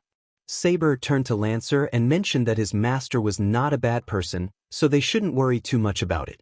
She expressed her interest in Lancer, noting that servants who excel in both spear and sword are rare. Saber shared that it was one of her dreams to test her skills against a sword master from the West, and when the time came, she wanted to clash swords with Lancer. Lancer smiled proudly and agreed, stating that it would be an honor to fight Saber. Saber laughed, reminding Lancer that their masters would be angry if they fought while being allies. She also pointed out that Lancer's injuries would prevent her from fighting at her best, making it less exciting. Saber suggested they wait until their enemies were defeated before having their duel, and then she quickly left the room. Issei sat down on the floor to rest for a moment. The training had been exhausting, even if it didn't hurt him. Lancer went to fetch him a cup of water. Lancer expressed her opinion on Saber's training method, stating that it was certainly better than fighting with a sword. Initially, she had viewed Issei's sacred gear as merely a magical artifact to enhance his power rather than a practical weapon. She agreed with Saber's idea of training him in hand-to-hand combat but reiterated her concerns about Saber teaching him. Lancer explained that if Saber trained him, his moves would be reported to Himejima, putting him at a disadvantage in future battles. Issei understood Lancer's perspective. As a servant, Lancer would always see others as potential enemies, which was a common trait among servants. He suspected that it was Himejima who allowed Saber to train him, otherwise, Saber wouldn't have taken the initiative. Despite the risks, Issei expressed his desire to learn footwork from Saber, emphasizing the importance of mastering basic techniques to survive against other masters. Lancer agreed but insisted that she would be the one to train him in mock fights afterward. Although she wasn't particularly good at teaching, she assured him that he could trust her. Issei nodded, realizing that he shouldn't overdo it and annoy Lancer. He glanced at the clock and noted that he had enough time for a bath before dinner. He doubted Himejima would allow him to sit in the same room as her while he was sweaty. After his bath, they headed to the dining room, where Issei helped Himejima bring the food to the table while Saber and Lancer waited. Dinner consisted of traditional Japanese food, which Himejima seemed to excel at cooking. Issei didn't mind, as he enjoyed the dishes. He asked Himejima about their day, inquiring if they had found anything. Himejima shook her head, explaining that all leads pointed back to the church. They faced a choice: storm it now with Saber or wait for Lancer to recover for a full assault. She mentioned discovering several abnormal magic circles around the city, which neither she nor Archer's master recognized, leaving them uncertain about how to proceed.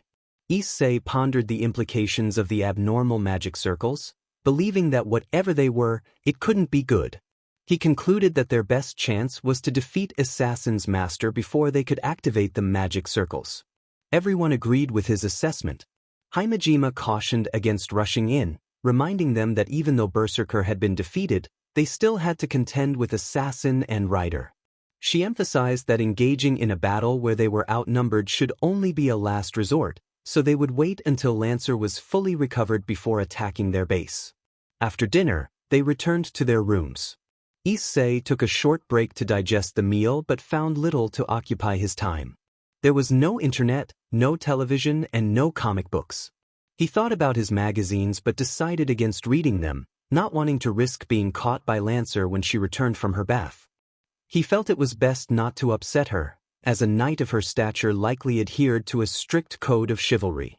Issei doubted she would appreciate him indulging in such material while she was around. Issei didn't want to do homework either.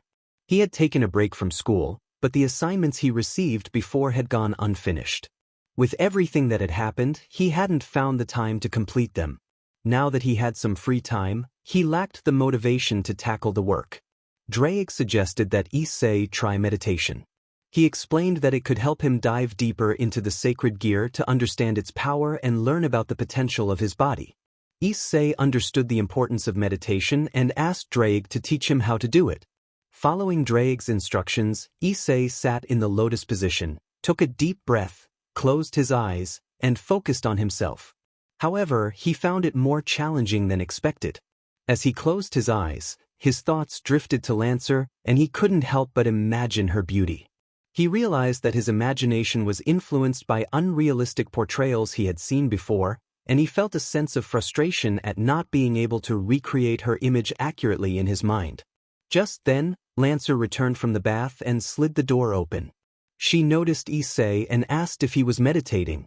Apologizing for interrupting, she took a seat across from him. Issei tried to hide his embarrassment as she shifted the conversation. Lancer inquired about Issei's plans to win the Grail and defeat their enemies. She included Saber, Himejima, Rider, and Argento in her list of adversaries. Issei admitted that he didn't have a concrete plan yet but intended to learn the motivations and objectives of the masters involved in the war. Lancer raised her eyebrows, expecting an apology for what she perceived as a joke. Issei insisted that he was serious about wanting to understand their reasons for participating in the war and their wishes. Lancer expressed skepticism, stating that the only reason anyone would enter a Holy Grail war was to have a wish granted by the miracle device. She questioned how Issei thought he could help them achieve their wishes and pointed out the risks involved in the war. Issei struggled to respond to her questions, recognizing the truth in her words. Lancer urged him to focus on defeating their enemies instead of trying to understand them. He acknowledged her point but reiterated his desire to talk to their opponents. He quoted the saying, "Know your enemies," and Lancer recognized it as a reference from Sun Tzu. Issei explained that even if he couldn't help them achieve their wishes, understanding their thought patterns and fighting styles could provide valuable insights. He believed that if he could help them without the Grail, it would benefit both sides. Lancer fell silent, deep in thought. Issei hoped she would agree with his approach, even though he knew it might seem foolish to her. He understood the risks involved and that it could be a waste of time, but he felt it was worth pursuing. However, that did not mean Issei should not take this path. Lancer finally sighed and agreed to Issei's plan, stating that if they could not reach a compromise, they would revert to her original method. Her response indicated that she was not entirely satisfied but was willing to give him a chance. Issei expressed his gratitude, bowing his head. At the very least, they could decide on their next steps once they understood the motivations of Argento and Himejima. He sincerely hoped it would not lead to a fatal confrontation. Lancer suggested they first try to uncover Himejima's wish. She noted that they could potentially gather information from Saber, assuming Himejima had confided in her. Saber would be training Issei for one more day, and if they played their cards right, they might gain some insight. However, Lancer cautioned that servants were bound to loyalty, so information would not come easily. Issei narrowed his eyes, considering Saber's easygoing nature. He believed that while she would fiercely defend her swordsmanship, she did not hold grudges. He pondered how he might learn about Himejima's wish. Lancer pointed out that Himejima had opened up to Issei somewhat, but he still had a long way to go to earn her trust. She speculated that Himejima's wish was likely related to her family. Lancer reminded Issei of Himejima's earlier words, urging him to visit his parents, which had carried a tone of regret and jealousy. If Lancer was correct, Himejima's wish might involve her parents, perhaps because they were no longer with her. This was a common motivation for seeking the Holy Grail, to resurrect the deceased. Issei agreed that it made sense, but he realized that if that was indeed Himejima's wish, he would be unable to fulfill it. He recalled that she had never mentioned her parents, nor had he seen them at school, leading him to believe she might be the last of her family. Lancer acknowledged that it was merely an assumption and that they would need to hear the truth from either Himejima or Saber. Issei agreed, suggesting they bring up the topic of family during their next meeting with Saber. He then shifted the conversation to Argento, believing it would be easier to learn her wish. Lancer remarked that as a nun, it was not surprising that Argento sought the Holy Grail to please her god, viewing it as a mission to recover a holy item. For the church to prove her faith. Issei recalled Argento's desperation when she explained her reasons for participating in the war. He noted that bringing the Grail back to the church was not something they could do for her. Lancer pointed out that Argento did not seem strong and suggested that once Ryder was defeated, it might be possible for Argento to abandon her quest for the Grail. They could then drive her out of town. Issei recognized the harshness of this plan but understood it was their only option. Other masters might not show mercy after defeating Argento's servant. If she fled the town, they would not have time to pursue her while the war continued. He proposed they speak to Argento again if they encountered her on Sunday, deciding to skip Assassin's Master and Freed, feeling that talking to them would yield no useful results. Lancer agreed, stating they would deal with both of them when the time came. Issei then suggested they focus on Castor and Archer's master. While they knew Castor's location, he was uncertain about how to approach Archer and his master. Lancer explained that those two were the final pieces of the puzzle. Currently, only Himejima knew how to contact them, and she was keeping that information close. It was likely she had no intention of allowing them to meet Archer and his master alone. Since Archer had prevented Assassin's Master from gathering more mana and had worked with Himejima, it was safe to assume they were allies, at least for the time being. For now, they decided to focus on the other masters first. Issei agreed with Lancer about their plan. They decided to meet Castor the next day to see if they could resolve the situation. Lancer expressed her confidence, stating that if they encountered hostility, she could handle it. She thanked Issei for helping her become stronger, acknowledging his support. Issei quickly responded, emphasizing that he was grateful to Lancer for her protection during a dangerous night. He felt a bit awkward when Lancer fell silent after his words. Clearing his throat, he stood up and mentioned his intention to head to the training room. He wanted to practice the lessons Saber had taught him. Lancer offered to accompany him, but Issei hesitated, asking if she could wait outside the room instead. He explained that he preferred to train alone to focus better. Understanding his request, Lancer agreed to stay outside and told him to call her if he needed anything. Issei appreciated her understanding, feeling the pressure to impress her during his training. Once they reached the training room, Lancer took a seat outside while Issei entered. He summoned his gauntlet, ready to test boosted gear.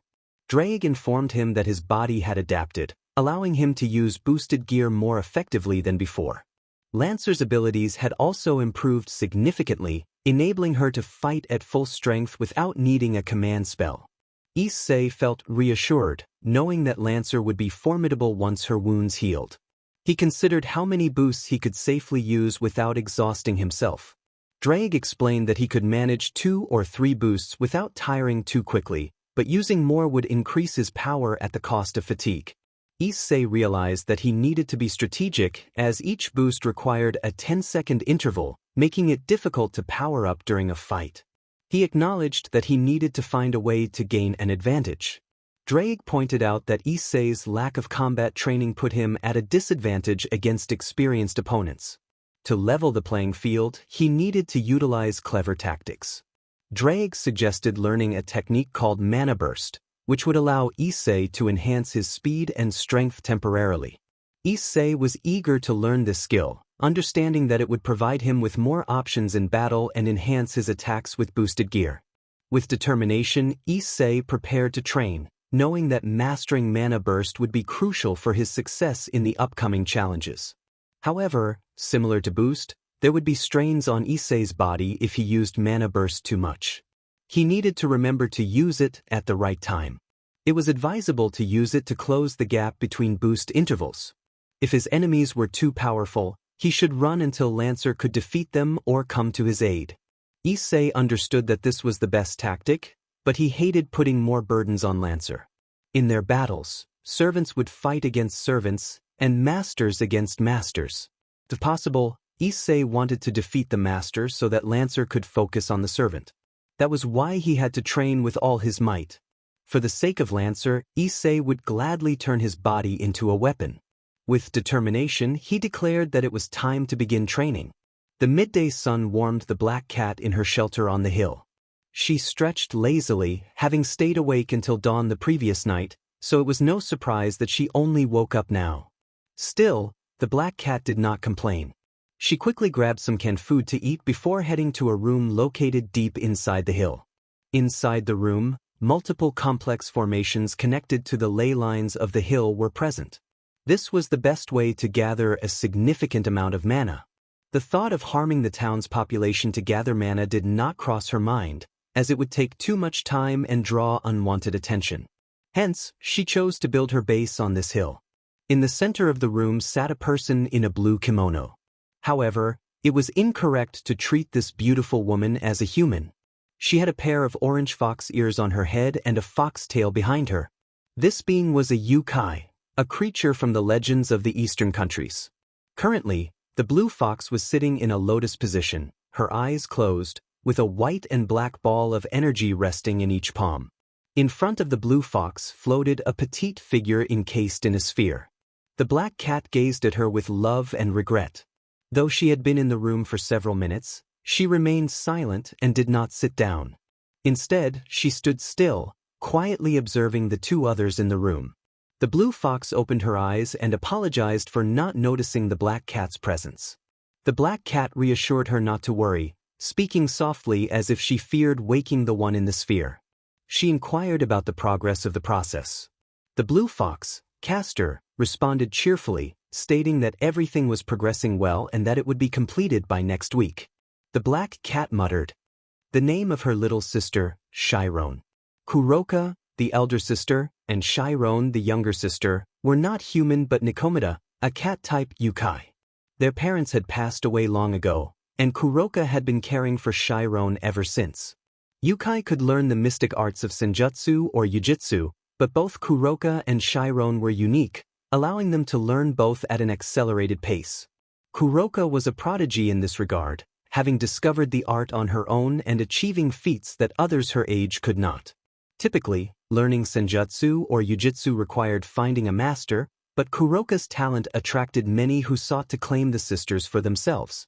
Kuroka had to fight to protect herself and Chiron while also working to provide for them. The sisters were constantly on the move. Kuroka expressed her frustration, feeling that there was no place for them in the world. From their birth, they had received no love from their parents and were always on the run for their lives. She lamented that the gods must hate them, which was why they were treated poorly. The tired voice of Kuroka worried Chiron, who pleaded with her sister not to say such things. In a moment of anger, Kuroka chastised Chiron, saying that she was weak and unable to protect herself, which forced Kuroka to bear all the burdens. Unbeknownst to Kuroka, her words deeply hurt Chiron. In secret, Chiron tried to learn senjutsu and yujitsu on her own, hoping to become less of a burden to Kuroka. However, Chiron was not a prodigy like her sister. The arts of yujitsu and senjutsu were double-edged swords. When Kuroka discovered Chiron's efforts, she found her sister on the brink of losing her sanity. If Kuroka had not intervened just in time to bring Chiron into a state of coma, her sister would have lost all reasoning and become a being consumed by pure hatred.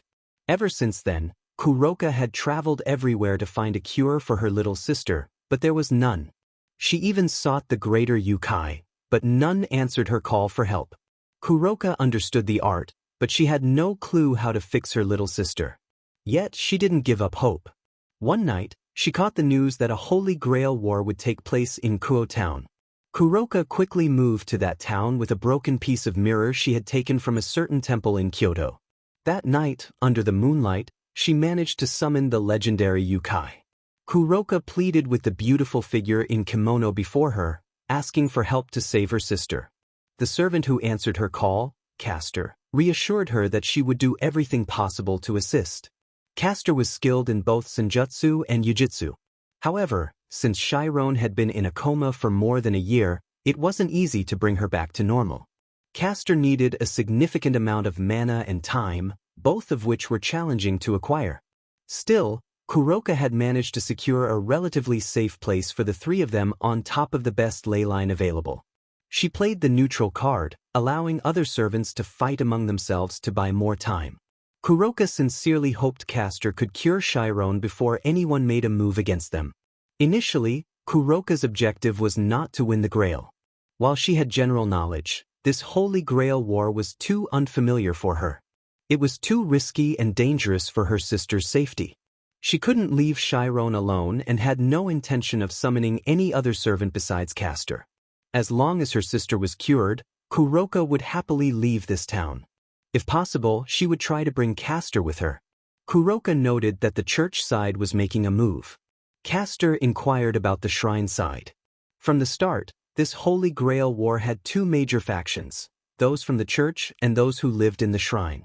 The church side had more members, with their servants being berserker, rider, and assassin. They were known for their brutality, as they did not hesitate to harm others to gather mana and employed agents from the Vatican to cover up their actions, making them a dangerous group. The shrine side initially had only Saber, but later Lancer joined them. Kuroka had discovered just yesterday that Archer was with them too.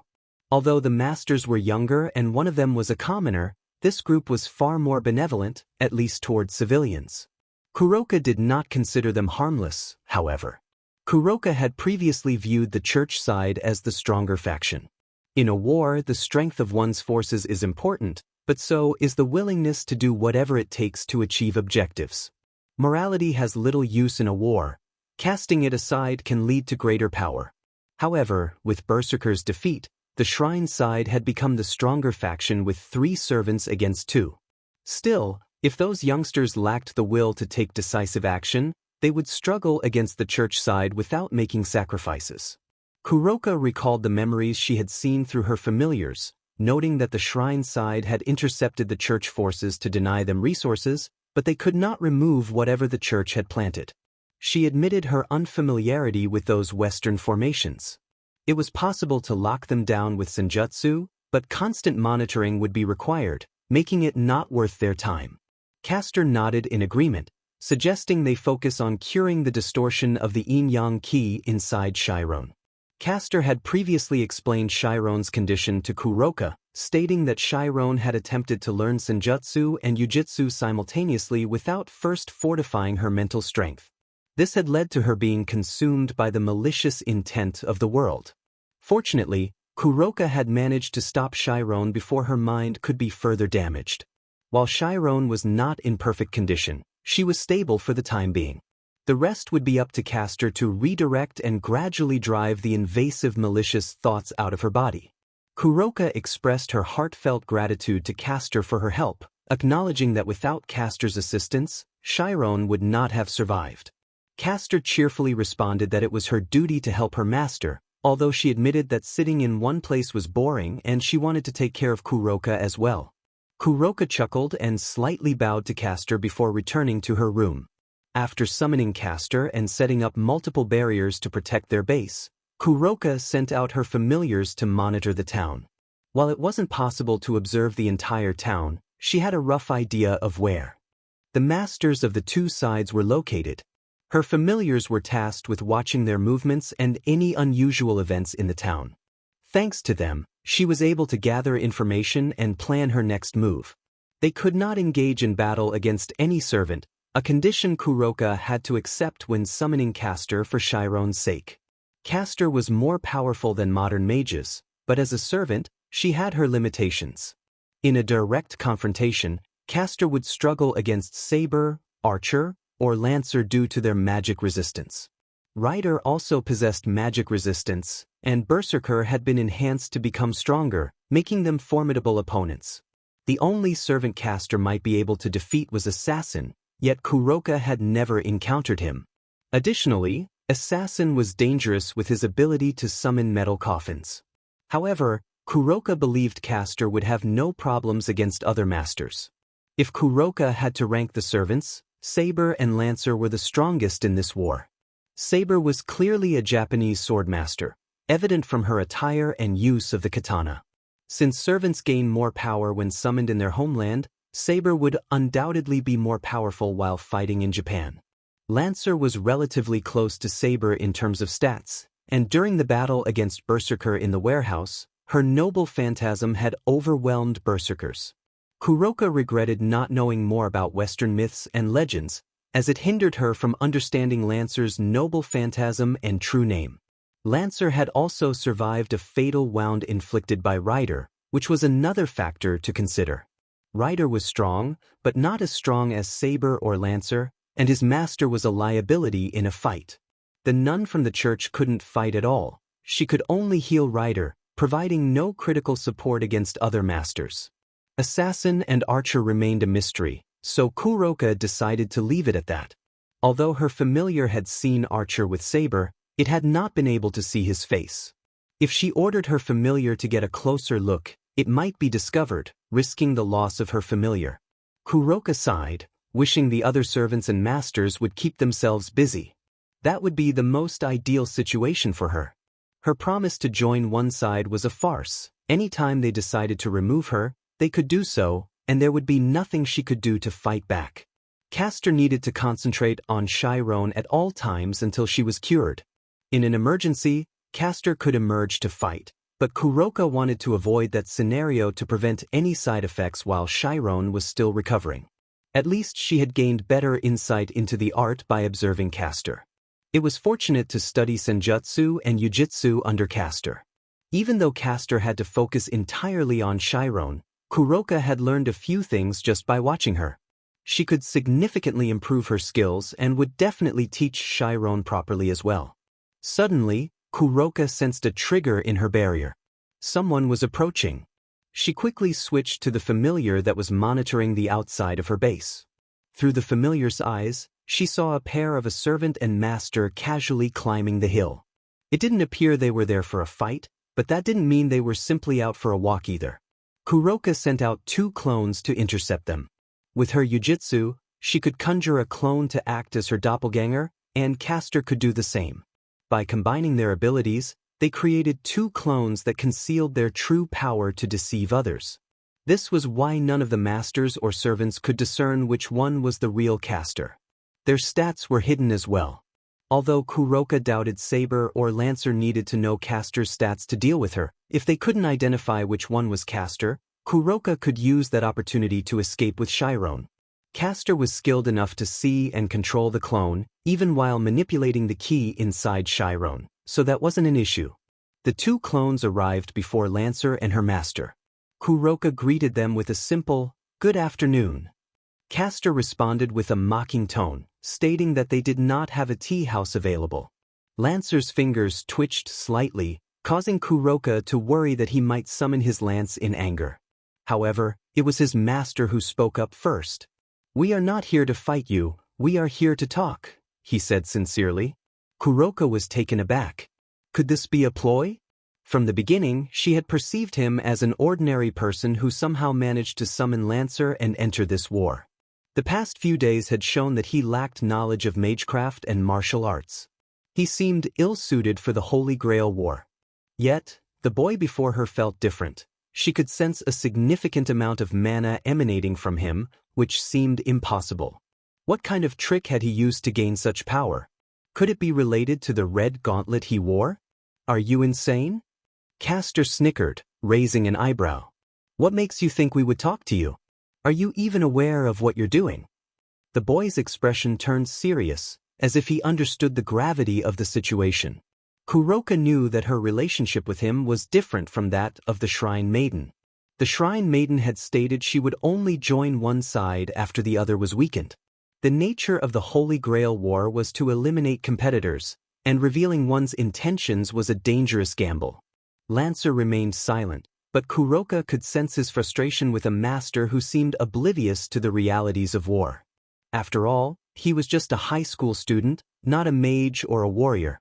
"I will give you 1 minute to explain your intentions for being here," Kuroka said, deciding to approach the situation with caution. Lancer may not have been as formidable as Saber, but Kuroka was willing to hear him out. She knew that if Caster pushed him too hard, Lancer might take that opportunity to retaliate. "All right, I know this sounds unreasonable, but please listen," the boy began. "I understand that people participate in this war for a wish from the Grail. What I want to know is if there's anything I can do to help you achieve your wish." Caster burst into laughter, finding his proposal absurd. "Ridiculous. You really have no idea what you are talking about." The boy continued, albeit with some embarrassment, stating that he wished to end the war without unnecessary conflict. His servant stood beside him, her expression unreadable. Kuroka was taken aback by his words. It was hard to believe that he did not understand the stakes involved in the war, yet he still wanted to help others. However, a nagging thought crossed her mind. Perhaps he had somehow realized that Kuroka was not fighting for the Grail but to summon Caster to help her sister. No, that couldn't be true. Kuroka had ensured that no one saw her and Chiron when they entered the town. Even the Shrine Maiden had struggled to breach the barrier she had set up. Still, she couldn't dismiss the idea entirely. Kuroka resolved to tread carefully. She would not reveal her true intentions but also would not force him to prioritize her needs. She subtly signaled to Caster to stop laughing. "You claim you want to help us achieve our wish through other means.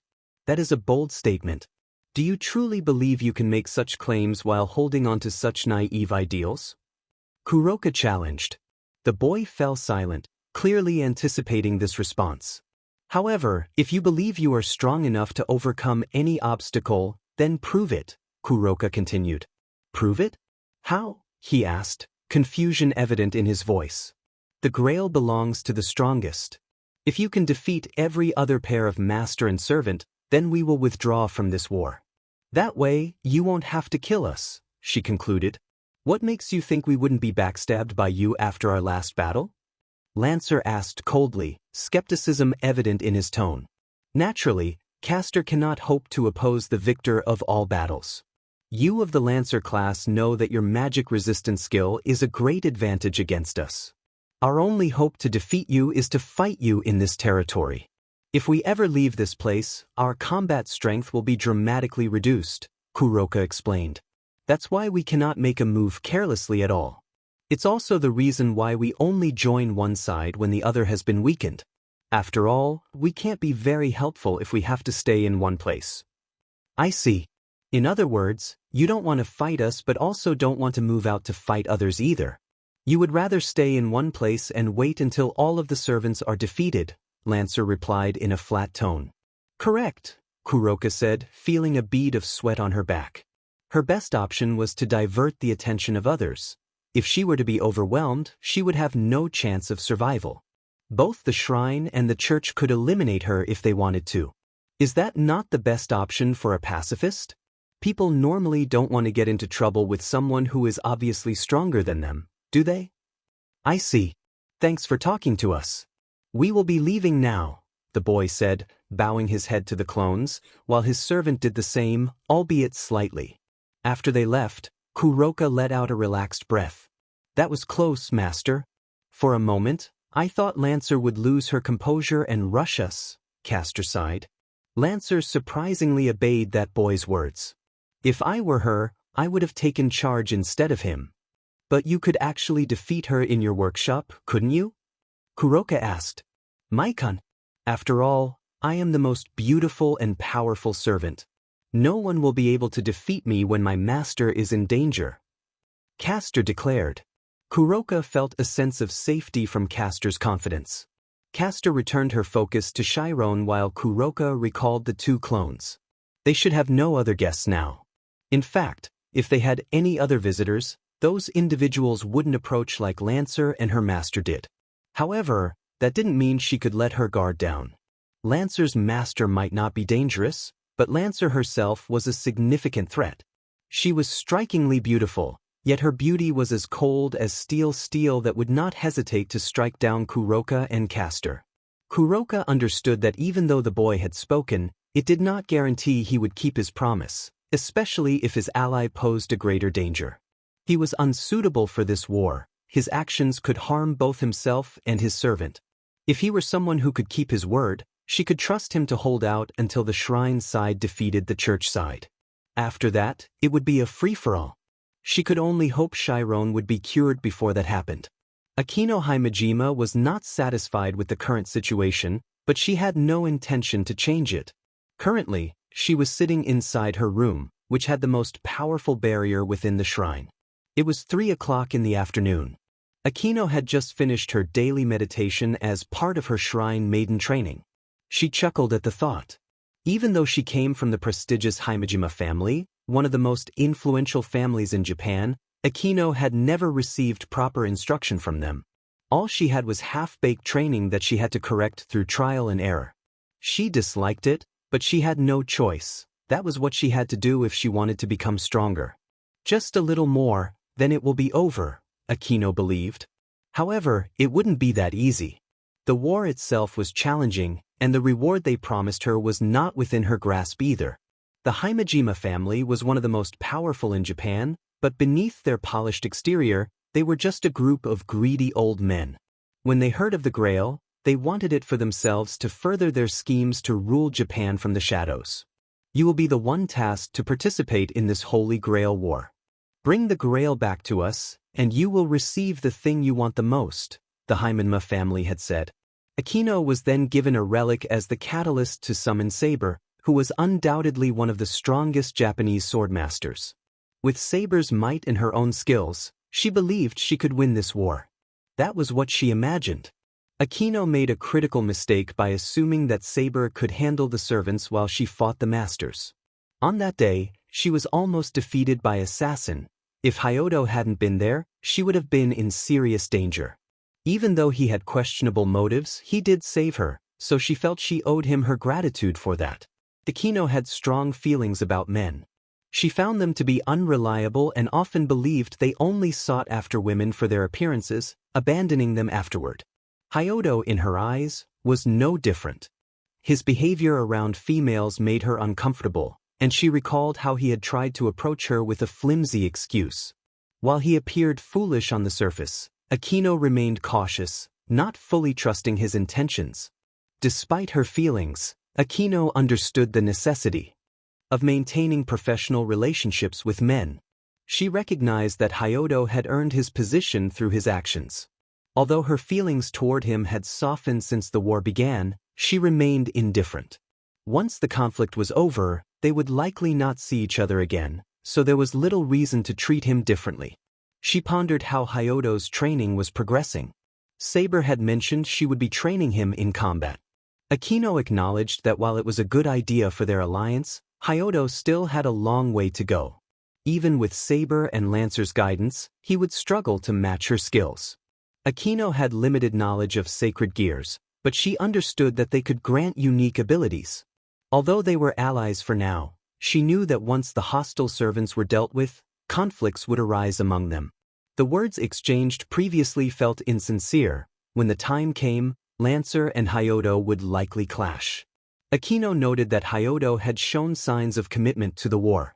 She recognized that Hyodo was not a direct threat to her. Rather, she needed to be wary of his servant, Lancer. Akino suspected that Lancer was a female knight and the daughter of King Arthur Pendragon. That night, her familiar had caught the name of Lancer's noble phantasm, a powerful lance associated with the legendary King of England. It had proven to be immensely destructive, even overpowering Berserker's noble phantasm and defeating the mad servant Freed. Akino believed that if Hyodo had been a more competent master, Lancer could have eliminated Freed that night. In Akino's view, the true identity of Lancer was less significant than the capabilities of her noble phantasm. There were no official records of King Arthur's daughter, making it unlikely they would uncover any weaknesses. Akino had discussed strategies with Saber regarding Lancer's lance, concluding that they must prevent Lancer from using her noble phantasm.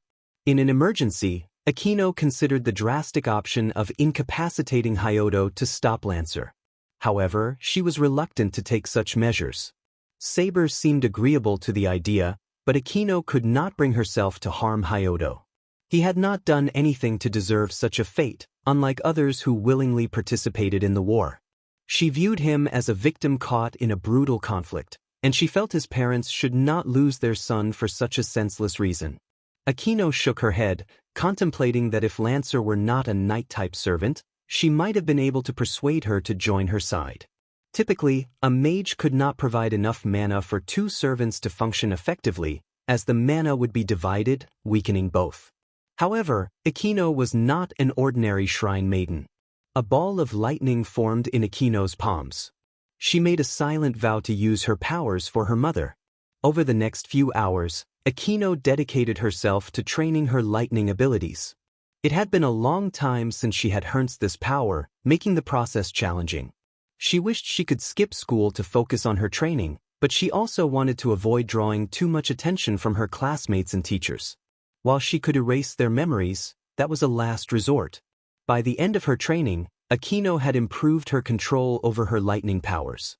While they might not be very effective against servants, she felt confident they could be useful against other masters. Saber had not returned, which meant Hyodo's training wasn't completed yet. In the meantime, Akino decided to check on her familiars. Akino had plenty of familiars, most of them little oni, a small type of yokai. They helped her watch and gather intel on others. However, inside the shrine, she didn't order any familiar to observe Hyodo and Lancer. She wanted to give them a sense of freedom. Akino understood that if she watched them constantly, they wouldn't trust her, and in certain circumstances, they might betray her before any other servant was harmed. Even someone like Hyodo would be upset if he found out he had been monitored in his own room. Outside the shrine, however, was a different game. Akino knew that today, Hyodo and Lancer had gone to visit Castor. Thanks to her familiars, she learned that they didn't go there to betray her but to do something rather reckless. Akino believed the idea had to belong to Hyodo since she doubted Lancer would propose such a plan. "But I can use it for myself," she murmured. Recently, she hadn't received letters from her mother. Ever since the day they were separated, Akino had never stopped writing to her mom. There was no reason for her mother to stop sending letters back. Akino wanted to visit her mother to see if she was okay, but she knew the Himejima wouldn't allow her to return to their headquarters unless she brought the Grail back for them. She also knew that Archer's master, the Himejima's watchdog, was watching her from the shadows. The Himejima had two masters in this war. The first was her, and the second was sent to monitor her. Since Akino was a master, she had a servant under her command. The The Himejima wanted to ensure that Akino wouldn't use her servant against them, which is why they sent the second master who summoned Archer. In times of need, Akino could ask him for help, but she didn't want to rely on Archer too much. She didn't know Archer's true name, but she understood that he wasn't summoned to fight other servants. He was there to observe. If Akino was considered a threat, Archer would eliminate her. If she made any suspicious moves, her actions would be reported to the Himejima. Akino didn't believe she could bribe Archer's master. He seemed loyal to the Himejima. If he weren't, he could have worked with her to win the Grail for themselves. A Grail that could grant any wish was worth more than any fortune anyone could have. That was where Hyodo came in. If what she heard from his conversation with Castor was true, she knew he would act on his own once he learned of her situation. Akino realized that if she approached him for a favor, he would help her, but his servant might not. Lancer was more competent than her master and would likely be suspicious of Akino's request. What she needed was for Saber to ask Hyodo for help, making it seem like Saber sought assistance without her knowledge. Since Hyodo was the one deciding what to do, the Himejima couldn't blame her. The alliance between her and Hyodo was temporary. Akino had no duty to stop him outside of the war. At most, the Himejima would try to eliminate Lancer when